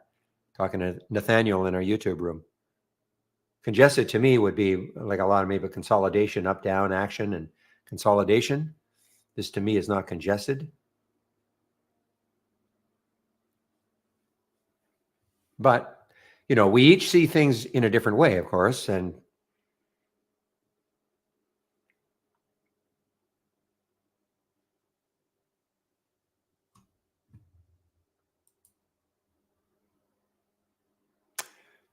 no way. So are we talking about, yeah, look at this, MSOS.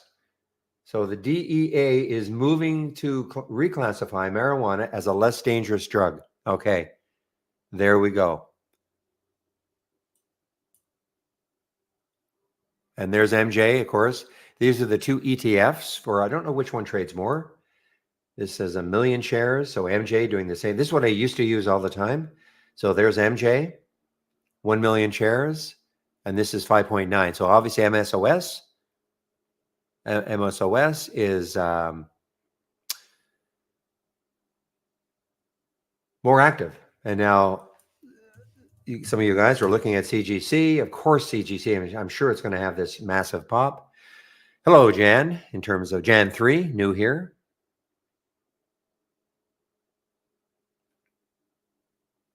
Well, again, Nathaniel, to look at CLSK or Riot or Mara, the Bitcoin miners. So when you say, is that, like, I don't know what you mean, like that? or what? I don't know what you mean. But it's all about Bitcoin now, okay? It's all about Bitcoin now. So whatever Bitcoin is doing, the miners will probably follow suit, which was not quite the same until, or quite, you couldn't really say that until after the halving event on April the 20th. So now when you look at Bitcoin, I like to look at IBIT, and actually I want to get a little further out there. There we go. So I mean, look. I mean, there's a big area to try to hold, and that's probably around the $60,000 mark.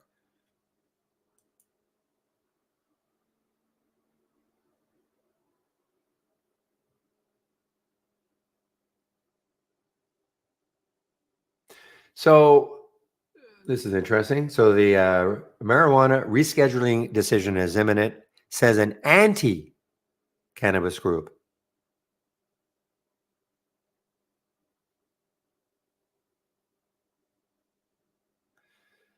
We're hearing it could come soon. Maybe this week, maybe in 3 weeks, maybe in 3 months. We don't know. So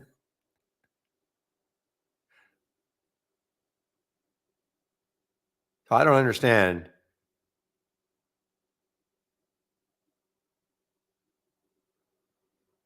Well, okay, this appears to be an anti-cannabis group.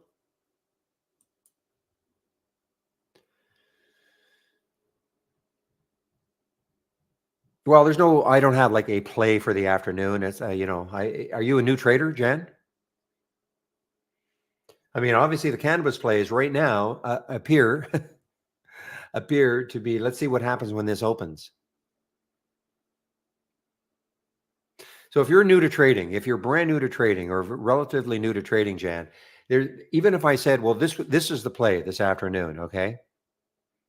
I agree, Perfect Circle. I can't remember the last time I saw an ETF get halted. You're right, and both of them. So I could say, yeah, this stock is in play. I mean, I could, symbol ABC is in play. But if you don't know if you don't know what you're seeing on a chart, doesn't mean that if I said that, it would not necessarily mean okay, you buy it right now. It just means that it could be very active. It could set up. It's trading abnormally. So that's for me, that's what's kind of in play. So IMCC, of course, is another cannabis play. Super cheap. Super cheap. But what I would do is take a look at something like this, Jan.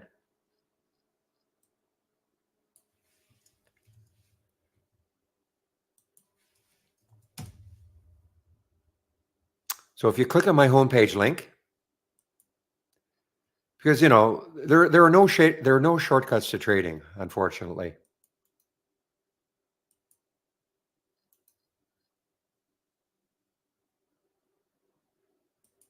So if you click on my homepage link, this is what you're going to see. Okay, scroll down a little bit. You see where it says Trading 101?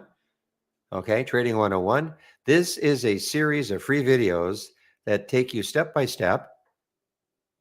Well, the first one is, you don't have to watch the first one, but what is a stock? Okay, that's your first video. But it talks about how to, what candlestick patterns, chart reading, trend following, things like that. Okay, and there are about 38 videos. And so if you're new to trading, I would recommend, and it's free, I would recommend you take a look at something like that before you start committing. Now, you may have got lucky in the cannabis plays, which great. And I don't want to say lucky, but I mean, if Michael Noss, who was in our YouTube room between 12 and 1, he hammers the point home. You've got to have some kind of a trading plan as opposed to, well, you know what? This looks good. I think I'll take it. I mean, sometimes that'll work. A lot of times it won't work. Okay. I mean, you have to have a reason for taking it. Oh man, my big miss of the day. This GEHC had the short alert. Now I don't know you. Those of you who didn't have to do a reboot, you could probably see where the GEHC showed up. Or I think it was around $80 in the combo scan.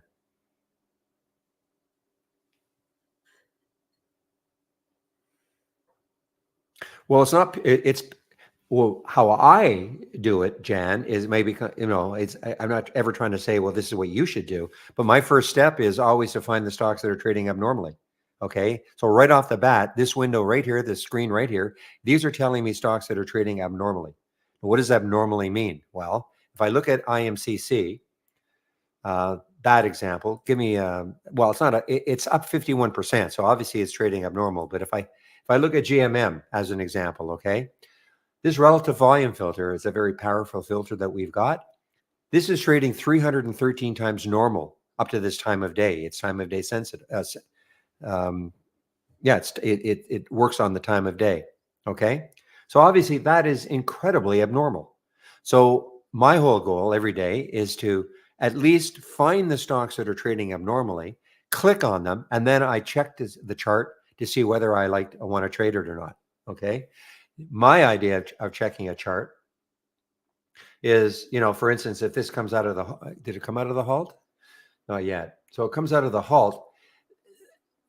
Look at all the room it's got on the daily chart. Now, I'm not saying it's going to get up to 274 from 139 when it comes out of the halt, but that's what I kind of look for. I want to see, because I'm typically a momentum trader. I'm looking for stocks at the high of the day or the low of the day.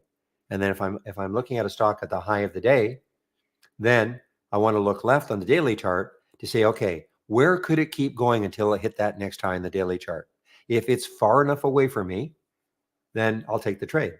If I can't see it on the daily chart, so in other words, of all this that I'm looking at right here, if it was underneath the current price, then I'd have to look at the weekly chart. Okay, and that's how I trade, though. It doesn't have to be, of course, how you are going to trade, but I don't trade very much because not a lot of stocks are going to have a ton of room when you look left. Okay. Now, when I say a ton of room, all I'm looking for, if I'm going to risk, say, 20 cents on the trade, if I get into a trade, I always know where I'm going to get out of the trade based on, where my stop is going to be. I always know where I'm going to get out of the trade. So if I was going to risk 20 cents on a trade, I would have to be able to look left and see that there's clear sailing at least 40 cents away. Okay. So now, just because I see clear sailing, it doesn't mean it's going to get there, though. Okay. I wish it were that simple.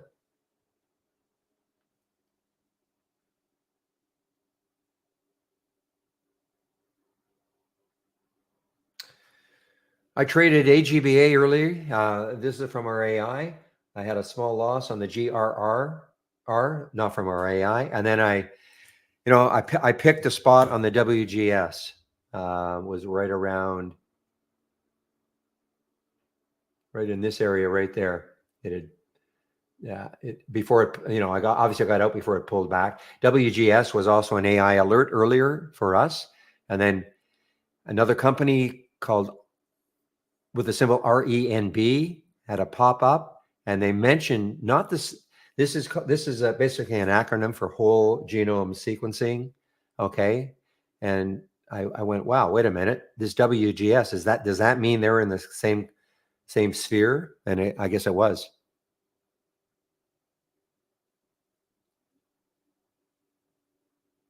So that's what I traded today so far, and I'm just kind of biding my time right now.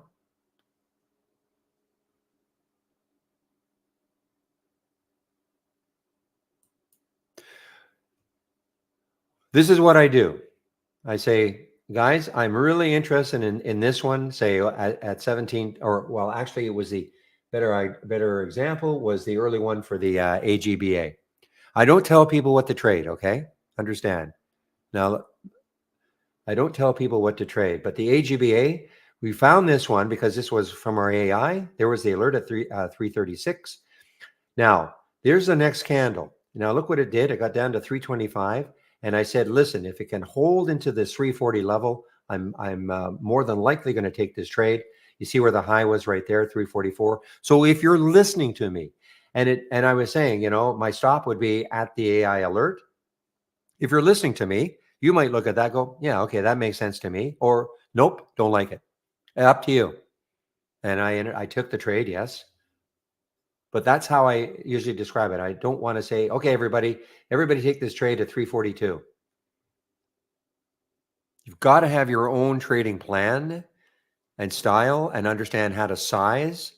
You have to understand where you're going to put a stop, because obviously not every trade is going to work. So where are you going to get out of the trade when it's not working? How much are you willing to risk on the trade in terms of dollar amount? The way I trade is I do not risk very much. I don't risk. I don't vary my risk amount very much. That's what I wanted to say. So in other words, I do not risk $1,000 one trade, 500 the next trade, 100 the next trade. I try to keep my risk amount about the same every single trade.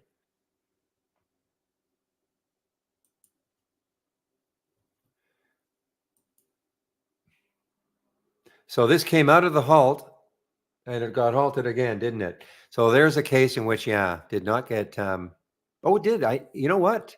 This is starting to maybe I am starting to get the server is treating me okay again, because that got halted almost immediately, didn't it? And sometimes when for me and the server I've been on for the halts resumes, it has not worked that way.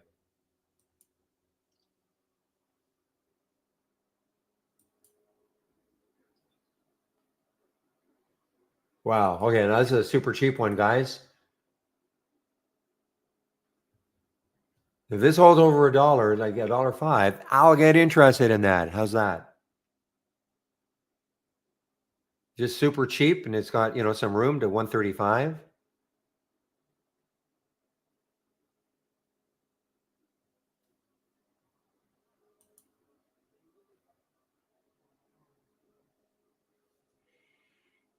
So maybe I'll just put an alert around 106. I don't trade stocks under $1. Just personal preference. That's all. No slag against people out there who are trading stocks under $1. It's fine. You make money doing it. Great.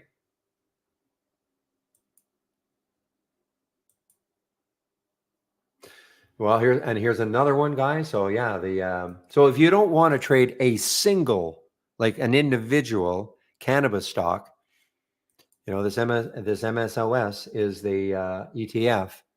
So it has obviously a lot of cannabis stocks in here,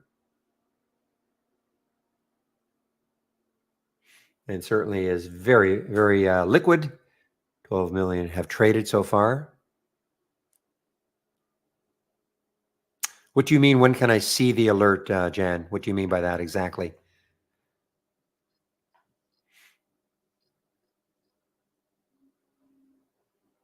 I don't know what you mean, but where can I see the alert? You mean the price alert that I put?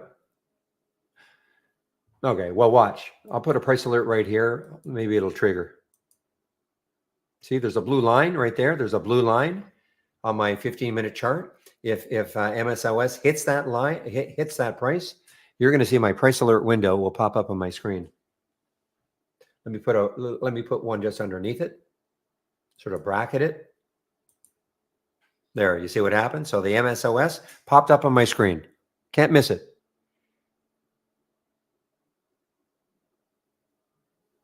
Okay. So it's just a matter of setting the price alert on the chart. There's that blue line I set. Really simple to do. You're not a subscriber though, are you? Oh, you are a subscriber. Oh, excuse me. Okay. Yeah, I mean, I use price alerts all the time. Okay. So, just go to any chart. Doesn't have to be a 15 minute, any time frame. You want to put a price alert. If you let me do it up here on the daily chart. So if you can eyeball it, you see how my pointer is, there's a dotted line that follows along. Okay. Follows along. And so it's at 1078 right now. So if I like that one, I right click, create the price alert. It says 1078. If I'm happy with that, of course, obviously I could change it to 1070 or whatever I want. I typically do not put notes in unless it's a very special case. But there, I just set it. Now there's a blue line on my chart. So again, if the price gets up to that price, if the price gets there, my price alert window will pop up on my screen. And that's how I use the price alert window. No point in having it take up any screen space. I have a plenty of screen space that I could have. Okay, see what happened? If I had this minimized, then it would have popped up on my screen. That's why I like to have it minimized. Just use that little minimizer, because then when it hits, it pops up on my screen. I cannot miss it. I cannot miss it. Okay.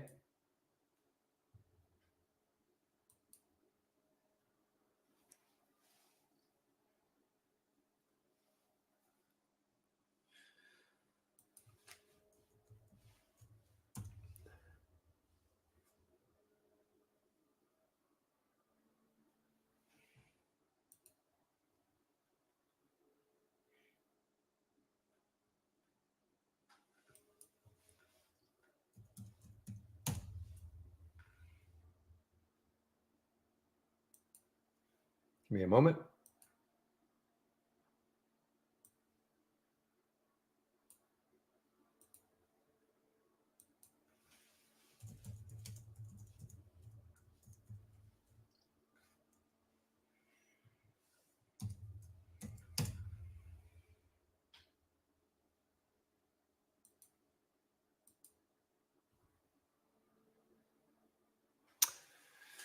All right. So Brian in our YouTube asked me, how do you get this heat map? Okay. So, and there it goes, guys. I mean, you see how? I mean, you can't miss it. Okay. You just can't miss it.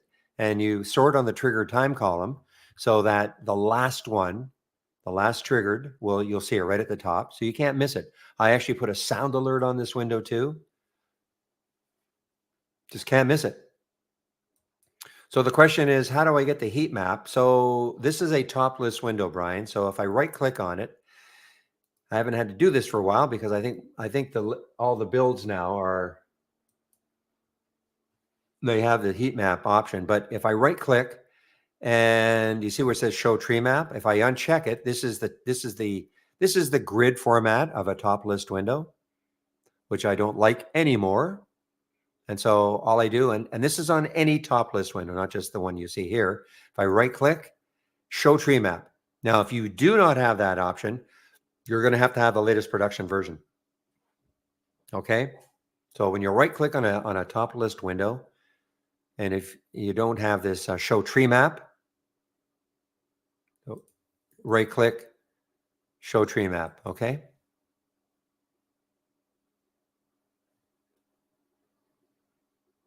Oh my goodness. Ha! Is that right? 405 or 505? 405 or 505? Yeah, you don't mean 505. Yeah, okay. I was gonna say that's okay. Yeah, so I usually take off around 3 o'clock Eastern time, and William usually keeps the room open, the main room open, until about 4. Today he'll keep it open to 4:05. He wants to see the Amazon and SMCI earnings. I'm actually here at 9 o'clock, Jan. Okay. Well, I'm on the mic, live on the mic at 9. The room is generally open between 7:30 and 8 o'clock. Okay. Either Chris or William opens the room. I'm on the West Coast, so I don't want to get up that early anymore. But I'm on the mic at 9, all times Eastern.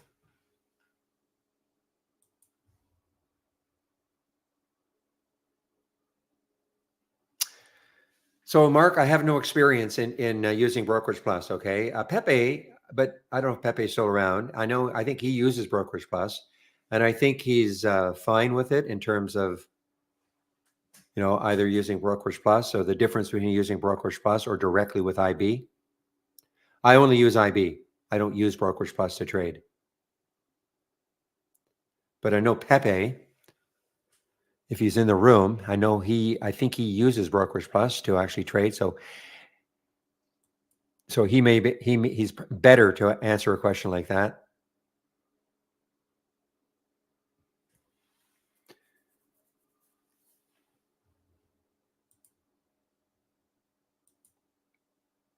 So when you say, can I also join another room? You mean a trade ideas room? Don't get confused. I mean, I'm moderating a YouTube room but there's no point in being in both. The YouTube, yeah, I mean, in the YouTube room, they see me or see my screen and hear me also. It's just that the room you're in right now, the main trading room, as I call it, it's a lot more action, a lot more active. Okay. So if that's what you want,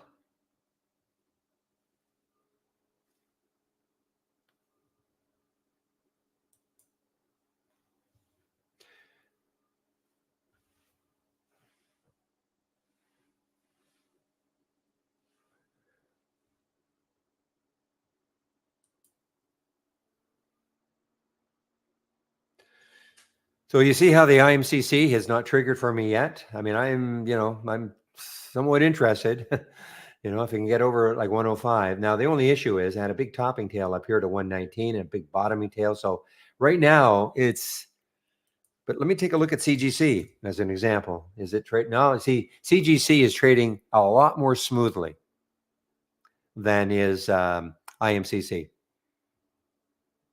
It's basically been straight up. Now it is coming into potentially a daily high. 1024 is the next high looking left. If it can take that out, then 1085 is the next high looking left. Thank you, Pepe.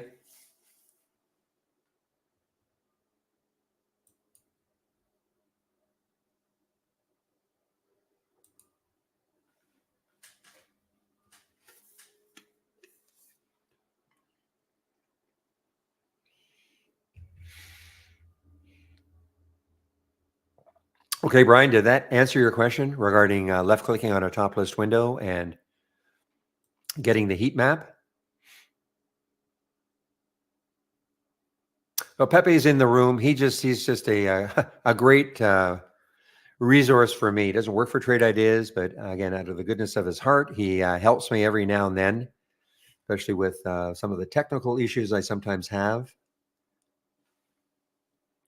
And the question was, using Brokerage Plus, how is it executing trades within Trade Ideas and sending it to IB?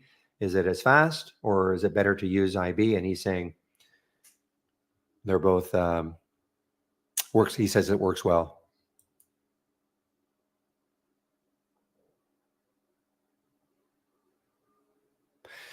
Well, that's why it depends. What sort of a trader are you trying to be, Brian? In terms of,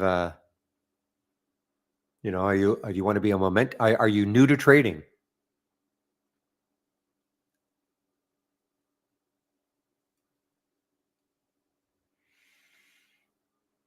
Because if you're new to trading, then you're going to feel completely overwhelmed. Remember, Trade Ideas, it's called Trade Ideas.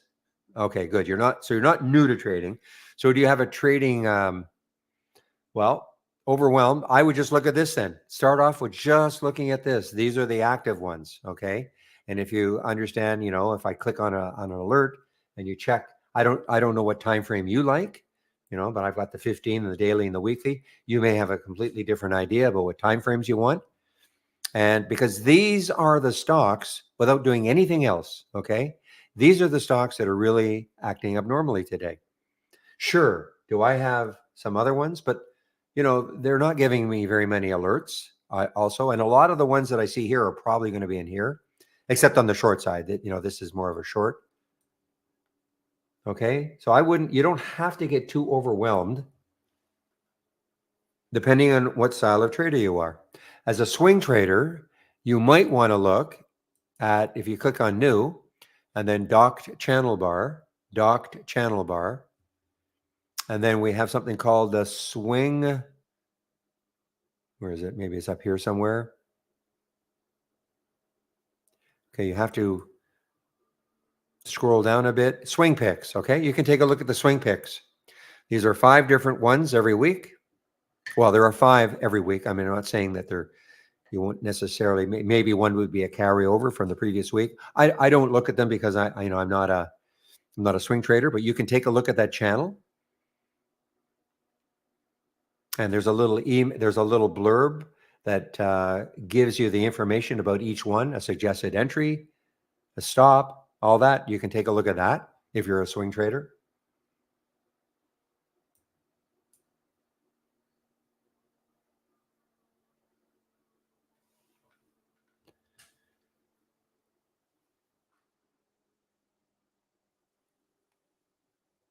Yeah, they're up because the rumor is that the DEA, your DEA, is going to reschedule cannabis, and that's their term for maybe I don't know what they're reclassify it as, but not lumping it together with heroin and cocaine and et cetera, et cetera.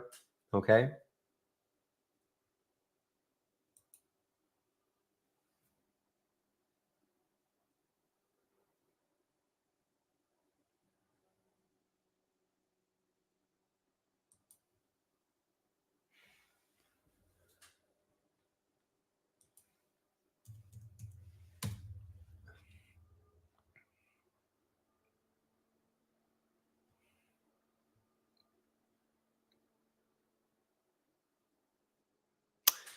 Well, guys, I mean, now there is one thing about, okay, rescheduling it. Obviously, that's a major first step, I guess.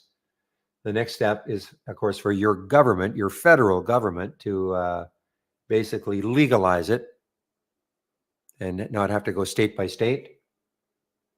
And then, so the banking is all because remember when this happened. The reason why this happened on that day, this is March the 22nd, is because Germany, as a country, legalized it. And look what the effect was. Imagine if your country finally says, "All right, it's all legal."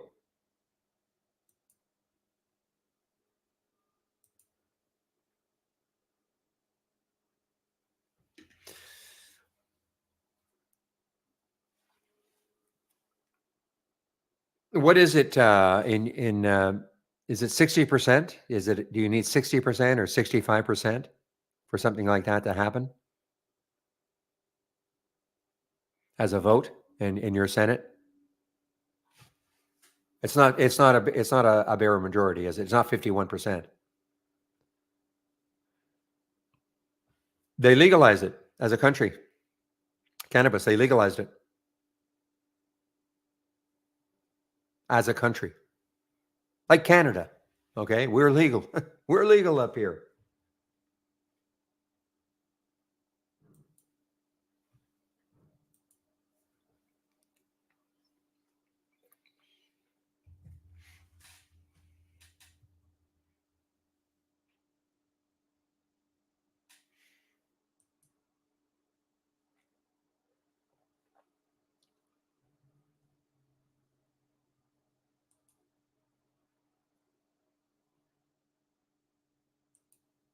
Excuse me. This is another cannabis play, guys. Leafly, another cannabis play. But the best one, yeah, I mean, seems to be CGC because it hasn't had any big pullback yet. Okay.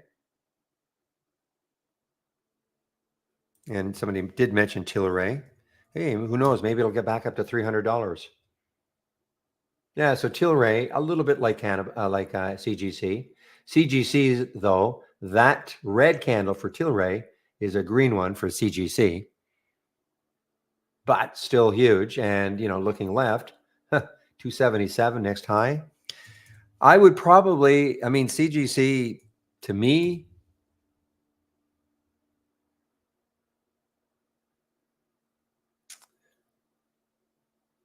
yeah, would be the one. And when I'm saying that, I'm not saying, okay, guys, buy this right now. I'm not saying that. But if you're looking maybe longer term, maybe,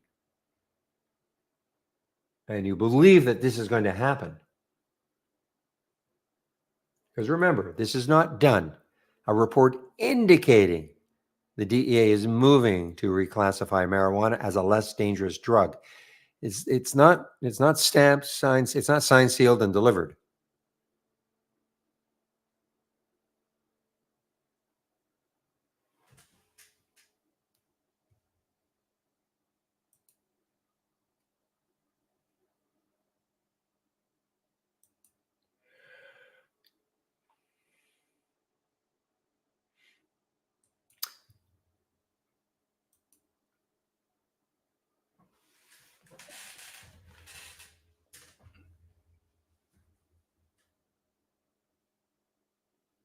Okay, guys. Now 142. So now this promo code that I'm going to exhibit.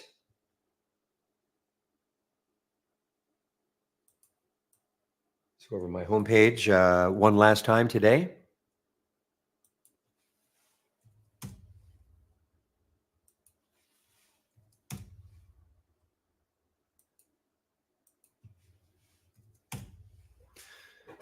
And before I do that, Draw, you're talking about ACB.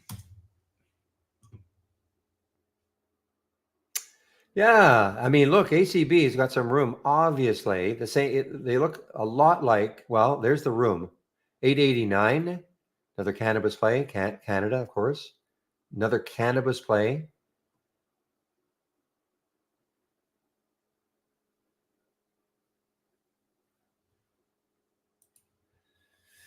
Now it's all about the float too. So ACB has 54 million in the float, not huge. CGC has 91 million. Okay, and Tilray I think has more. Yes, yeah, huge. So that's why I probably wouldn't look at Tilray just because of the float. And yes, because I mean it's going to take a bunch to move it. So there's ACB. Yeah, so ACB has the lowest of those three. I don't even count Tilray. I mean, the float is humongous.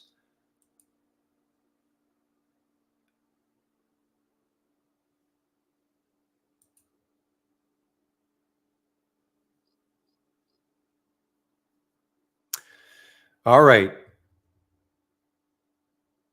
Looking at my homepage.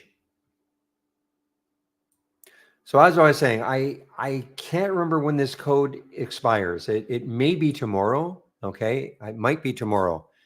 I can't remember, but you'll get 25% off using this code Barry25. 25% off the first month only, or the entire year. So my advice would be this: the reason people take out yearly subscriptions is because their per monthly cost is would be lower than if you went month to month. Okay, but of course you've got to come up with the money up front. So if you got the money sitting there and you're thinking, well, maybe I should do a year. Well, you can always try us out for a month. Okay, I get the 25% off that first month. And if within 30 days you decide, you know what, I want the year, we'll honor the 25%. Okay. And all I ask is this. This is a free room. There's a reason it's free. It's because we use it for marketing, obviously. And the room gets credit. Anytime anybody uses my promo code to take out a subscription, the room basically gets credit. Company looks at that and goes, sure, we can keep it free. Okay. So that's the reason. There's the getting started. 10 short videos. If you're brand new, you must do that first. I've mentioned this one before, the Trading 101. If you're new to trading, free series of videos. Michael Noss at Trade Ideas put all this together. I do a stock of the day video that you can sign up for. And the trade of the week, that is free. My guess is it did not trigger. What is the trade of the week again, guys? What's the what is the symbol? So I can pop it in there and just see what's happening with it. It was some auction, A something or other, some car auction.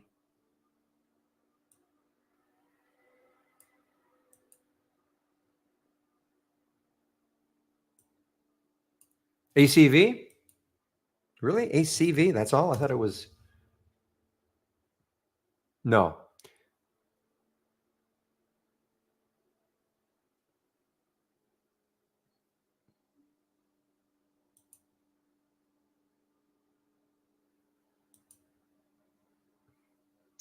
I will know what the entrance price is.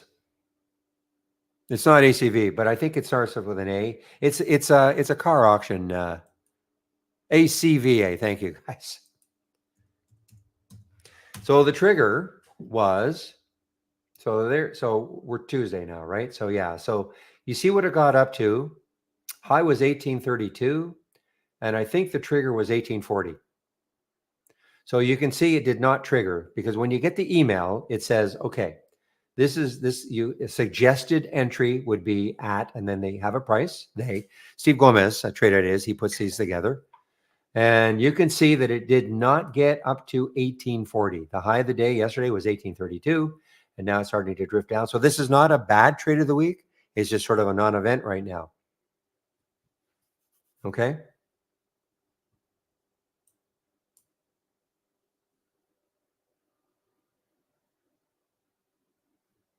Now, if you're looking for my scans,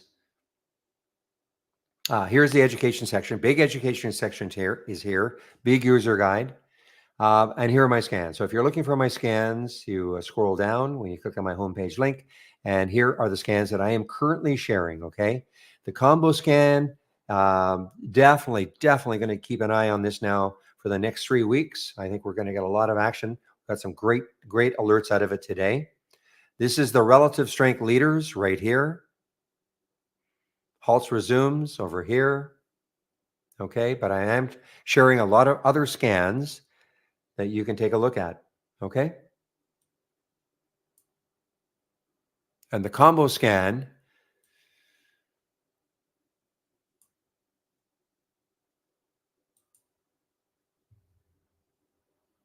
The combo scan is, again, a combination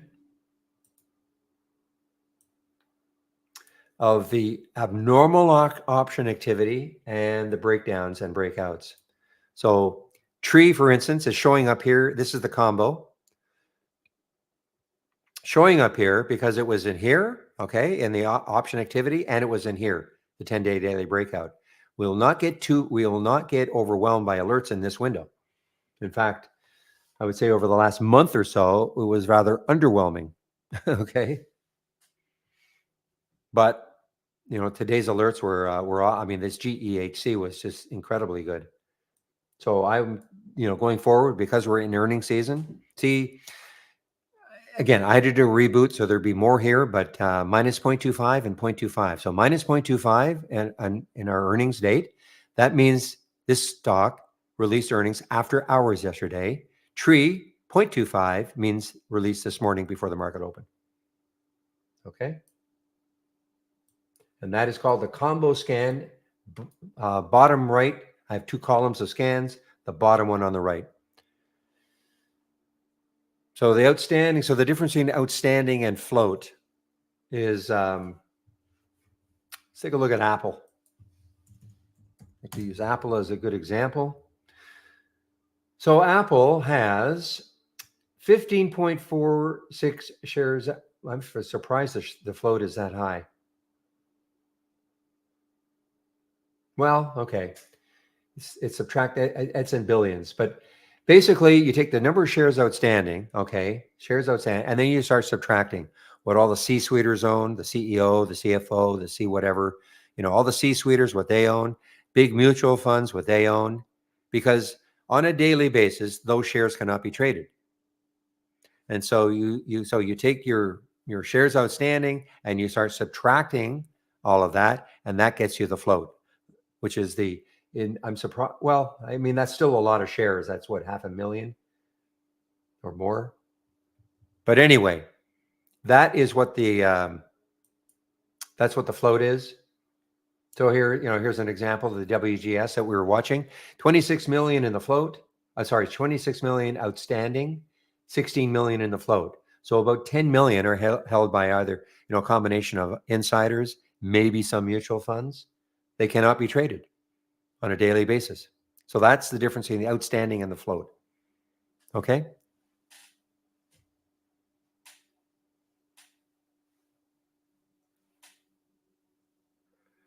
And that's why, a stock like IMCC, 9.7 million in the float, very, very low. For me, anything under 20 million is a low float.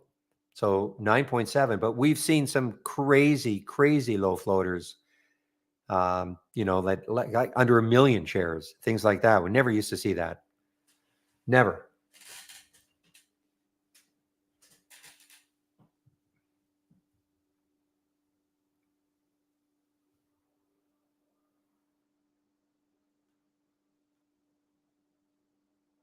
Low equals volatility. Absolutely. As quickly as they go up, they can easily and even more quickly come down. Okay.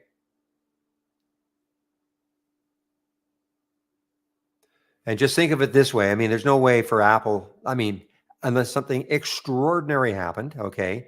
Apple cannot move 54%, not with 15 billion in the float. Okay.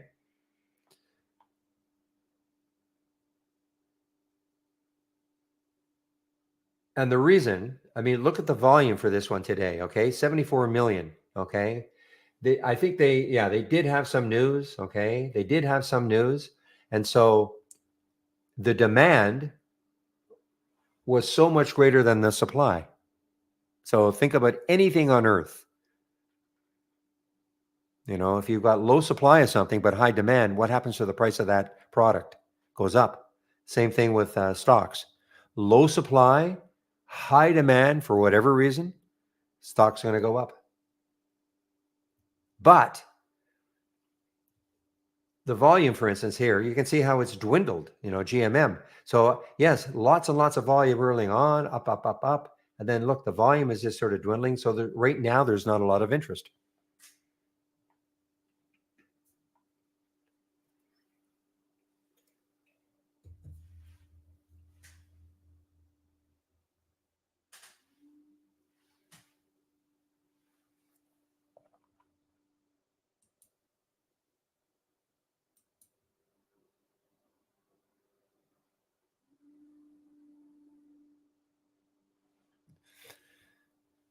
All right. So what is CGC doing now? Okay, so a bit of a rest. That's the first little pullback.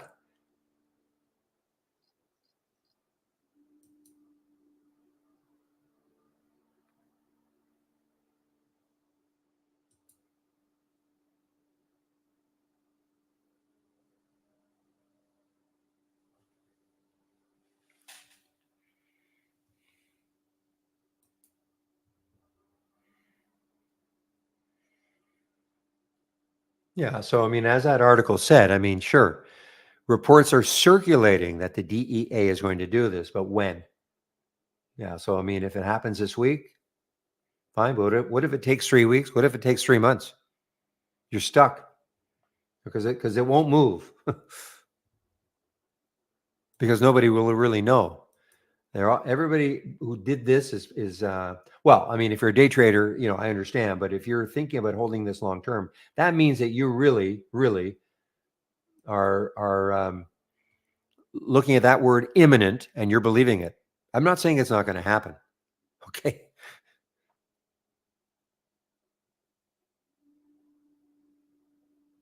Is poised to propose. Now, can the DEA do it on their own? I guess in your country, I have no idea how that works. Can the DEA do it on their own? In other words, do they need support of your Congress, or can they do it on their own?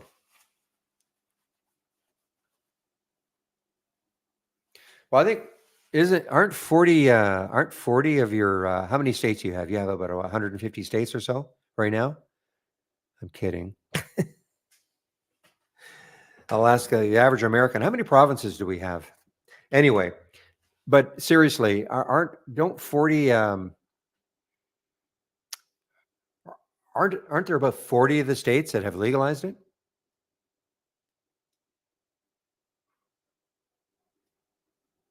Or 35? It's certainly a majority. It's over 25. It's certainly a majority. I thought I read it was in the 30s anyway.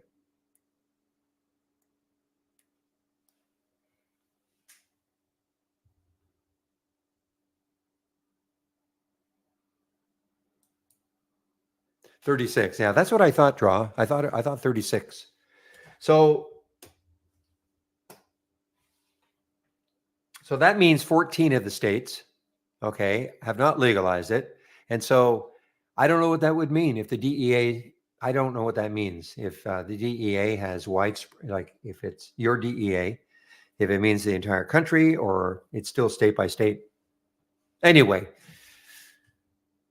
it seems crazy we're talking about this.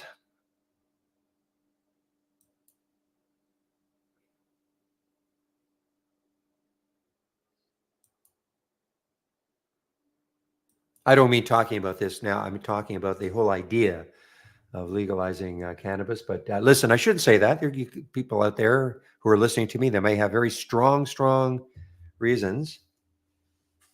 And you got to respect that.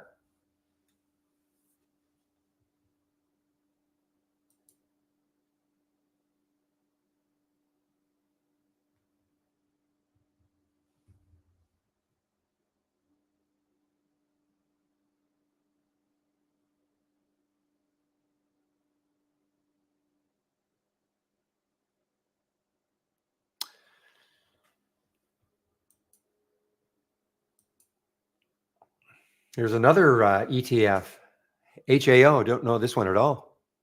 Another ETF for cannabis. out of China.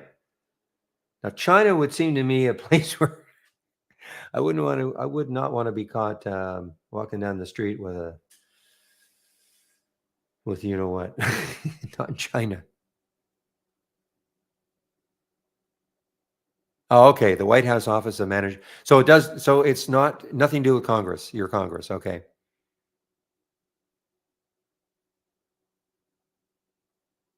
Okay.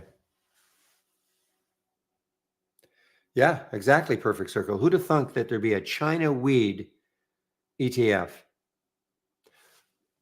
Oh, wait a minute. Wait a minute. Wait a minute. Excuse me. I'm wrong. I don't know why I read this health technology. I'm wrong. I'm sorry. So I'm wrong.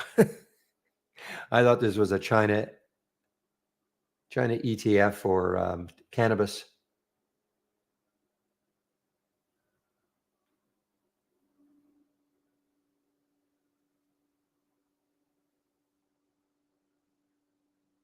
Yeah, opium. The old opium dens.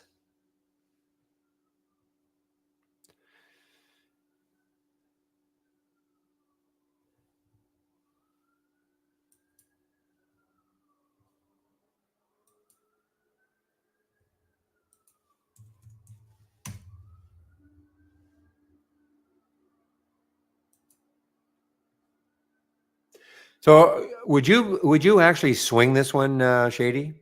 You know, you don't have to say if you will, but would you actually swing CGC?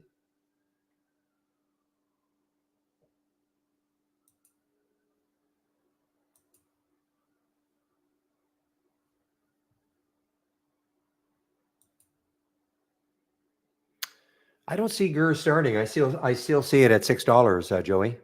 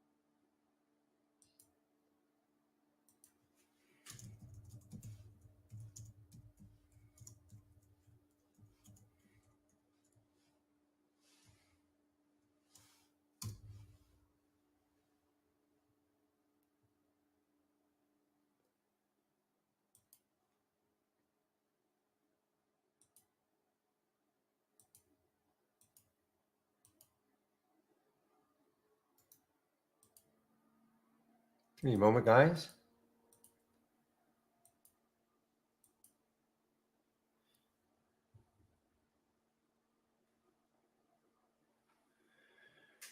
What am I doing? What are you doing to look up symbols so fast? I'm not sure I understand what you mean. I'm just clicking on symbols. Don't know what you mean exactly. I'm just clicking on symbols. I'm not looking them up as such. If I see an alert, I just click on it. If that's what you mean.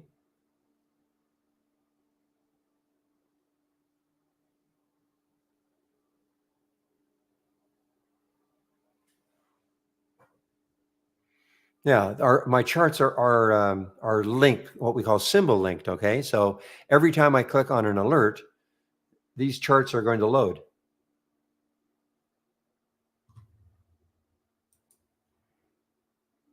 and I have some other scans on my other monitor, and it's that you can't see.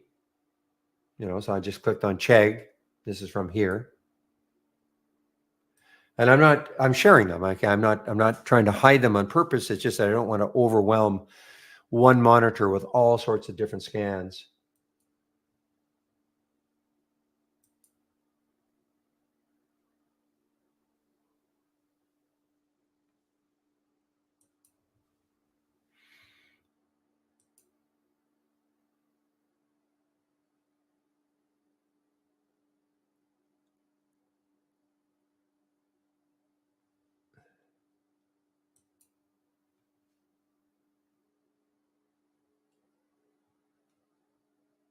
Speaking of DEA, how would the Easterly Government Properties Inc. DEA?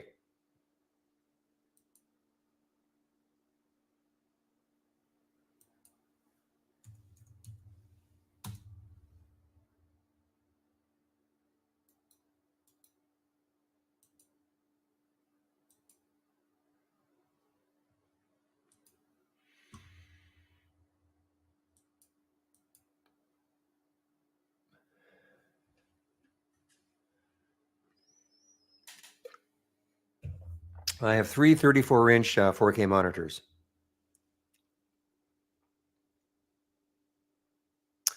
Well, that put a spark into the afternoon. Sometimes it's can be pretty boring, but not today.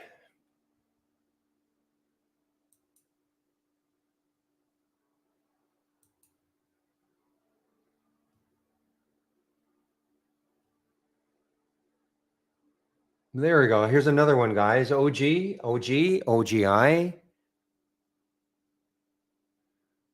Really?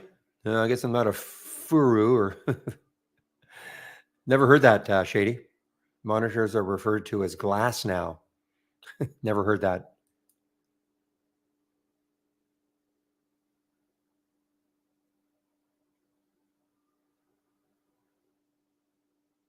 How would you identify the close of pre-market from Cafe au Lait? I don't understand the question.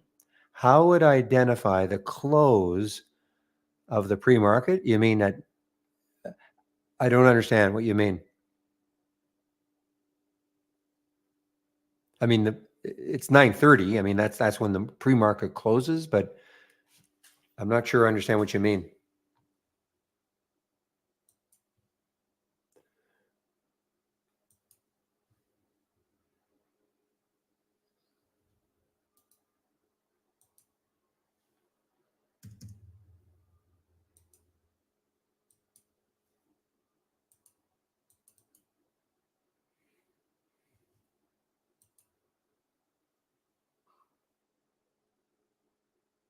Boy, take out of 11, and this could really.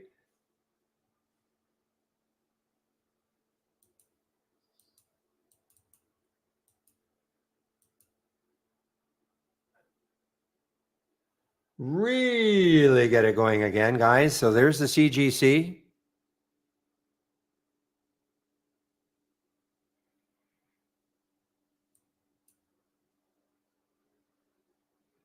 Oh, without the daily chart, how can you identify the previous? I'm sure it must work on the 15. If I right click, let me just see. Properties, no. Chart, where are you?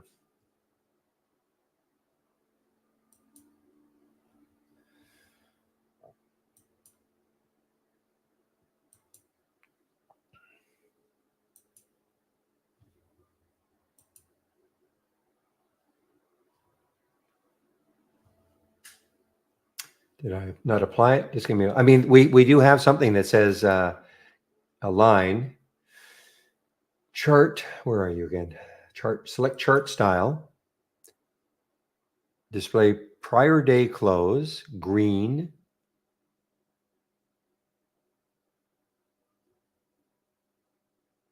Okay, so it wouldn't show up here because it's not.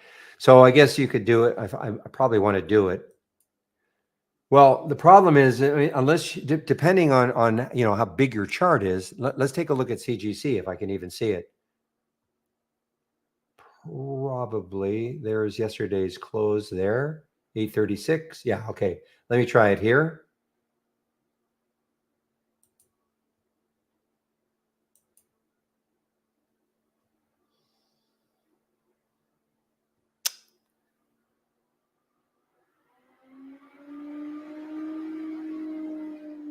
You know what? I wonder, maybe it doesn't work on these HTML charts.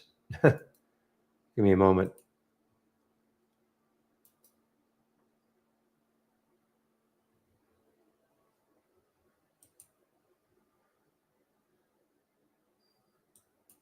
Yeah.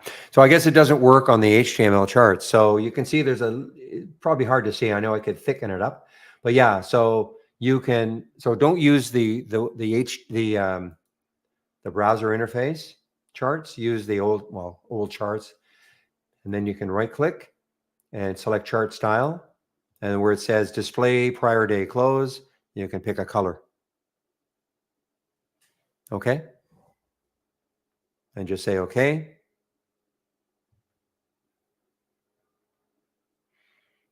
Now, I understand that if the prior day close had been way down here, you wouldn't see it.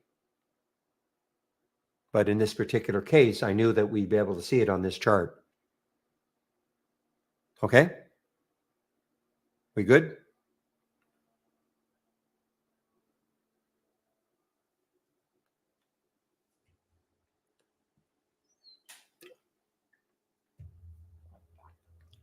I don't use it, of course, because I've got my daily chart up. But so does that help you, Cafe?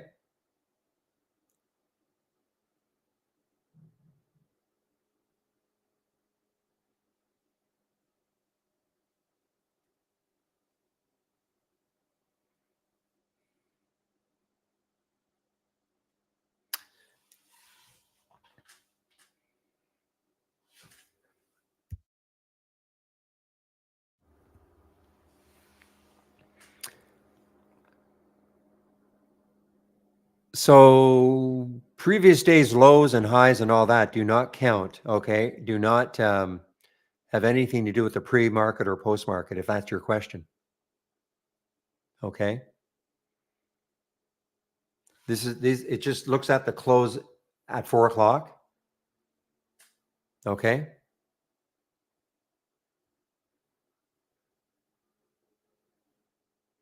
I don't quite understand your question.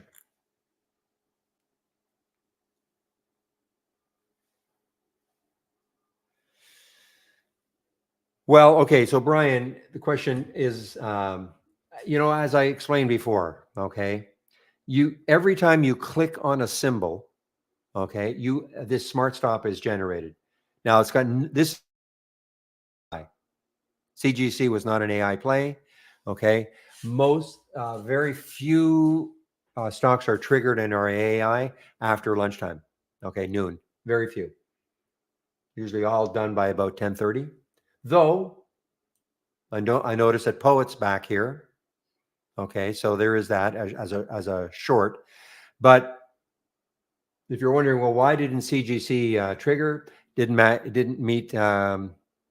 It did not meet the filter requirements of any of the strategies that made the cut today. It's really that simple.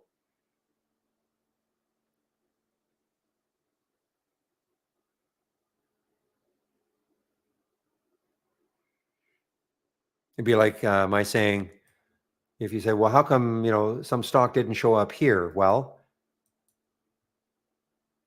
it didn't meet these filter requirements. So the AI has a bunch of filters. No, there are several strategies that make the cut every day.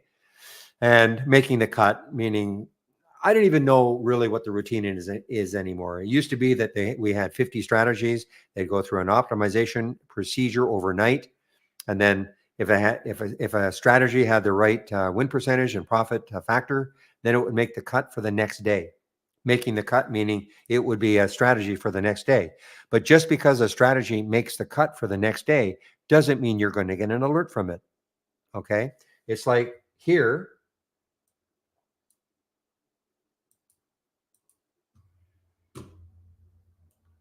This one right here, because the filters were so tough, there were a couple of days I think we didn't get anything in here. It's not that there's nothing wrong with it. It's just that no stock met all the filter requirements, as an example. Okay. So Brian, to answer your question,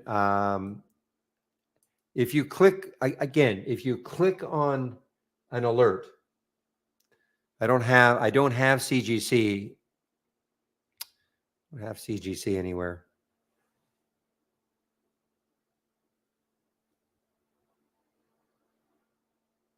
Oh, it's right.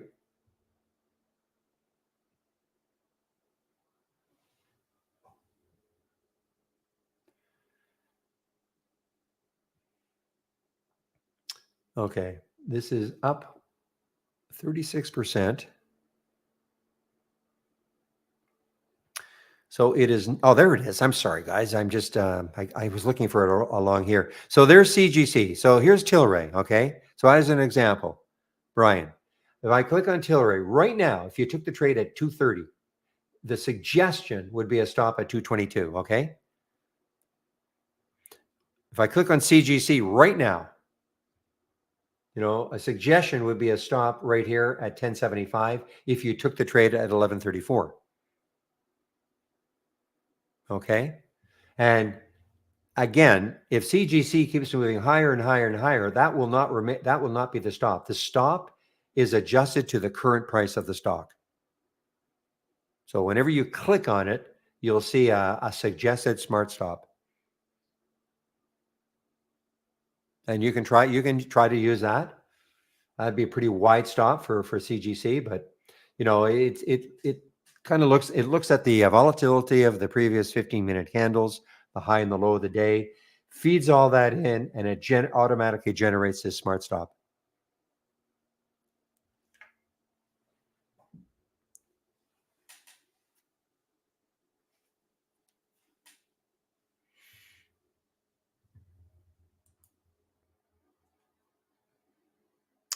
I think you might be right.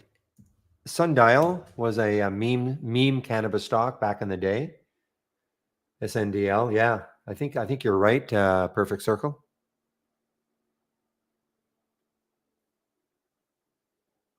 Hope so, Shady. Looking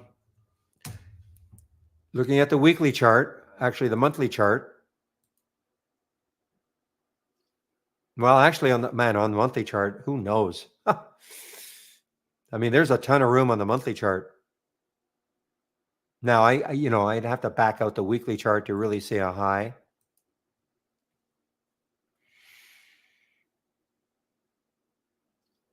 So I mean, look. I mean, the next high is on a weekly chart. Even is 1259 or so. So I don't know if there's a daily. I'd have to really back this daily out. See if I can find a high that you're talking about. 1157.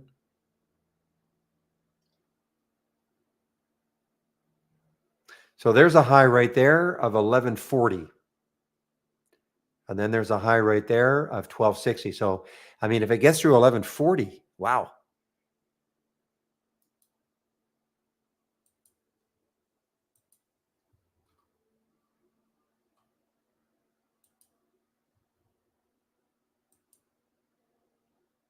Hmm.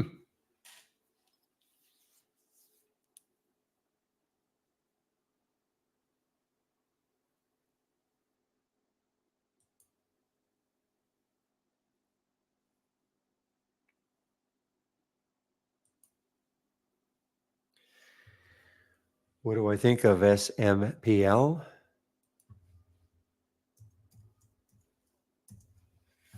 Simply the Simply Good Foods Company.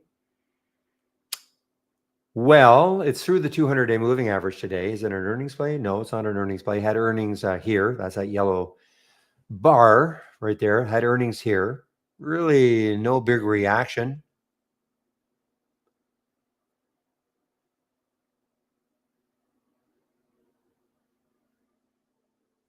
But we've seen some of these little specialty food companies like Edible and what is it, BOF, and there was another one doing really well. This is a lot more expensive than them, but so I don't know. I mean, the next high. I mean, it's got room, obviously, 37.49. Certainly not saying it's going to get there.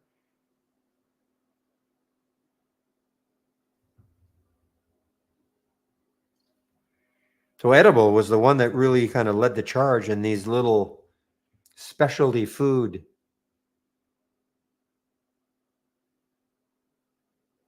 But how ugly is this? How ugly is this? Man, hard to look at. Weekly, daily. Okay, so Brian, I should have mentioned this. Okay, so to have the smart stop on any of your charts, okay? Any of your charts. So if I right click on the chart, right click and scroll down to properties, okay? And you see how this popped up right at the very bottom here, show smart risk levels. Check that. When you check that, then you'll see. Then you'll see them, okay?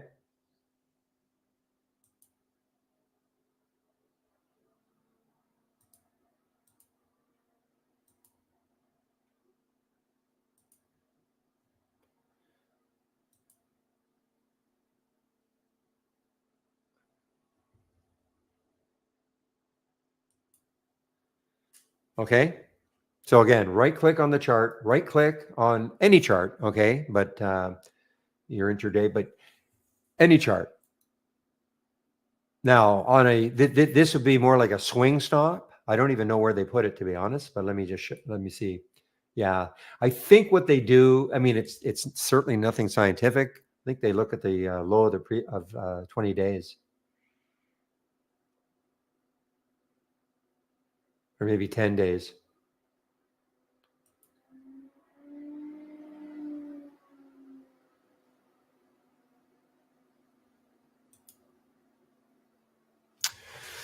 Can I have the same workstation? You mean, can you have the same layout as me? I am. I what I do is you can go to my homepage, and you can pick and choose what you want. Now, if you want exactly this layout, I do have this layout, okay, that I can give to you. This is what I was using during the test drive. So, I mean, if you want it, but the reason I don't generally do that is because not everybody wants a 15-minute chart, a daily chart, a weekly chart. They don't want the single stock window looking like this, but I can give it to you.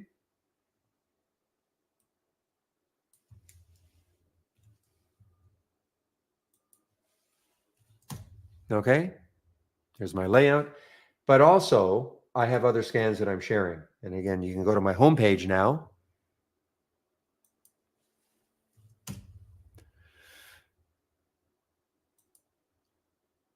You click on my homepage link and then scroll down a bit. And then here are the scans that I'm actually sharing. Okay. The individual scans that I'm sharing. That's why usually what people do is they pick and choose what they want.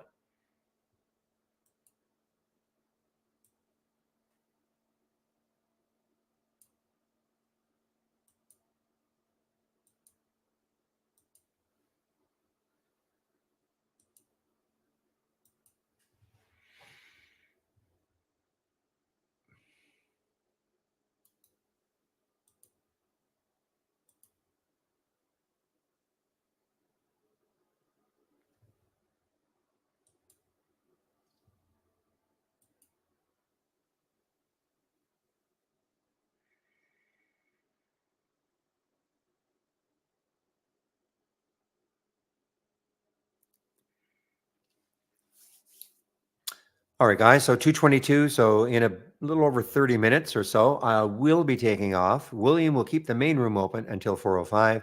I guess Amazon has earnings after hours. AMZN has earnings after hours. Yeah, after hours. So that'll be an interesting one.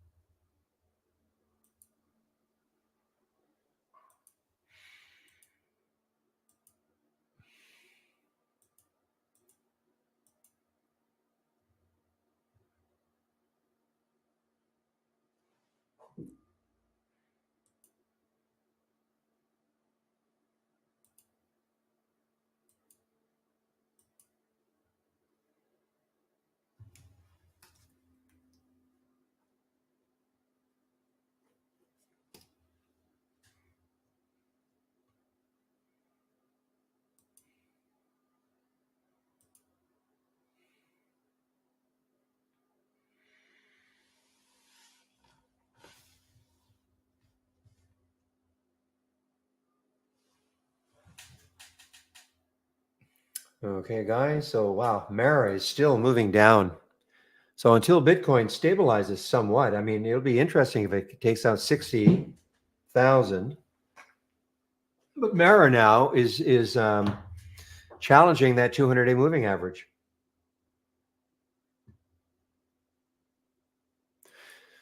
Yeah, if you're asking me, I have no idea what is expected of Amazon. I don't trade earnings. Okay, I don't go in.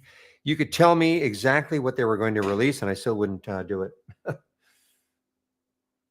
I don't trade through earnings. I'll let the earnings happen and then trade the next day if I want to.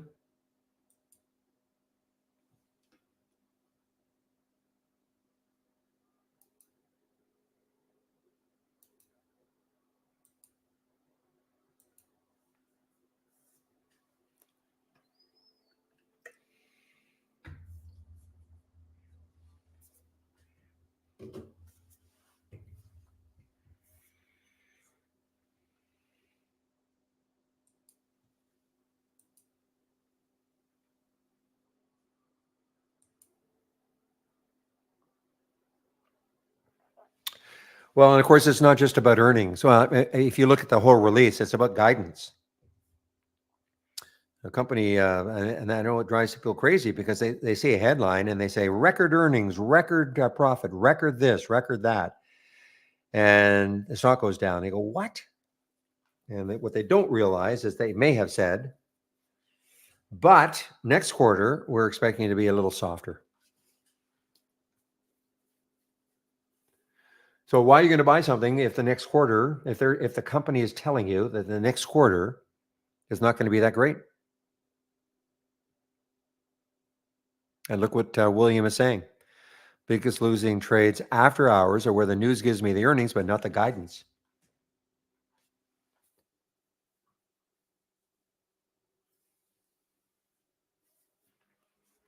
Okay, guys, give me a moment. I'll be right back.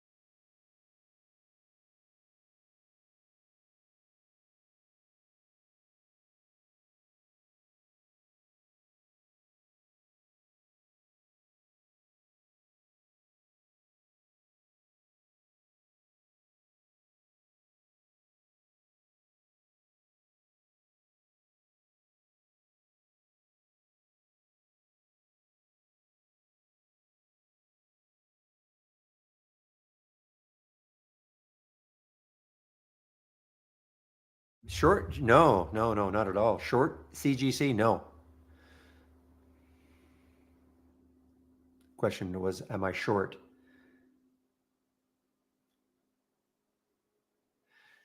Look at I mean, look at these little Hannibus Hannibus Lecter plays. Look at these little cannabis plays coming out of the woodwork here, guys. HPCO.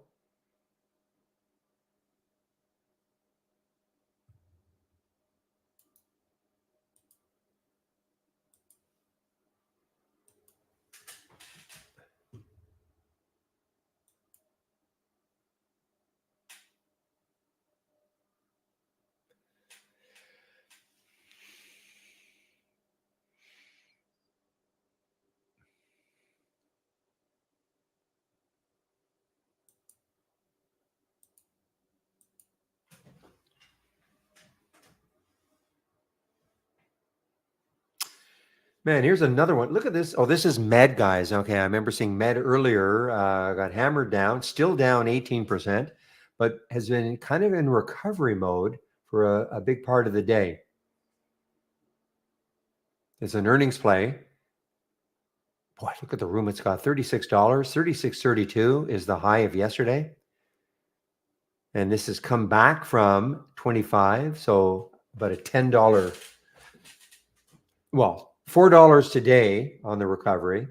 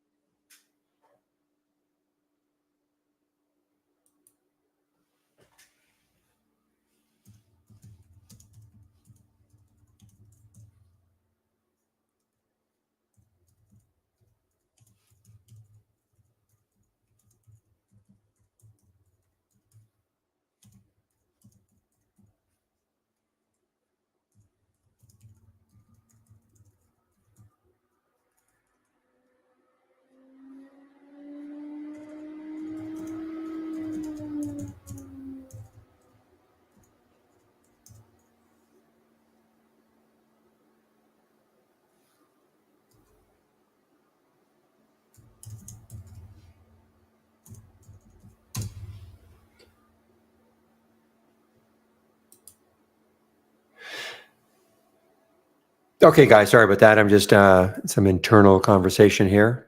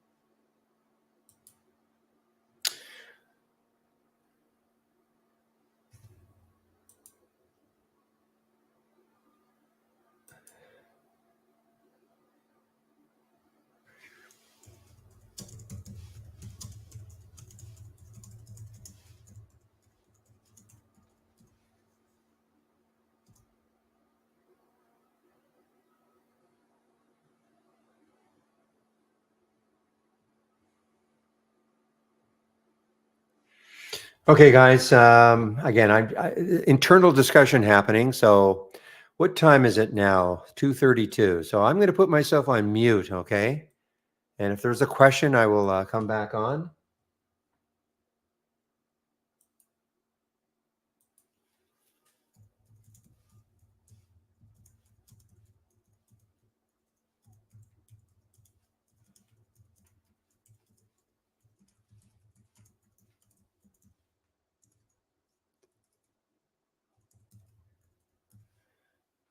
Okay, so again, I'll hop back on the mic if there is a question. Otherwise, I'm just going to put myself on mute now.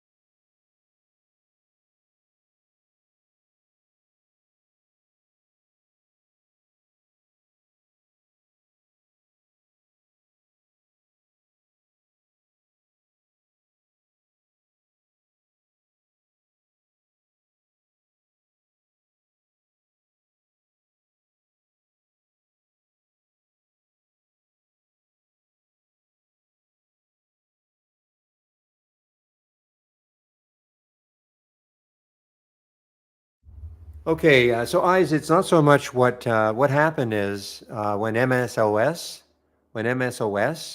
showed up here and people started talking about it. Of course, this is the ETF for cannabis. Well, then I went to CGC. Okay, I wanted to see what CGC was doing. So, but you can see CGC is right here too. If I move this up, you can see CGC is right here. But it was more when we first saw that MSOS, and we wanted to see what the news was. Why is an ETF being halted? And so you see the news. So the immediate thing, even if I didn't see this here for whatever reason, you got to go to CGC or another cannabis player. I picked CGC because to me it's the, I like to use the term the best one, but chart wise to me it is probably the better one.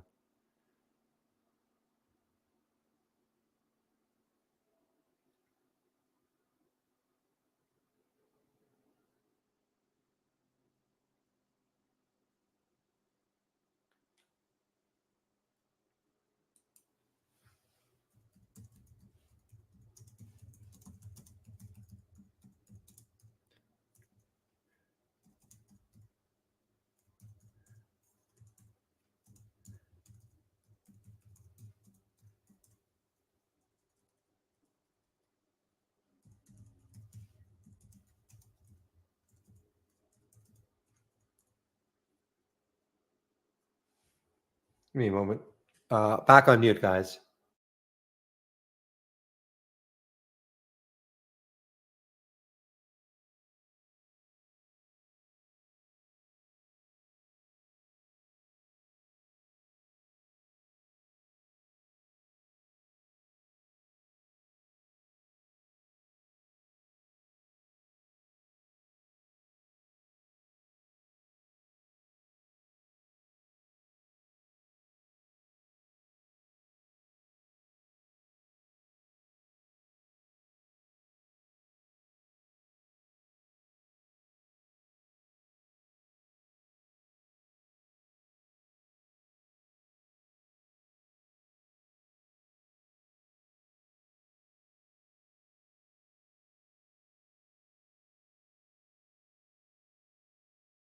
Okay, I see your question, RD. Well, first of all, when you say issues with the odds maker taking too long, usually not a good idea while the market's open and you're getting all this data coming in.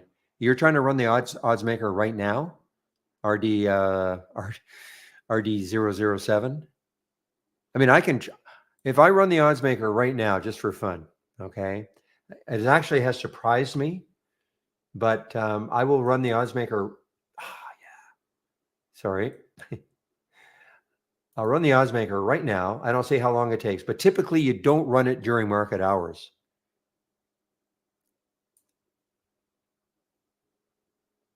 I'm just going to not make any. This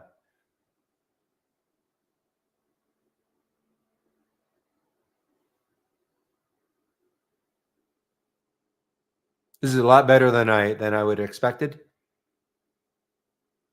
In fact, excellent. Depends on your filters. Yeah, I mean, I don't have many filters in here,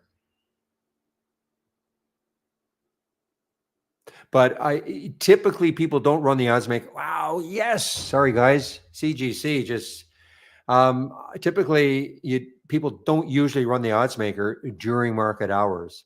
You're usually testing a strategy after market hours to see how it does, and then you tinker with it, and then get it ready for tomorrow.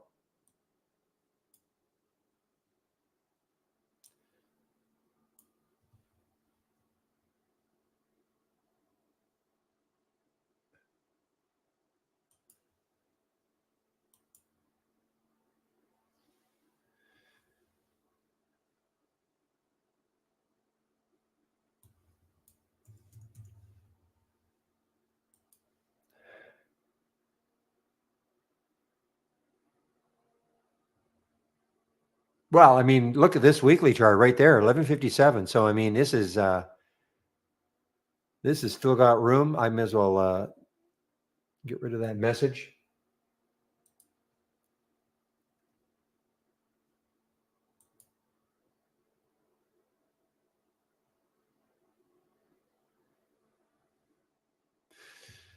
And again, refreshing my memory on the month. I think $20.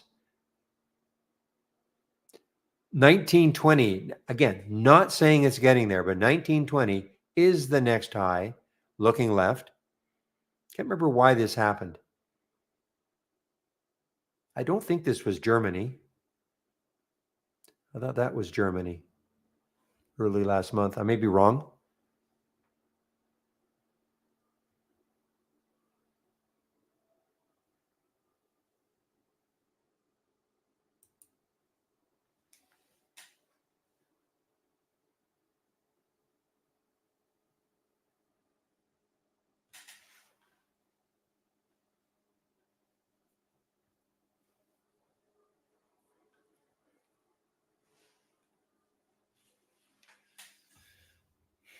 Oh man, guys, I mean, this is who knows? Maybe this maybe this is a magnet. 1920.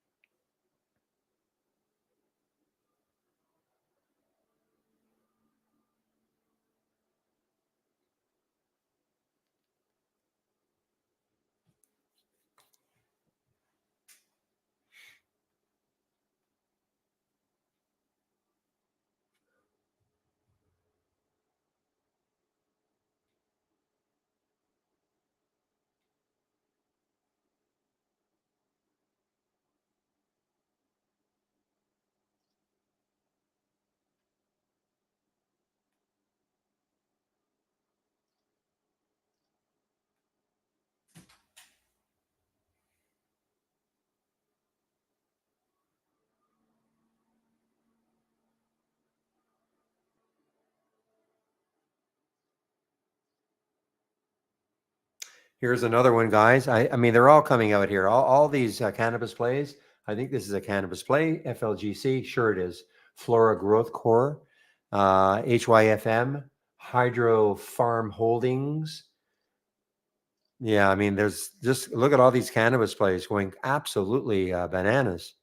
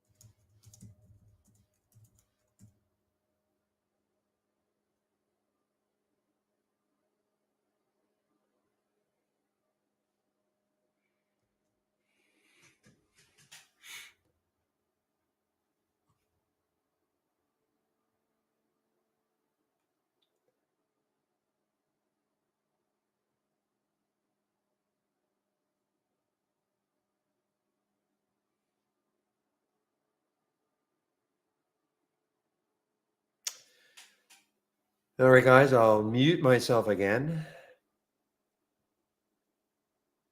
Actually, I may just take off now. Unless there are some questions. If there are questions, I will hang around.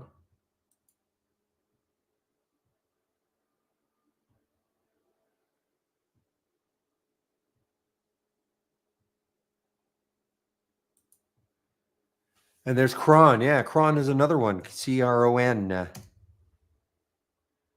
Cron is another one, another cannabis play. Look at them all. Wow. But you know, the this little one did not do it, did it? IMCC. See, look what it did. Look what it didn't do. Out of Israel, also out of Israel.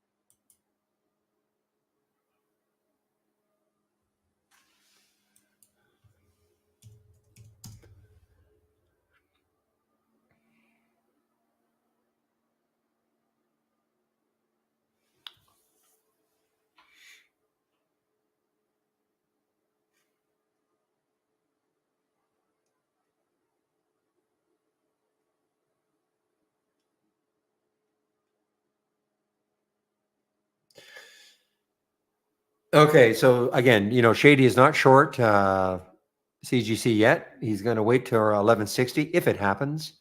And you're right, we don't have Oliver, you and I, and anybody else with Interactive Brokers. Look at the fee rate, 231.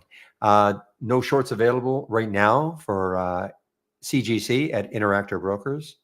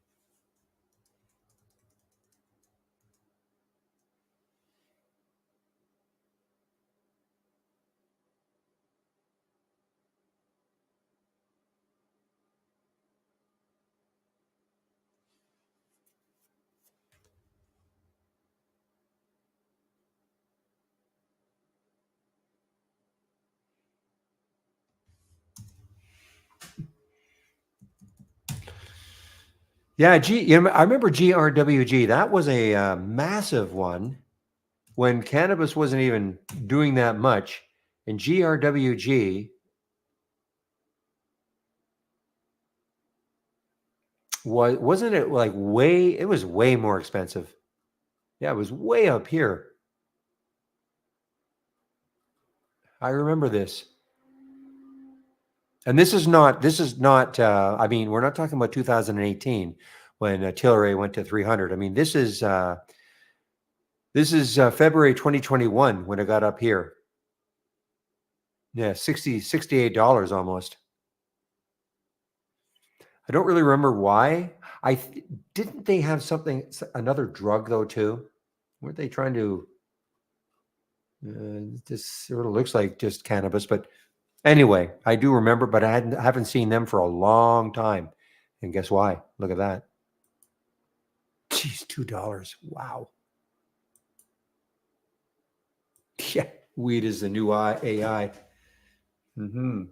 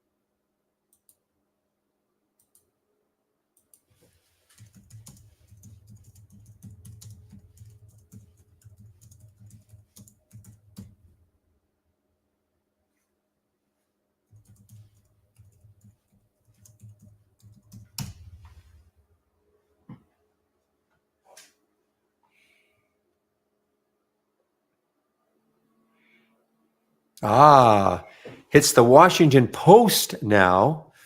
Now it's official.